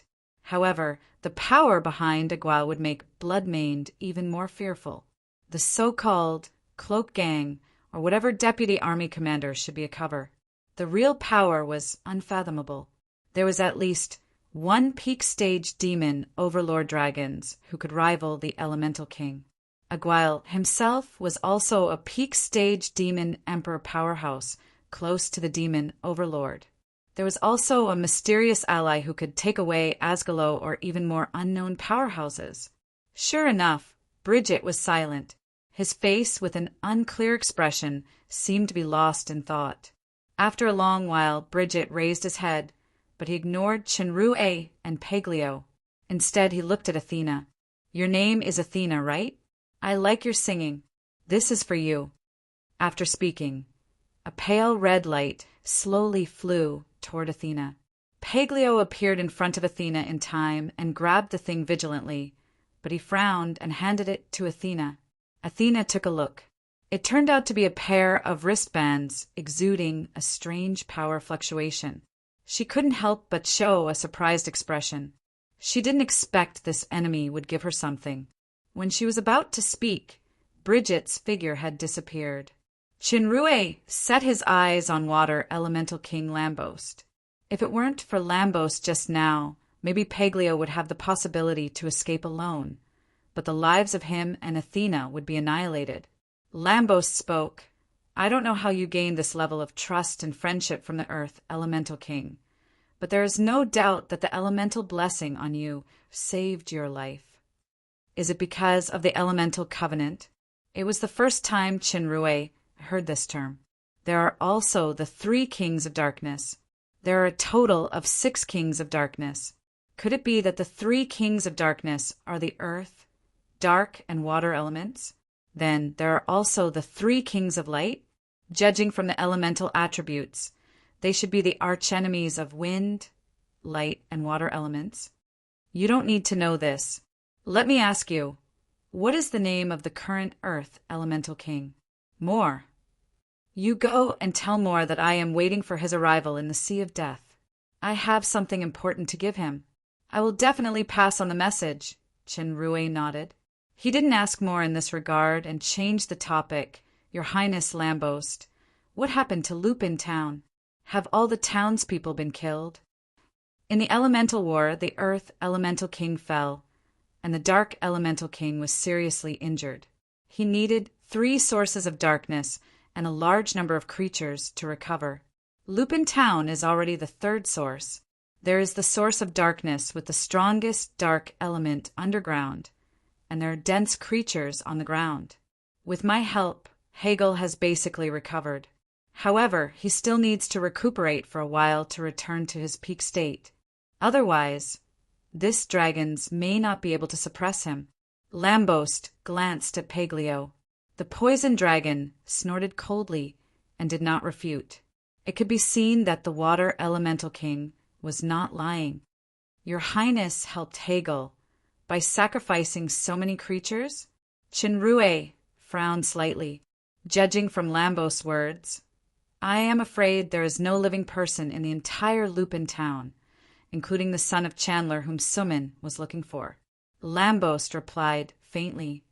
Originally, there was no need for so many, but it should be Hegel's request. I also helped another person who needs to obtain dark element power to break through the bottleneck. For elements, any life and death is just a transformation of the form of existence. One day, you, I, and all creatures will face this moment. Chinrue took a deep breath. Those lives are not elementals. I have been watching the battle just now. Although you are still quite a distance away from the level of the demon overlord, the power of that domain is very strange. It seems to contain a trace of the rudiment of the time rule. Even the real demon overlord may not be able to comprehend this kind of rule. It seems that the Earth Elemental King, Moore, has a unique vision when he chooses you as the target of his blessing. Then, for the sake of Moore, I advise you one last time, weakness and naivete can only become the burden of the strong. In the eyes of those high and mighty gods, all creatures are just playthings in the game. Lambost's indifferent and calm voice revealed a kind of indifference and coldness. The space around him gradually distorted and then disappeared without a trace. Chinrue was silent for a while. Paglio came over and patted him on the shoulder. Now is not the time to be in a daze. I will go first. Chinrue understood the poison dragon's meaning and nodded. The crisis was over. Paglio, the dragon's overlord, should disappear and change back to the identity of a Guile. Chinrue should appear as the financial officer who was knocked out by Athena before the war. However, the financial officer who had just woken up still had a lot of doubts in his heart. The source of darkness is the root cause of the destruction of Lupin Town. This can be concluded. However, what is the relationship between the blood mantis and the dark elementals? Besides, who is the person who obtained the breakthrough of the dark element power mentioned by the water elemental king? What role does the blood mantis play in this? Who is Bridget exactly? How much hidden strength does the blood mantis have? The dark elemental king said that the elementals would not easily intervene in the dispute of the demons. Then, in front of the water elemental king, he vaguely expressed that he would not take the initiative to seek revenge from Aguile.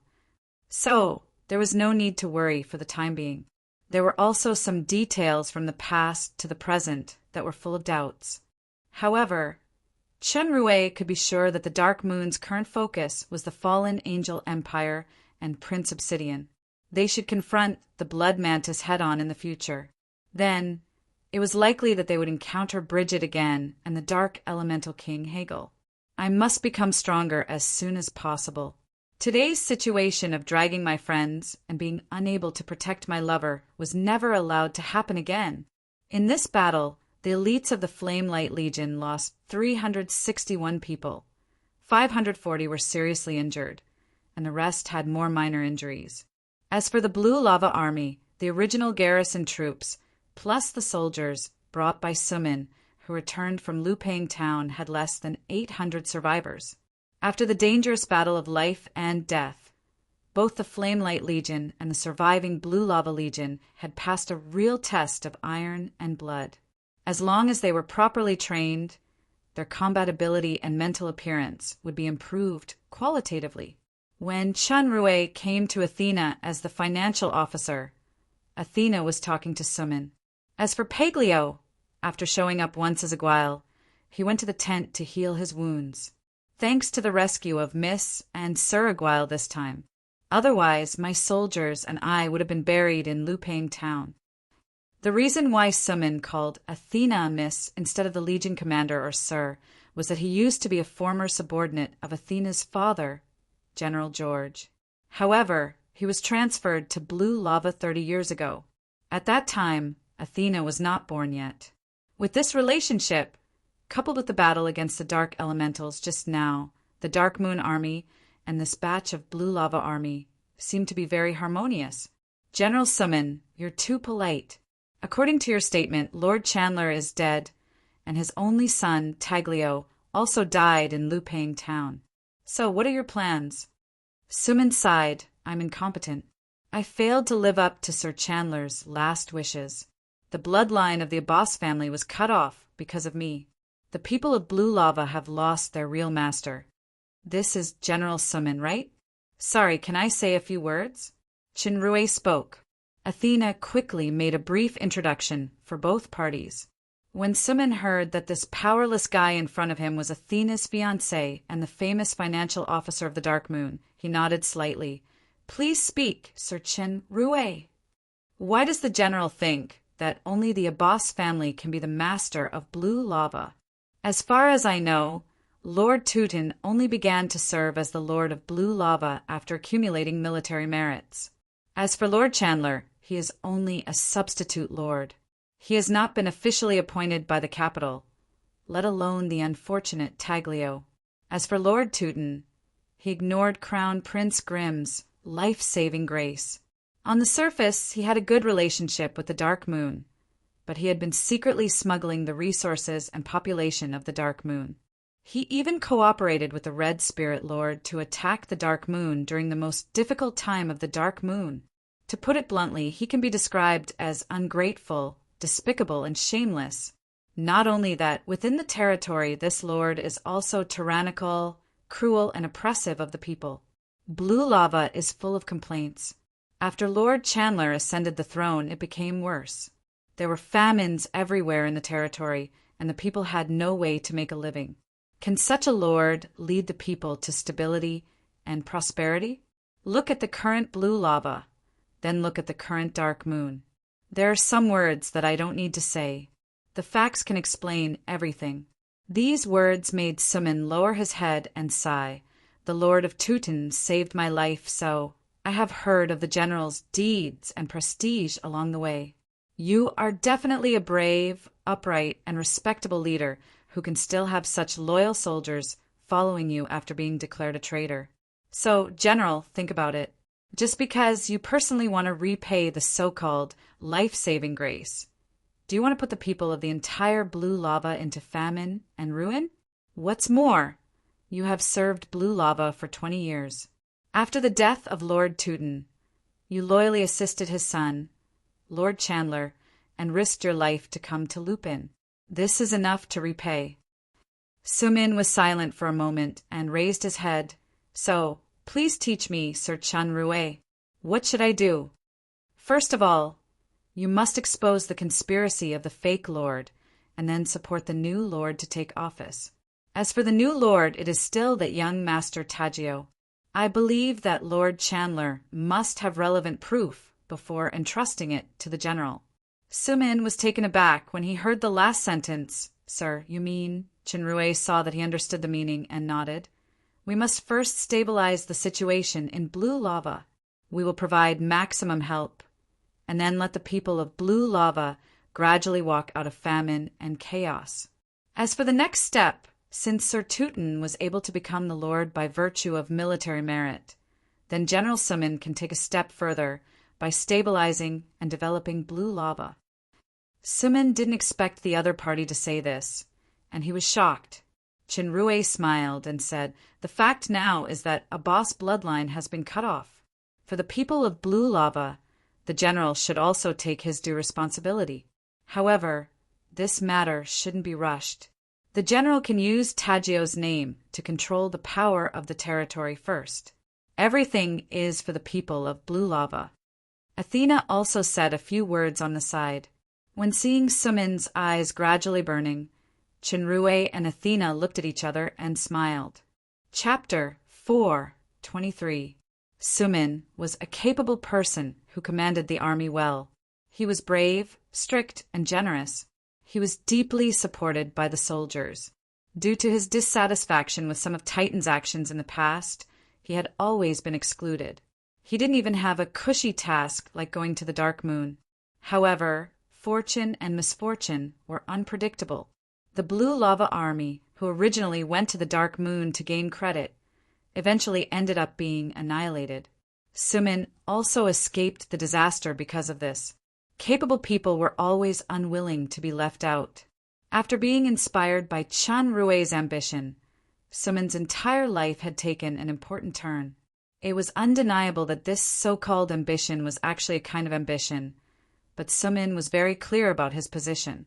If he wanted to achieve his goal, he couldn't do without the power of the Dark Moon. The Dark Moon could support and help him rise to the top, but they could also easily pull him down. At this point, this camp was undoubtedly decided. The combat power of the Dark Moon's current army could be seen from the elite soldiers in Athena's hands. Compared with it, even the Double-Headed Dragon Legion or the Azure Legion before the Blue Lava Estates fiasco were inferior. Moreover, the equipment equipped by those soldiers was enough to make him, the Deputy Legion leader, jealous. There was no team in the entire Blue Lava Estate that could compete with this elite soldier. This was only one of the 3 legions of the Dark Moon. From a personal point of view, Agual alone, who could compete with the 3 dark elemental demon emperors, could be regarded as the top person under the demon overlord, let alone the mysterious dragons who could suppress the dark elemental king. The power seen now was probably just the tip of the iceberg of the Dark Moon. He didn't know how much power was hidden. However, the Dark Moon's real goal should not only be the surrounding estate. Princess Royal Highness was the granddaughter of the Lord of Midnight Sun and the legitimate heir of the Empire. After the Dark Moon had such a powerful force and the powerful foreign aid of the Shadow Empire, this legitimate seemed even more prominent. Coupled with the support of General George and others, perhaps one day, Princess Jia could really sit on the throne of the capital. Then he was just pledging loyalty to the Empress in advance. After Sumin made up his mind, he swept away his original depression. He commanded the soldiers to bury the remains of the residents of Town Lupin. dismantle the bone tower that had lost the support of the dark elements, and arrange for the wounded soldiers to recuperate. He also sent people everywhere to gather the old subordinates, showing a high-spirited momentum. With the help of the Yuan recovery tree and potions, the injuries of the Flame Legion and the Blue Lava State Army were well controlled. The recovery speed was gratifying. As for the dead Flame Legion soldiers, their bones were stored in specific space, rings to be brought back to the Dark Moon for burial. Although Paglio's vitality was injured because he fought against 3 people alone, the protection and recovery special effects of the Overlord armor played a key role. Coupled with the amazing recovery power of the dragons, he had basically recovered in just 3 days. Speaking of which, although Paglio relied on equipment and power enhancement to suppress the Dark Elemental King who had not recovered to its peak strength, the Poison Dragon's strongest talent was toxicity. Since the Dark Elemental King and the Water Elemental King were not afraid of poison, Paglio's true combat power could not be fully exerted in the face of such a restrained enemy. Although the human financial officer was knocked unconscious by Athena before, he was eroded by the power of dark elements because his physique was too weak. He fell ill again in the past few days, and he had been recuperating in Athena's tent. The reason why Chenrue wanted to recuperate was that a strange thing happened in the super system. Originally, he had 385 faith crystals. He used the temporary battle enhancement in the battle and consumed 100 crystals, plus the crystals automatically generated by the Tower of Faith and newly collected crystals. There should only be 300 left. However, on the second day after the battle, the faith crystals miraculously increased to 350, and the growth rate was still rising. Chun Rue's consciousness entered the solar system of the super system, on the blue planet that provided the power of faith. He was surprised to find the second pillar of faith. Originally, the pillar of faith must be automatically generated after the power of faith reached a certain level. Logically speaking, it was not enough now, but for some reason, there was suddenly one more. No wonder the number of faith crystals suddenly increased. However, what this Tower of Faith believed in was not the 10 virtues that Chenrue had previously injected into the source of faith. There was only one word in it: war. Chenrue was taken aback. At this time, Shura's voice sounded in his heart. Are you surprised? This is thanks to the power of dark elements you absorbed before. Shura, it turned out that the punishment of those dark elementals, including the power of the Death Mirror territory of the elite dark elemental Helair of the peak stage of the Demon Emperor, were all absorbed by Shura. He actually created a pillar of faith with war on the blue planet. Chenrue frowned. Shura seemed to see through his mind, and his voice was disdainful. Actually, I didn't use any special means, but some things can't be suppressed. This is the true desire in their hearts. No matter how hypocritically they suppress it, it still really exists. It's like the coexistence of day and night. If there is no darkness, how can light be understood? Isn't there a saying in your memory? Overly sacred is often more evil than demons.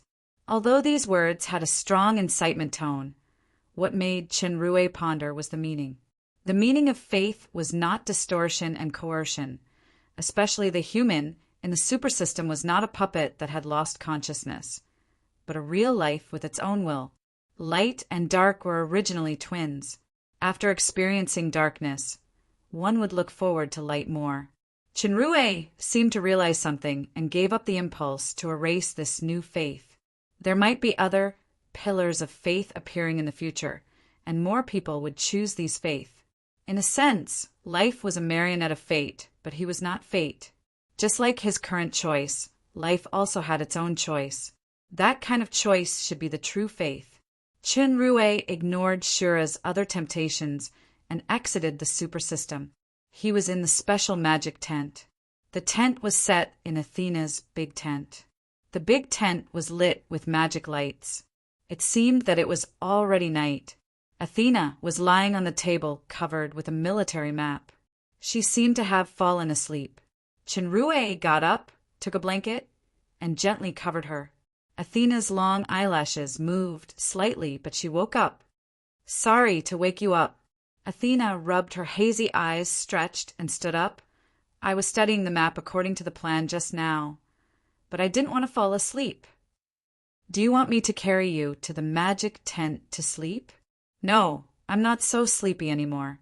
In the past few days, Sumin has gathered a lot of old subordinates. There are about 15,000 troops in his hands now. By the way, the intelligence personnel at the front just sent an unexpected news.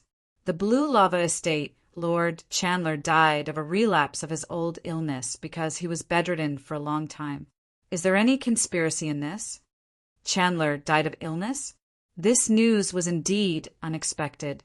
I thought that I still need to spend some effort to expose the true face of the fake, but I didn't expect him to die of illness in advance. Some plans are prepared in vain. Chinrue pondered for a moment and nodded. There may be a conspiracy, but this move should represent that the Bloodfall has decided to give up the Blue Lava Estate. In other words, their biggest purpose in the Blue Lava Estate has been achieved. There is a powerhouse like Paglio here, so they don't want to lose more power. The Bloodfall's biggest purpose is either the recovery of the Dark Elemental King or something else. It is not clear yet, but this is also good. Sumin's ascension and control of the Blue Lava Estate will be smoother. It seems that we are not far from returning to the Dark Moon. Really? Athena's forehead leaned gently on his shoulder. I suddenly don't want to go back. You know, there are not many opportunities to be alone with you like this. Chinrue kissed her forehead guiltily, spread the blanket on the ground, and sat down with her in his arms. This reminds me of our days in Mountain Shillong. Athena rested comfortably on his lap, and our cabin in the green leaf forest. Chinrue's heart was filled with warmth. He slowly stroked her hair. That was one of his most precious memories.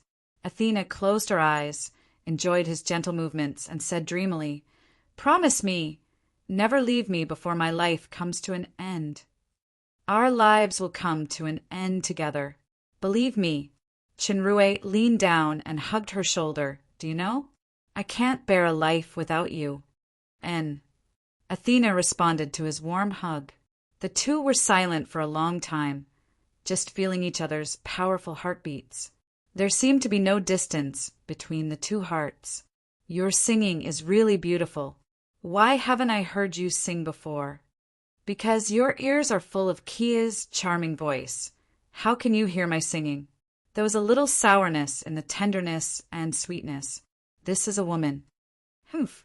Didn't someone say that he liked listening to you sing last time? He even generously gave a pair of legendary grade magic bracers. That's a good thing. Chinrue was naturally talking about Bridget. The bracer given to Athena turned out to be legendary grade. It could increase strength by 50%, add fire damage, and reduce stamina consumption by 50%. The attributes were quite outstanding. It belonged to the legendary grade. Athena suddenly smiled with a bit of joy and pride. Are you jealous? Did I see it wrong? You also have times when you are jealous? Who said that men are not jealous? Even in the history of the demon realm, there are dozens of cases of wars caused by jealousy. Chinrue said impatiently, "That's right. That guy is stronger than me, and he is generous." Chinrue was just joking, seeing that Athena actually nodded with a smile. He was really a little jealous in his heart. He finally understood the feelings of the women at home. There are many men in the demon realm who are more powerful than you, right? Athena said with a smile, "It's just that us great demon women are all stubborn. Our eyes are good, and our hearts are also good. There is only you a bastard." Chinrue chuckled. Athena blinked her beautiful red eyes. "I suddenly want to go to sleep in the tent. Aren't you going to carry me?" Chinrue's eyes lit up suddenly. Sir Legion leader means... Isn't there a favorite song that only a certain bastard can hear? The Legion leader's face suddenly turned red. How can you even say such words? It's all Kia's fault, that little pervert. She made me start to be shameless. This sentence was undoubtedly more effective than some ancient runes. The bastard was suddenly refreshed. He picked up the Legion leader and hurriedly walked toward the soundproof magic tent. In the quiet night sky, the two purple moons gently hid into the clouds. Chapter 4:24. As imagined, the situation in the Blue Lava Estate was developing quite smoothly. With Sumin's prestige and military power, the 12-year-old Tago, the son of Chandler who was promoted to power, was quickly recognized by the entire Blue Lava Estate. Sumin was appointed as the Legion commander of the new Azure Legion. Due to the disappearance of the former Sheriff Ferret, Aglas, who was under Sumin's command, was temporarily appointed as the financial officer by Sumin. Since then, the power of the Blue Lava Estate had been completely controlled by Sumin. Of course, all of this was carried out smoothly with the help of the Dark Moon's Red Flame Legion. With the help of Chun Rue, Sumin reformed a series of original decrees of the Blue Lava Estate, including abolishing some exorbitant taxes, sending soldiers to eliminate bandits, vigorously encouraging production, etc., which was unanimously supported by the people. After learning that the Blue Lava Estate Lord Chandler died of illness, Princess Royal Jia of the Dark Moon specially sent official representatives to express condolences. She also provided a lot of valuable materials and food, which effectively alleviated the famine of the Blue Lava Estate. Jia then sent a group of relevant talents to help the Blue Lava Estate improve the land and reorganize the economy. This kind of act of repaying evil with good made the Blue Lava Estate officials and people very grateful. Compared with the Regent Obsidian, who cheated the hard-earned money of various estates, this Princess Royal Highness was the real royal family. Sumin and Tago issued a public statement apologizing for some of the actions of the former Lord Titan, claiming that the Blue Lava Estate would never forget the help of the Dark Moon. After the soldiers sent by the Dark Moon to replace them, more than 9,000 elites of the Flame Legion returned to the Dark Moon under the leadership of the Legion commander, Athena. Qin Rue did not follow Athena and Paglio back to the Dark Moon, but he went directly to Mountain Shillong. The mining office of Mountain Shillong had been completely renovated, and the residential area had been doubled. With the help of the earth elementals, many new mineral veins outside the main pit were explored. The mining work was in full swing. The Westrout Army, which was renamed the Moon Shadow Legion, was stationed in the newly built Shillong Fortress. Nowadays, there was an endless stream of caravans coming from the west. The entire west route had been renovated and various checkpoints were set up, mainly to clear the roadblocks and protect the caravans. Although the Moon Shadow Legion's commander, Tim, was not very strong in personal strength, he had extraordinary wisdom and was proficient in the art of war. In the War of Lords, he had ambushed Town Daiko and severely damaged the Red Spirit Estate's vanguard. Tim's wife, Lisa, was the queen of the Medusa tribe. She was a great demon king powerhouse who had just leveled up. She also had the powerful Medusa guards by her side. Their overall strength was not inferior to the other two legions. Moreover, in a friendly match within the Legion's battle ball, the Moon Shadow Legion's team unexpectedly defeated the other two legions. The Red Blood Legion and the Flame Legion also felt that the team with excellent quality and seamless cooperation was very familiar to the Red Blood Legion and the Flame Legion as if they had encountered it somewhere before. Some people had already guessed that the Moon Shadow Legion's team was the Red Cloak team, under Joseph, that almost beat the Red Blood Flame Legion. They deliberately let them win at that time, but they truly revealed their strength now. Under this old grudge, the competitive atmosphere between the three legions was even more intense. The strength of the legion was growing methodically in a positive environment. Qin Rue didn't come to Mountain Shillong to inspect Tim's work, but to go to the Earth realm of the Earth elementals in the main pit underground world. In the Earth realm, Qin Rue was warmly welcomed by the Earth elementals. Although most of the Earth elementals were not good at speaking, and they had not learned the common language of the demon realm so far, Qin Rue could feel the sincere enthusiasm from the analytical eyes. In the Earth realm, Earth Elemental King Moore's eyes showed a solemn light after listening to Qin Rui's experience in Town Lupin. My friend, I have to say that you are really lucky to be able to escape from the Dark Elemental King this time. Water Elemental King Lambost asked me to tell you that he is waiting for you at the Dead Sea to give you an important thing. Moore nodded slightly. It should be something left by the previous Earth Elemental King when he died. My inherited memory tells me that this thing is very important, but I need to reach the peak stage of the demon overlord to be eligible to receive it.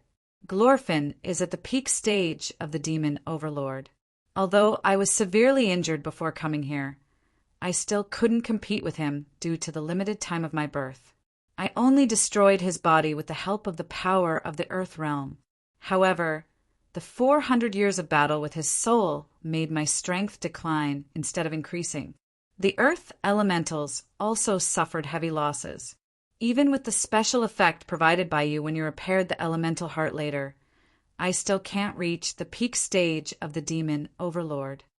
Qin had heard the Water Elemental King mention this, and he asked curiously, "Is it the Elemental War? Are you called the Third Kings of Darkness?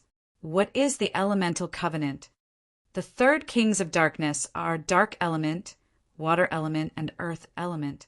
As for the Three Kings of Light, they are naturally Light Element, Fire Element, and Wind Element. They are each other's mortal enemies.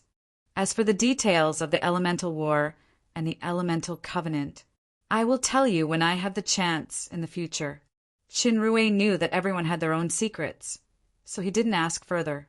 The Earth Elemental King said again, "The Dark Elementals are violent and fierce, and my strength is far inferior to Hegel now.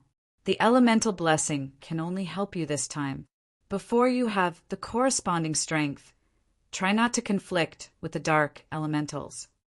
Qin nodded and asked, "How long are you from the peak stage of the demon overlord with your current strength? Are auxiliary things like black potions and devil fruits useful for the elementals?" Although the king is born with the strength of the early stage of the demon overlord, and he has the memory inheritance of the former king, the power of the elements is accumulated. It needs to be absorbed and transformed for a long time. Although the black potions and devil fruits have a miraculous effect on ordinary demons and even have an extraordinary effect on taurins and medusas, they have no effect on the elementals at all. From Moore's tone, the Water Elemental King would not give that important thing to Moore if he could not reach the peak stage of the demon overlord. Qin frowned and asked, "The Dark Elemental King can use the darkness source and the sacrifice of living beings to restore his power. Is there an alternative method of rapid recovery or improvement in your inherited memory?" There is a rare fertile yuan soil that can greatly increase the power of the earth element in the earth realm. If there is such a treasure, not only can I recover the power lost for 400 years and directly reach the peak stage of the demon overlord, but the strength of the entire earth elementals will also undergo a qualitative change. The birth speed of the earth elementals will accelerate, and the number of elite earth elementals will also increase rapidly. Fertile yuan soil? Where can I find such a treasure? Qin eyes suddenly lit up. This fertile yuan soil is also one of the materials for making the artifact Secret Shadow. I have no whereabouts before, but I didn't expect the Earth Elemental King also needs it. In my inherited memory, there is a mountain sacred in the far north where there is fertile yuan soil. Qin heart moved. Mountain sacred? So, why don't you go to that place to find what you need? My memory tells me that the mountain seems to contain some kind of untouchable, taboo power. More importantly, due to the heavy loss of the Earth elementals previously, the Earth Palace urgently needs my power to generate new Earth elementals. So I can't leave. Qin remembered the name Mountain Sacred. Putting aside the artifact Secret Shadow, fertile yuan soil is very crucial to the Earth Elemental King and even the entire Earth Elemental group. It seems that I have to try to get this thing. The far north should be in the territory of the Bloody Empire. At this time, it had been nearly 2 months since the Shadow Empire's Bloody Vine Flower Estate Lord, General Crawford, visited the Dark Moon. During this time, the Dark Moon and the Bloody Vine Flower Estate had carried out close cooperation. The effect was very obvious. The response from both sides was very good. Jia was invited by General Crawford and decided to visit the Bloody Vine Flower Estate at the beginning of next month. Qinruwei was likely to accompany her at that time. The northern part of the Bloody Vine Flower Estate is the Bloody Empire. During the visit, I might as well explore it if I have the chance. But for now, I should first use the Dark Demon's Intelligence Network to find out the relevant news. After making up his mind, Qinruwei said goodbye to Moore and came to the Taran tribe to discuss a long-planned action with Chief Taran DeLong, which was the relocation of the Taran tribe. Now that the bloodline curse of the Taran tribe had been lifted, there was no need to rely on the Fountain of Vitality to stay underground. Moreover, there was a Taran priest-like heart. As long as the Taran temple was built, the baptism of the Taran children could be completed as usual. The new home that Qinruwei prepared for the Taran tribe was in the newly built military base in the Blue Lake mountain range, which was the original location of the treasure. The terrain, there was mainly mountainous jungle and the area was wide. It was very suitable for Taurans to live. As soon as they heard that they could leave this dark, damp, moonless underground, almost all the Taurans cheered and began to prepare for the relocation in full swing. For the Dark Moon, the relocation of the Taurans was also quite positive. This group of excellent craftsmen with the highest smelting skills in the demon realm would be closer to the Dark Moon City. It would be more convenient for them to smelt metals and forge equipment. Many new weapons could also be tested one by one and quickly put into use in the army. Not only that, Chief Taran DeLong's strength had reached the Demon Emperor level. The rest of the Taurans who survived the 400 years of underground war were battle-hardened and powerful. They could also provide considerable combat power when necessary. With Qinruwei's storage warehouse, the most difficult material transfer of the relocation work was easily solved. However, the mineral deposits that the Taurans insisted on taking away filled the storage warehouse. Under DeLong's organization, the Taurans went into battle lightly and followed Qinruwei to leave the underground where they had lived for hundreds of years. As for the Medusa tribe, due to Tim, Qinruwei left them in Mountain Shillong. With the protection of the magic circle set by Qinruwei, plus the earth elementals, the strongest reinforcements in the underground of Mountain Shillong, there should be no problem on Tim's side. During the relocation of the Taurans, Qinruwei did not forget another important thing, which was the Fountain of Vitality and the mysterious silver box soaked in the Fountain of Vitality. He believed that a certain Ms. Dragon Lady who was pretending to be naive would definitely smile when she saw this gift. Chapter 4:25. In the Rainbow Valley, the fairy Miss Long was in a daze in the lab. That's right, she was in a daze. To be precise, this was a habitual action. For Miss Rala, who had been immersed in experiments all day long for thousands of years, being in a daze was equal to thinking, rest, and relaxation. This might be the origin of the pseudo-natural daze attribute. However, the daze now was neither thinking nor resting. She was really in a daze. After the guy left, in the past 2 months, the fairy Miss Long was often in a daze like this. Sometimes she couldn't even concentrate on the experiment. Today, she didn't go to watch the battle ball game with Athena and Kia. Instead, she returned to the Rainbow Valley through the garden space channel and was in a daze. Without that guy, many experiments are more difficult. I really want to eat the fish fillet soup he made. I really want to listen to those very unscientific, boring stories again. I really want to have that warm embrace. Humph. Asshole man, he hasn't seen me for almost 2 months. But he didn't come back with Athena. He even went to Mountain Shillong to meet some friend. You made me greet him happily, but I was happy for nothing.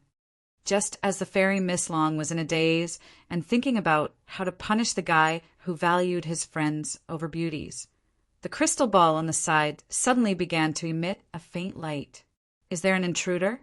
Seeing the little red dot advancing at an unimaginable speed in the magic circle and inscription, the fairy Miss Long's eyes suddenly lit up. Her heart began to beat violently, and her entire mental appearance changed completely. Asshole, are you finally willing to come back? At least you have some conscience. You came to me first. You made me worry so much. I must punish you. The little red suddenly slowed down as if it encountered some obstruction. It finally stopped. Miss Ralla showed a smug smile. That is the result of the recent rune experiment. 13 yuan inverted space. Even with this guy's knowledge of ancient runes, he may not be able to crack it in a short time. He might even suffer a big loss.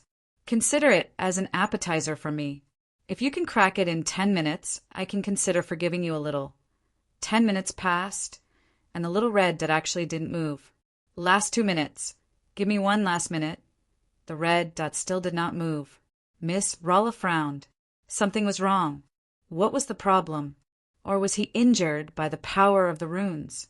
I heard that he encountered a great danger this time. He encountered 3 demon overlords and the dark elemental army, and he was lucky to escape. Could it be that he was injured at that time, and his old injury is relapsing now? The more Miss Long thought about it, the more complicated it became. She could no longer care about the last time and instantly disappeared from the laboratory. In the area where the 13 yuans were inverted, he saw a familiar figure lying on the ground with his eyes closed, as if he had fainted. Miss Ralla cautiously took a few steps forward, but the guy still didn't react, nor did he suddenly hug her. It didn't seem like he was pretending to faint. Could it be that his injuries were really acting up? Ralla's heart suddenly tightened, and she quickly came to his side. Just as Ralla squatted down, the guy suddenly opened his eyes and revealed a sly smile. As expected, he was still pretending to faint. Damn it. While Miss Ralla was angry, she was already hugged by the pair of powerful arms. Then her lips were sealed. Bastard, let go of me. Last 10 seconds. Otherwise, I will turn you into barbecue. A minute passed. Give you the last 5 seconds. 5 minutes passed. The passionate kiss continued, and a certain young lady's mind was already blank. How could she still think about the rice paste and barbecue? Occasionally, when she was a little clear-headed, her thoughts became, if you dare to let go of me, I'll turn you into charcoal. Not knowing how long had passed, the 4 lips slowly separated. Miss Ralla had long forgotten the punishment in her heart. She just snuggled tightly in his arms, as if she was in the warmest place in the world. There was no demon overlord powerhouse, no dragons, just a couple of happy snuggling together. Ralla. I miss you very much. And, I've always been afraid of you. I still am. I used to be afraid that you would really turn me into coal or something. Now, I'm afraid that you will leave me. Although this sentence contained the usual sweet words used by men, it was more of the real feeling in his heart. Since that time, the terrifying experimental ground of the Rainbow Valley had become a veritable, gentle place. The demon realm's peak powerhouse that even Paglio was afraid of was just his gentle little woman. This was a gentleness that belonged only to him. Oh, Ms. Fairy Dragon answered in a seemingly nerdy manner, but her slightly curved eyes couldn't hide the happiness and joy she was brimming with. By the way, I brought you a gift. Chinrue raised his body as if he wanted to sit up, but he was reluctant to move the fairy Miss Long who was lying on him. The fairy Miss Long felt the hardness against her lower body, and her heartbeat accelerated. She gently pinched the thing, bit her lip, and snorted. Bastard who thinks with his lower body this is also a gift? This action undoubtedly stimulated something even more. Chinrue almost turned into a wolf immediately, but he finally resisted the impulse. He leaned close to Ralla's ear and said 3 words. Silver box? Ralla was taken aback and sat up. She only had Chinrue in her eyes just now, and she didn't notice anything else at all. Only now did she realize that there was a misty pool not far from where they hugged. To be precise, it was a spring. The mist exuded a faint breath, giving people a sense of vitality. This is the fountain of vitality. Zola walked forward and saw the silver box soaking in the spring water at a glance. Her spectacles suddenly emitted a burning light. Chinrue came behind Rala, touched her elastic buttocks and grinned. "Beautiful lady, I'm willing to serve you. I'll bring it up for you now." "Don't." Zola did not pay attention to his joke. She grabbed him and said, seriously, "This box will be temporarily stored in the fountain of life. I can only start the experiment after I have gathered all the necessary materials and made all the necessary preparations. Before that, you must not act rashly." Chinrue asked curiously, "Back then you and Paglio did not hesitate to fight with the blue dragon and crystal dragon for the silver box. Later, Paglio attacked you and took it away. Then you were searched by the demigod powerhouse and you were sealed in the end. What is the mystery of this thing that makes you, the peak of the demon overlord and even the legendary demigod powerhouse, fight so much? I have opened it twice. There seems to be a smaller box inside that exudes a terrifying destructive breath. It can suck vitality, and it seems to have a great suppression effect on the royal family." Chinrue opened the silver box in the treasure of the Silent Night wetland. The first time was because he fell into Garadam's trick. Fortunately, he was not a royal family, so he escaped. The second time was to suppress Brock and let Delia and Lomon escape. After retrieving the silver box, due to Paglio's warning, he did not touch this mysterious box again. It had been stored in the Fountain of Vitality in Mountain Shillong. "You opened it. You even saw a small box?" Rala was taken aback. "You didn't open the small box inside, right?" "No." Chinrue shook his head. "When I opened it for the first time, I felt a terrifying, destructive breath.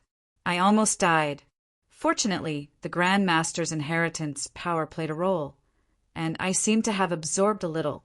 When I opened it for the second time, I no longer felt the destructive power, but the suppression on the royal family still existed. The so-called absorption was the function of the super system.